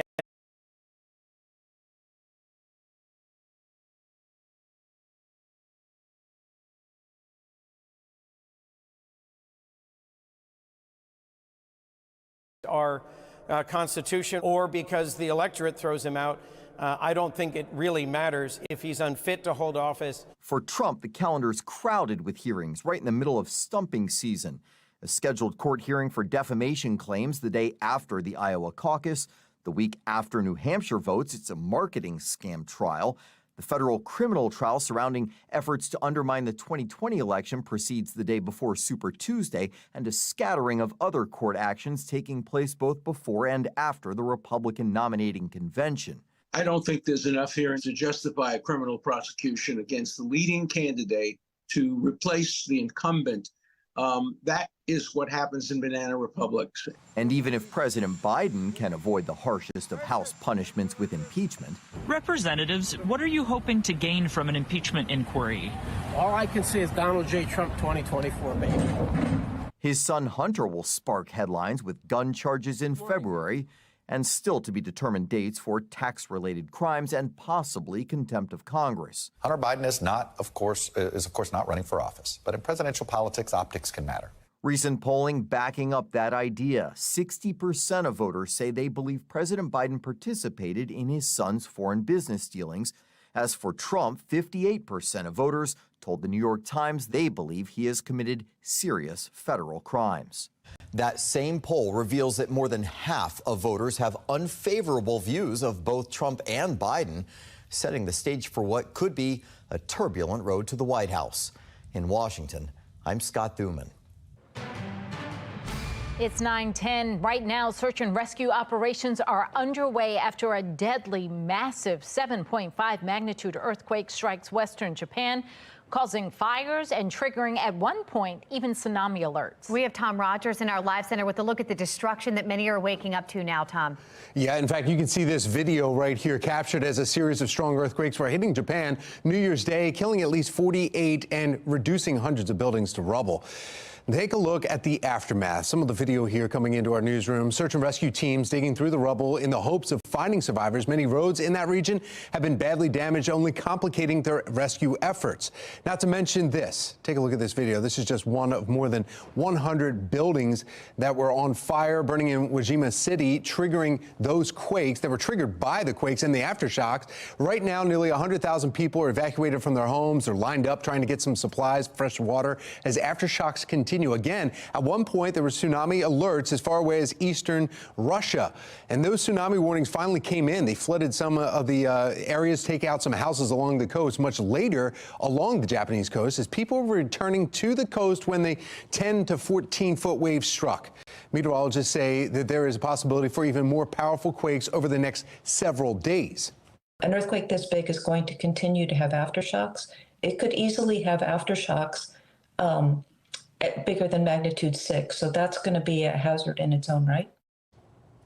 We're also getting word the commercial airplane and the Japanese Coast Guard aircraft that collided on the runways at Haneda Airport, they burst into flames. This is a live look right now from the Airbus 350. 5 Coast Guard members were connected to the rescue efforts trying to help out after the earthquake and the tsunamis hit Japan. Japanese officials say all airline passengers were able to evacuate from that aircraft that you see there and get out before it burst into flames completely about an hour later. We're starting to hear some stories now of those that were trapped in that plane, and then they were safely evacuated, though, and the smoke filled it up, told to get down, and then they just were pushed out on those slides. So some good news there. That's the latest from our live center. Just because a suspect is caught on camera doesn't necessarily mean they will be caught by police. In our next half hour, BPD gives updates in a few cases left open-ended in 2023. Plus, is saving money one of your New Year's resolutions for 2024? After the break, we are analyzing why this is such a popular resolution and why parents are hesitant to talk about money with their kids. It is 9:13 now. You're watching Fox 45. Good day, Baltimore.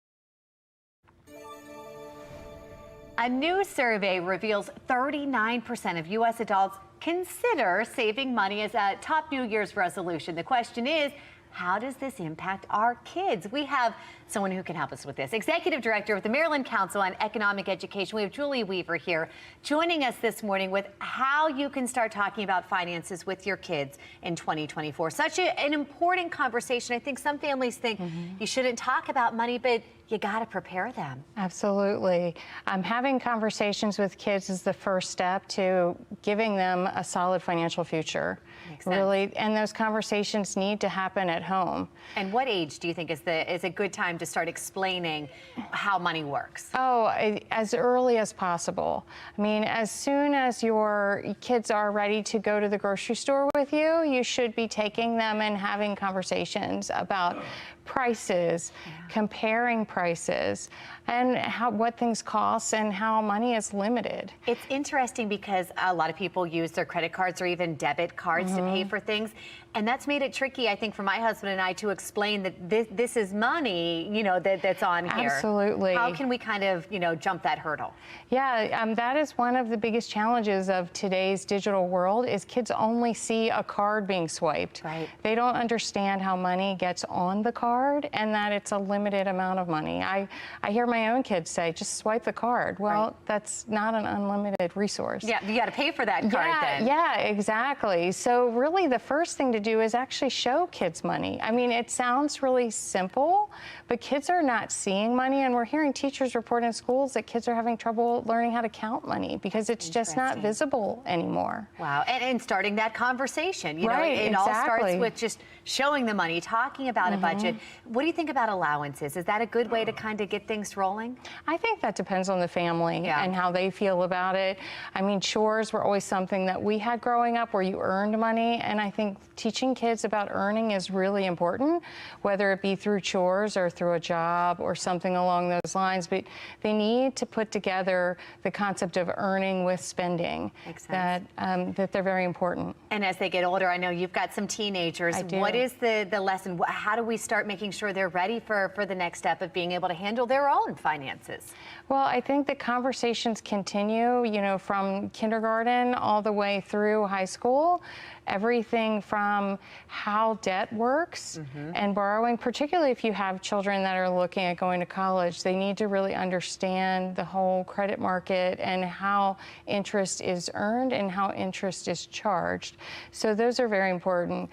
With my own kids this weekend, we pulled their credit reports because we wanted them to see sort of what a credit report looks like and talk about the components of a credit report and a credit score. That's a good so idea. that they go into their college lives understanding sort of why this is so important to protect. And it's not just a card, there's some payments at the end of it. Julie, some helpful tips. Thank you so much. We appreciate it.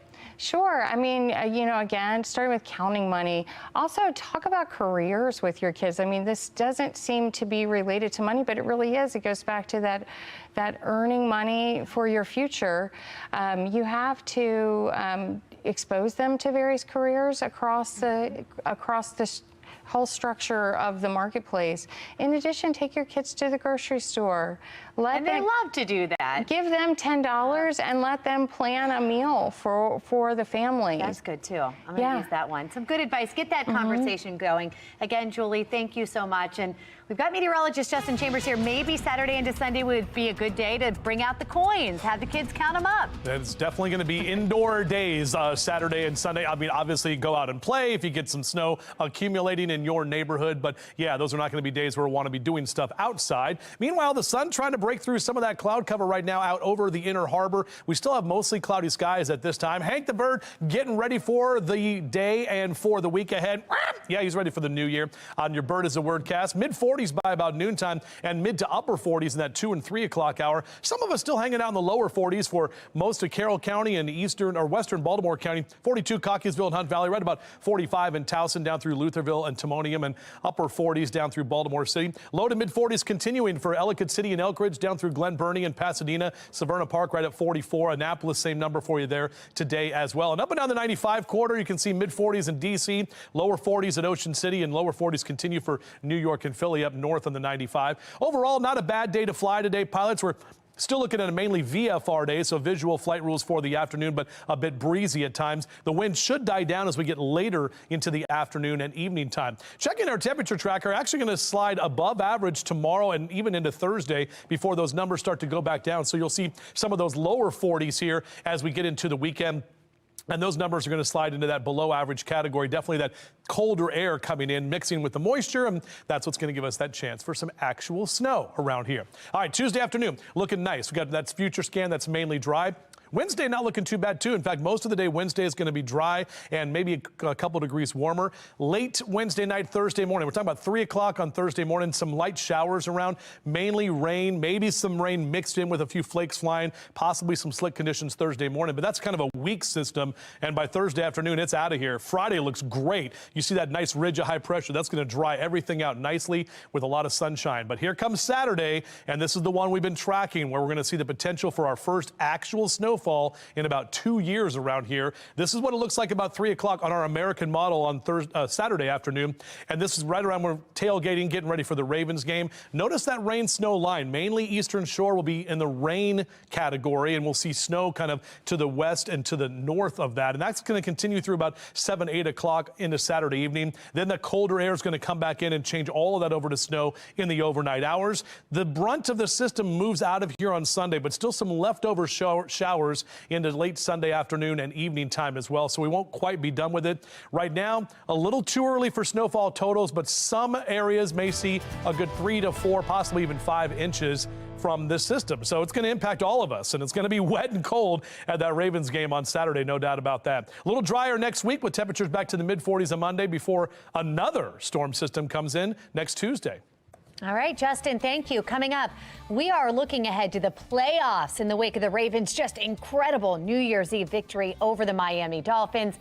Stick around for a look at how they match up mentally to their opponents and fan reaction to Sunday's big win. Pick a pet fast, pick one out soon. Mother and dad said be home by noon. Dr. Seuss, you can't go wrong with that. I'm at the Rosedale Library. Coming up, winter programming just in time for winter. Fox 45 Morning News, all local, all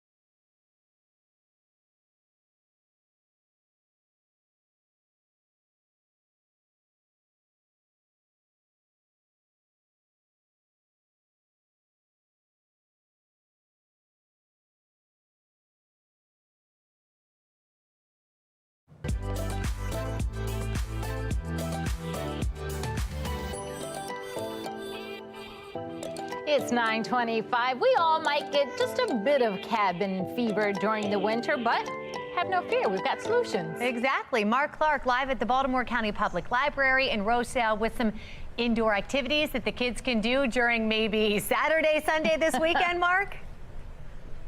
That's right. Emily, we've been hanging out with Emily all morning, and again, we've been talking about the winter programming and the options here for the kids in the wintertime. Yeah. And this is a great place to be. Yeah, everything's free, so that's a huge selling point. But one of the big winter reading, or one of the big programs we have right now is our Winter Reading Challenge. And so it's just a reminder, it ends January 13th, so if you haven't finished it, make sure you do that.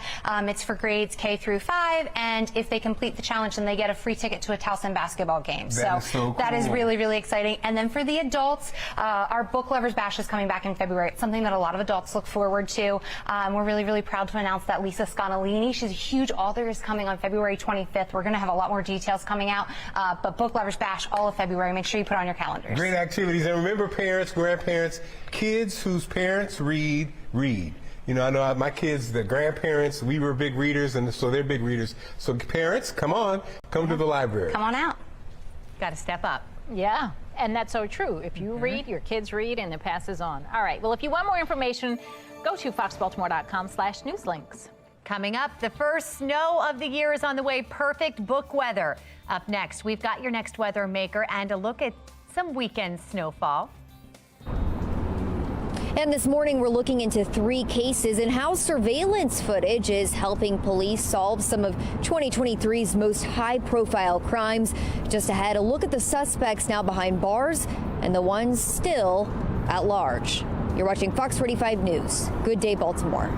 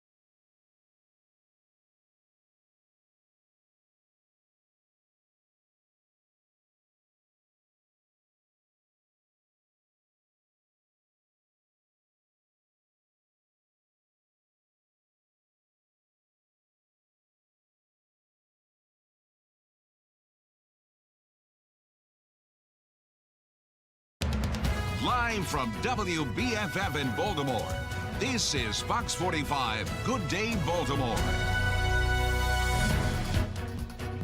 Welcome back on this Tuesday. It is 9:30. I'm Patrice Sanders. I'm Megan Gilland, and I've been trying to look at Justin's forecast to see taking down the outside lights, because if you're expecting snow, I don't want them to stick to the bushes. Oh, very true. We've been trying to coordinate family coming in and out of town, which was supposed to happen this weekend. All very tricky with Snow on the way, Justin. Exactly right. Let me tell you right now, ladies, Friday, the best day for whatever you want to do. Friday looks great. It's the calm before the storm. Even Thursday's not looking too bad, a bit breezy, but we do have a couple of weather makers coming in. That one is definitely a lot more on the low impact side of things. Right now, still those clouds hanging out, kind of upper left corner of your screen. That sun's trying to poke out through parts of the eastern shore or inner harbor right now. In the 20s in western Maryland, most of us in the mid to upper 30s, those clouds kind of keeping those temperatures on the cool side, not allowing us to warm up quite yet.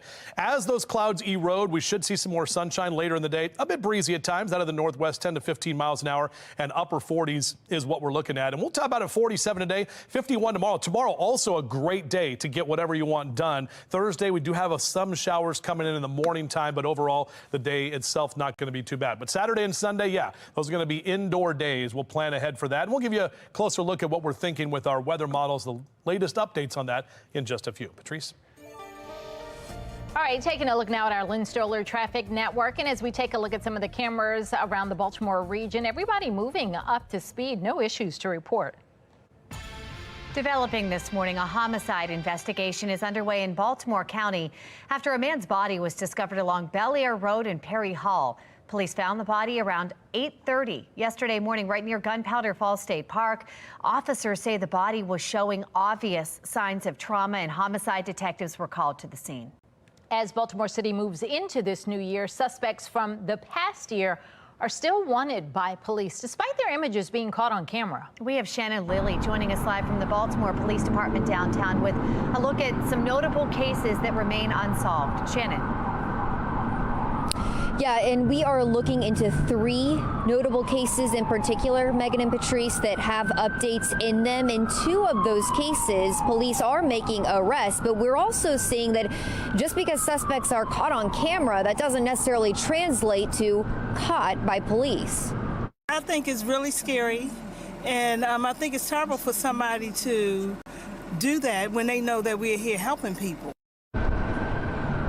That's an employee responding to the armed carjackings that happened in the parking lot at the Mount Washington Pediatric Hospital in 2 separate incidents on November 29th and the 30th. Look here, police releasing this image of a suspect.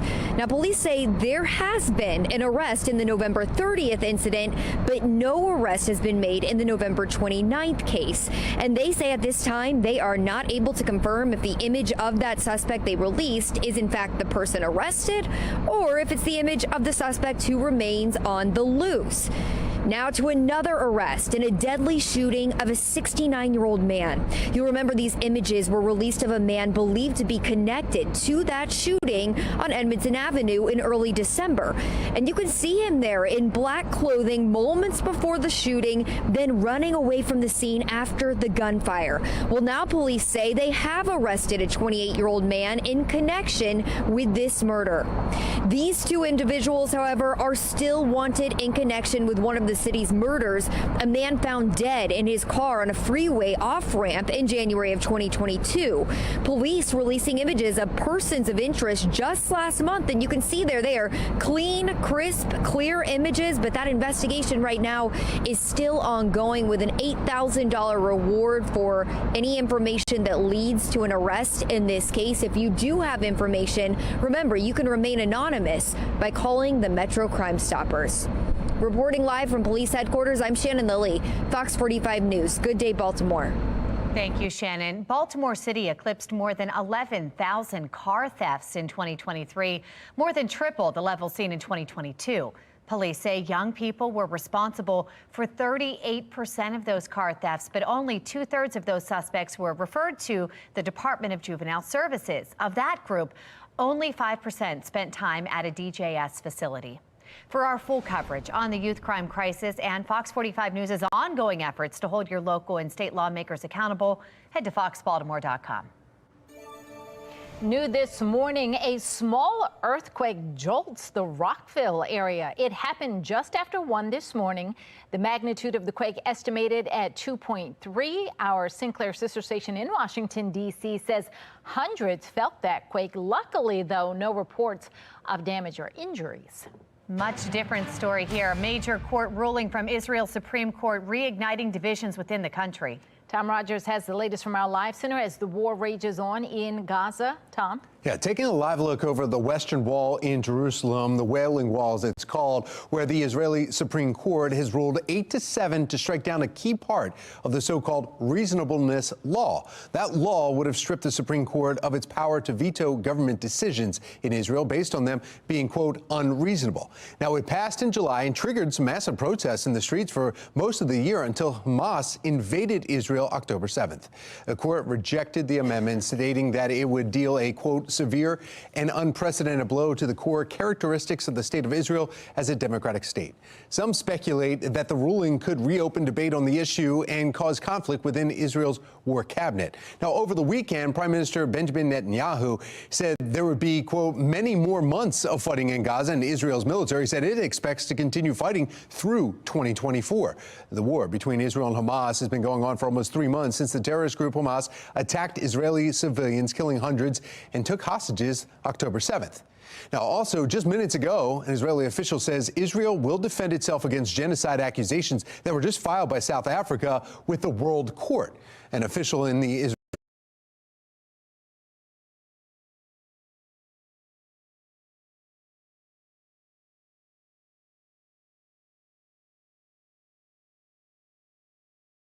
Prime Minister's office accused South Africa of giving political and legal cover to Hamas' October 7th attack that triggered Israel's war against that militant group. Now, in regards to the court ruling, Netanyahu's next move will be closely watched, with the threat of a constitutional crisis looming if he tries to push ahead with this change. That's the latest from our live center. Megan Patrice, back to you. All right, Tom, thank you. Coming up, with the regular season behind us, the Ravens are looking forward to the playoffs, how fans are celebrating our return, and an analysis on the Ravens' mental toughness for the road ahead. And we kicked off the morning with cool temperatures, but things are warming up as we approach the upper 40s for the afternoon. At the end of the hour, we've got your Weather Authority forecast, including your next chance for rain and snow. 9:37, you're watching Fox 45. Good day, Baltimore.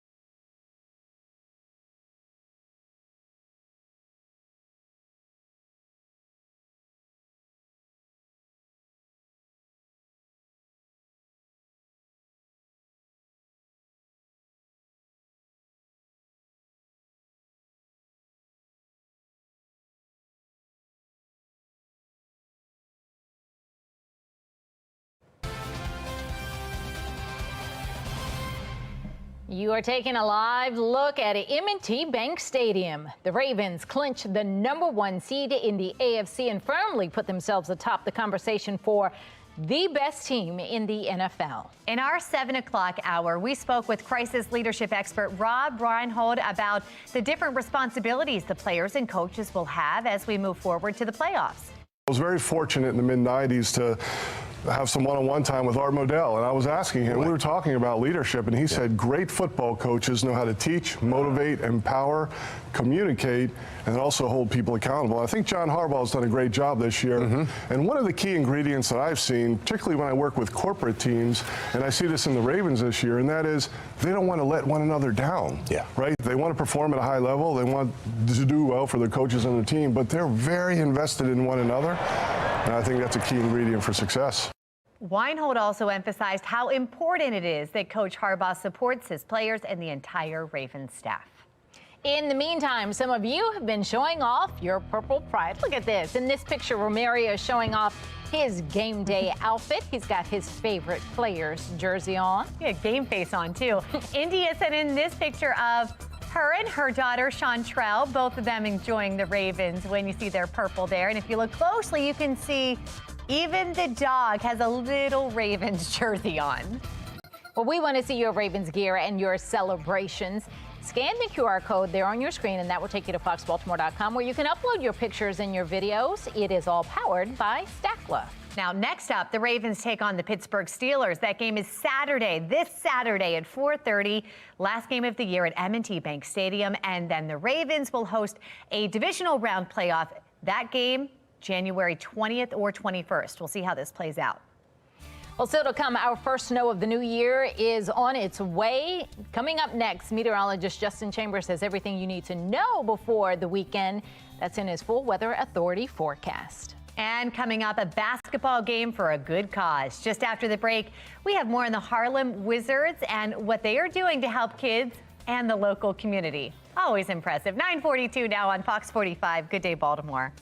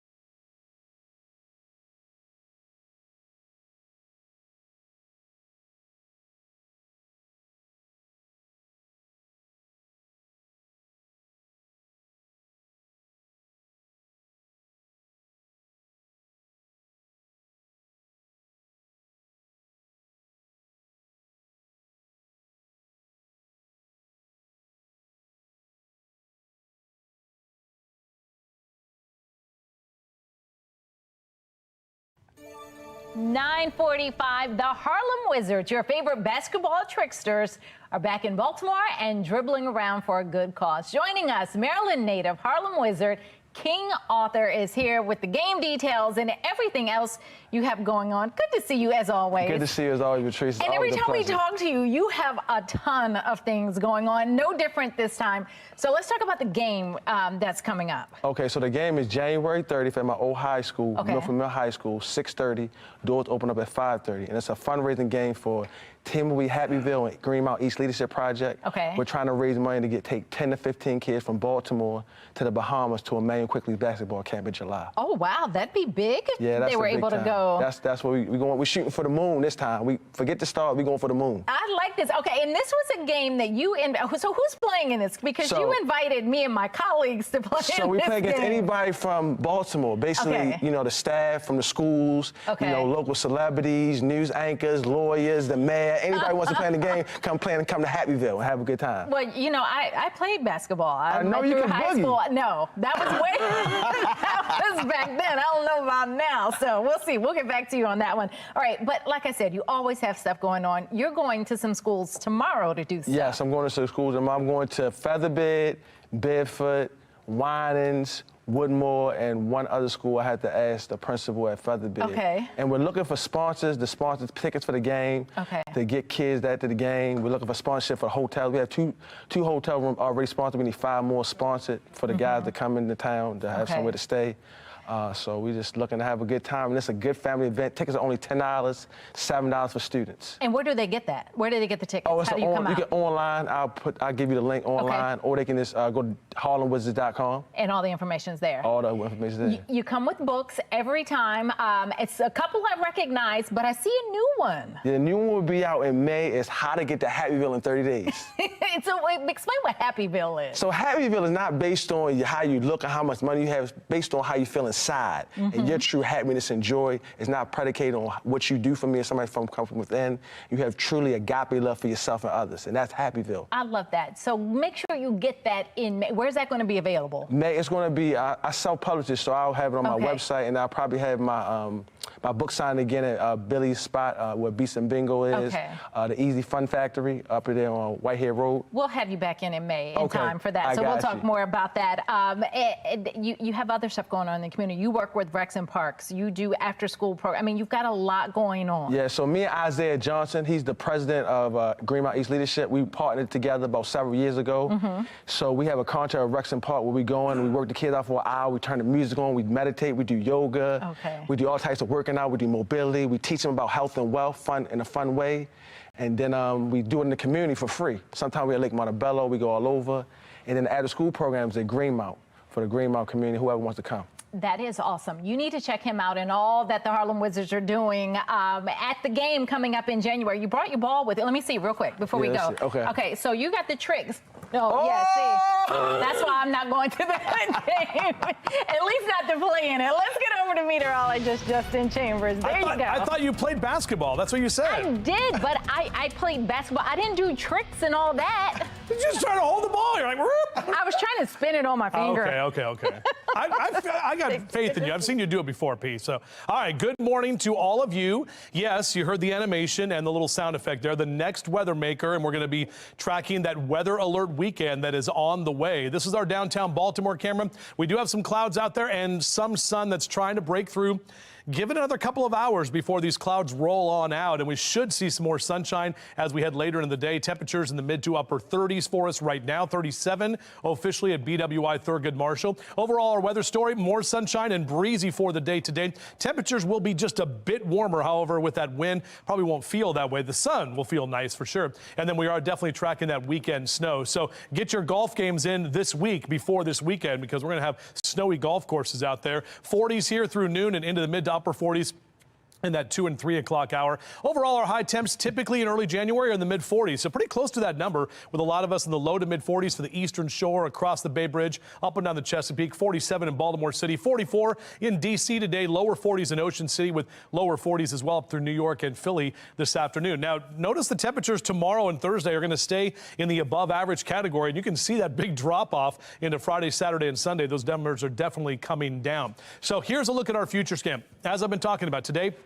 no issues as we head toward the afternoon. Nice, mainly sunny skies. And for the most part, tomorrow also a pretty good afternoon. Late tomorrow night into early Thursday morning, we will see some showers. Notice this line of showers from D.C., Baltimore to the south, mainly rain showers. We may see a few flakes mixing in some of the higher elevations, but we're not looking at much from this system, kind of a low impact storm. And Thursday afternoon looks fine, a bit breezy. Friday looks great. Ridge of high pressure going to settle in and make things nice and calm before the storm. And this is what we're tracking. Our latest weather model showing us that snow begins about noon and will continue until about 2, 3 o'clock on Saturday afternoon. Notice that rain snow line where we typically see that line up on 95, where east of 95 it'll mainly be just wet weather, and the snowy weather will be to the north and to the west. 7, 8 o'clock into Saturday evening and overnight early Sunday morning, that's when most of that snow will actually accumulate as that ground cools down all the way from the upper levels down to the surface. And then Sunday, some leftover snow showers that we'll see here as we get into Sunday afternoon and evening, but we will be drier by next weekend. So notice what happened on the 7-day forecast. We already have the weather alert. So we're already tracking those weather alert days, both Saturday and Sunday this upcoming weekend, as that storm will have an impact on pretty much all of us. We'll show you that 10-day forecast coming up in just... Trending now, Taylor Swift has dethroned the King of Rock on the Billboard 200 chart. I didn't know there was more she could still do. I know. So now what she's done is she broke the record for the solo artist with the most weeks spent on the top of the Billboard 200 albums chart, which, by the way, was previously held by Elvis Presley. That's just incredible. All right, so Swift's re-release of 1998 Taylor's version has been sitting at the #1 spot for 68 weeks in a row. Swift is set to perform 86 more shows for her Eras Tour in 2024, and she still has 2 more albums to re-release. So I was surprised, too, that she's still touring. I feel like we've been talking about her being on tour forever. Well, now she does the Europe trip. So she does that overseas tour. Oh, I know some people who are going to this. Let's do it. The protein bar brand RX Bar is offering to pay big bucks for customers willing to accept its New Year's challenge. The brand announced its Bar the Couch Pledge contest, and they say the contest is a way to motivate customers to work toward their fitness goals and stay off the couch. All right, so customers can sign a pledge to relocate their couch for 30 days. Once they sign the pledge, participants will be entered for a chance to win $2,500. I have some questions. Winners will also receive a year's supply of RX bars. The company is taking pledges from January 4th through the 14th on their website. Can you just move it to the other side of the room? Right, and then won't you just go over there to sit in it? But maybe not. Maybe not. Maybe you sit it under the television, because usually you sit on the couch to watch it, but you sit it under it. You can't do it. That's good. All right, stay with Fox 45. Good day, Baltimore. After the break, meteorologist Justin Chambers has his exclusive 10-day forecast.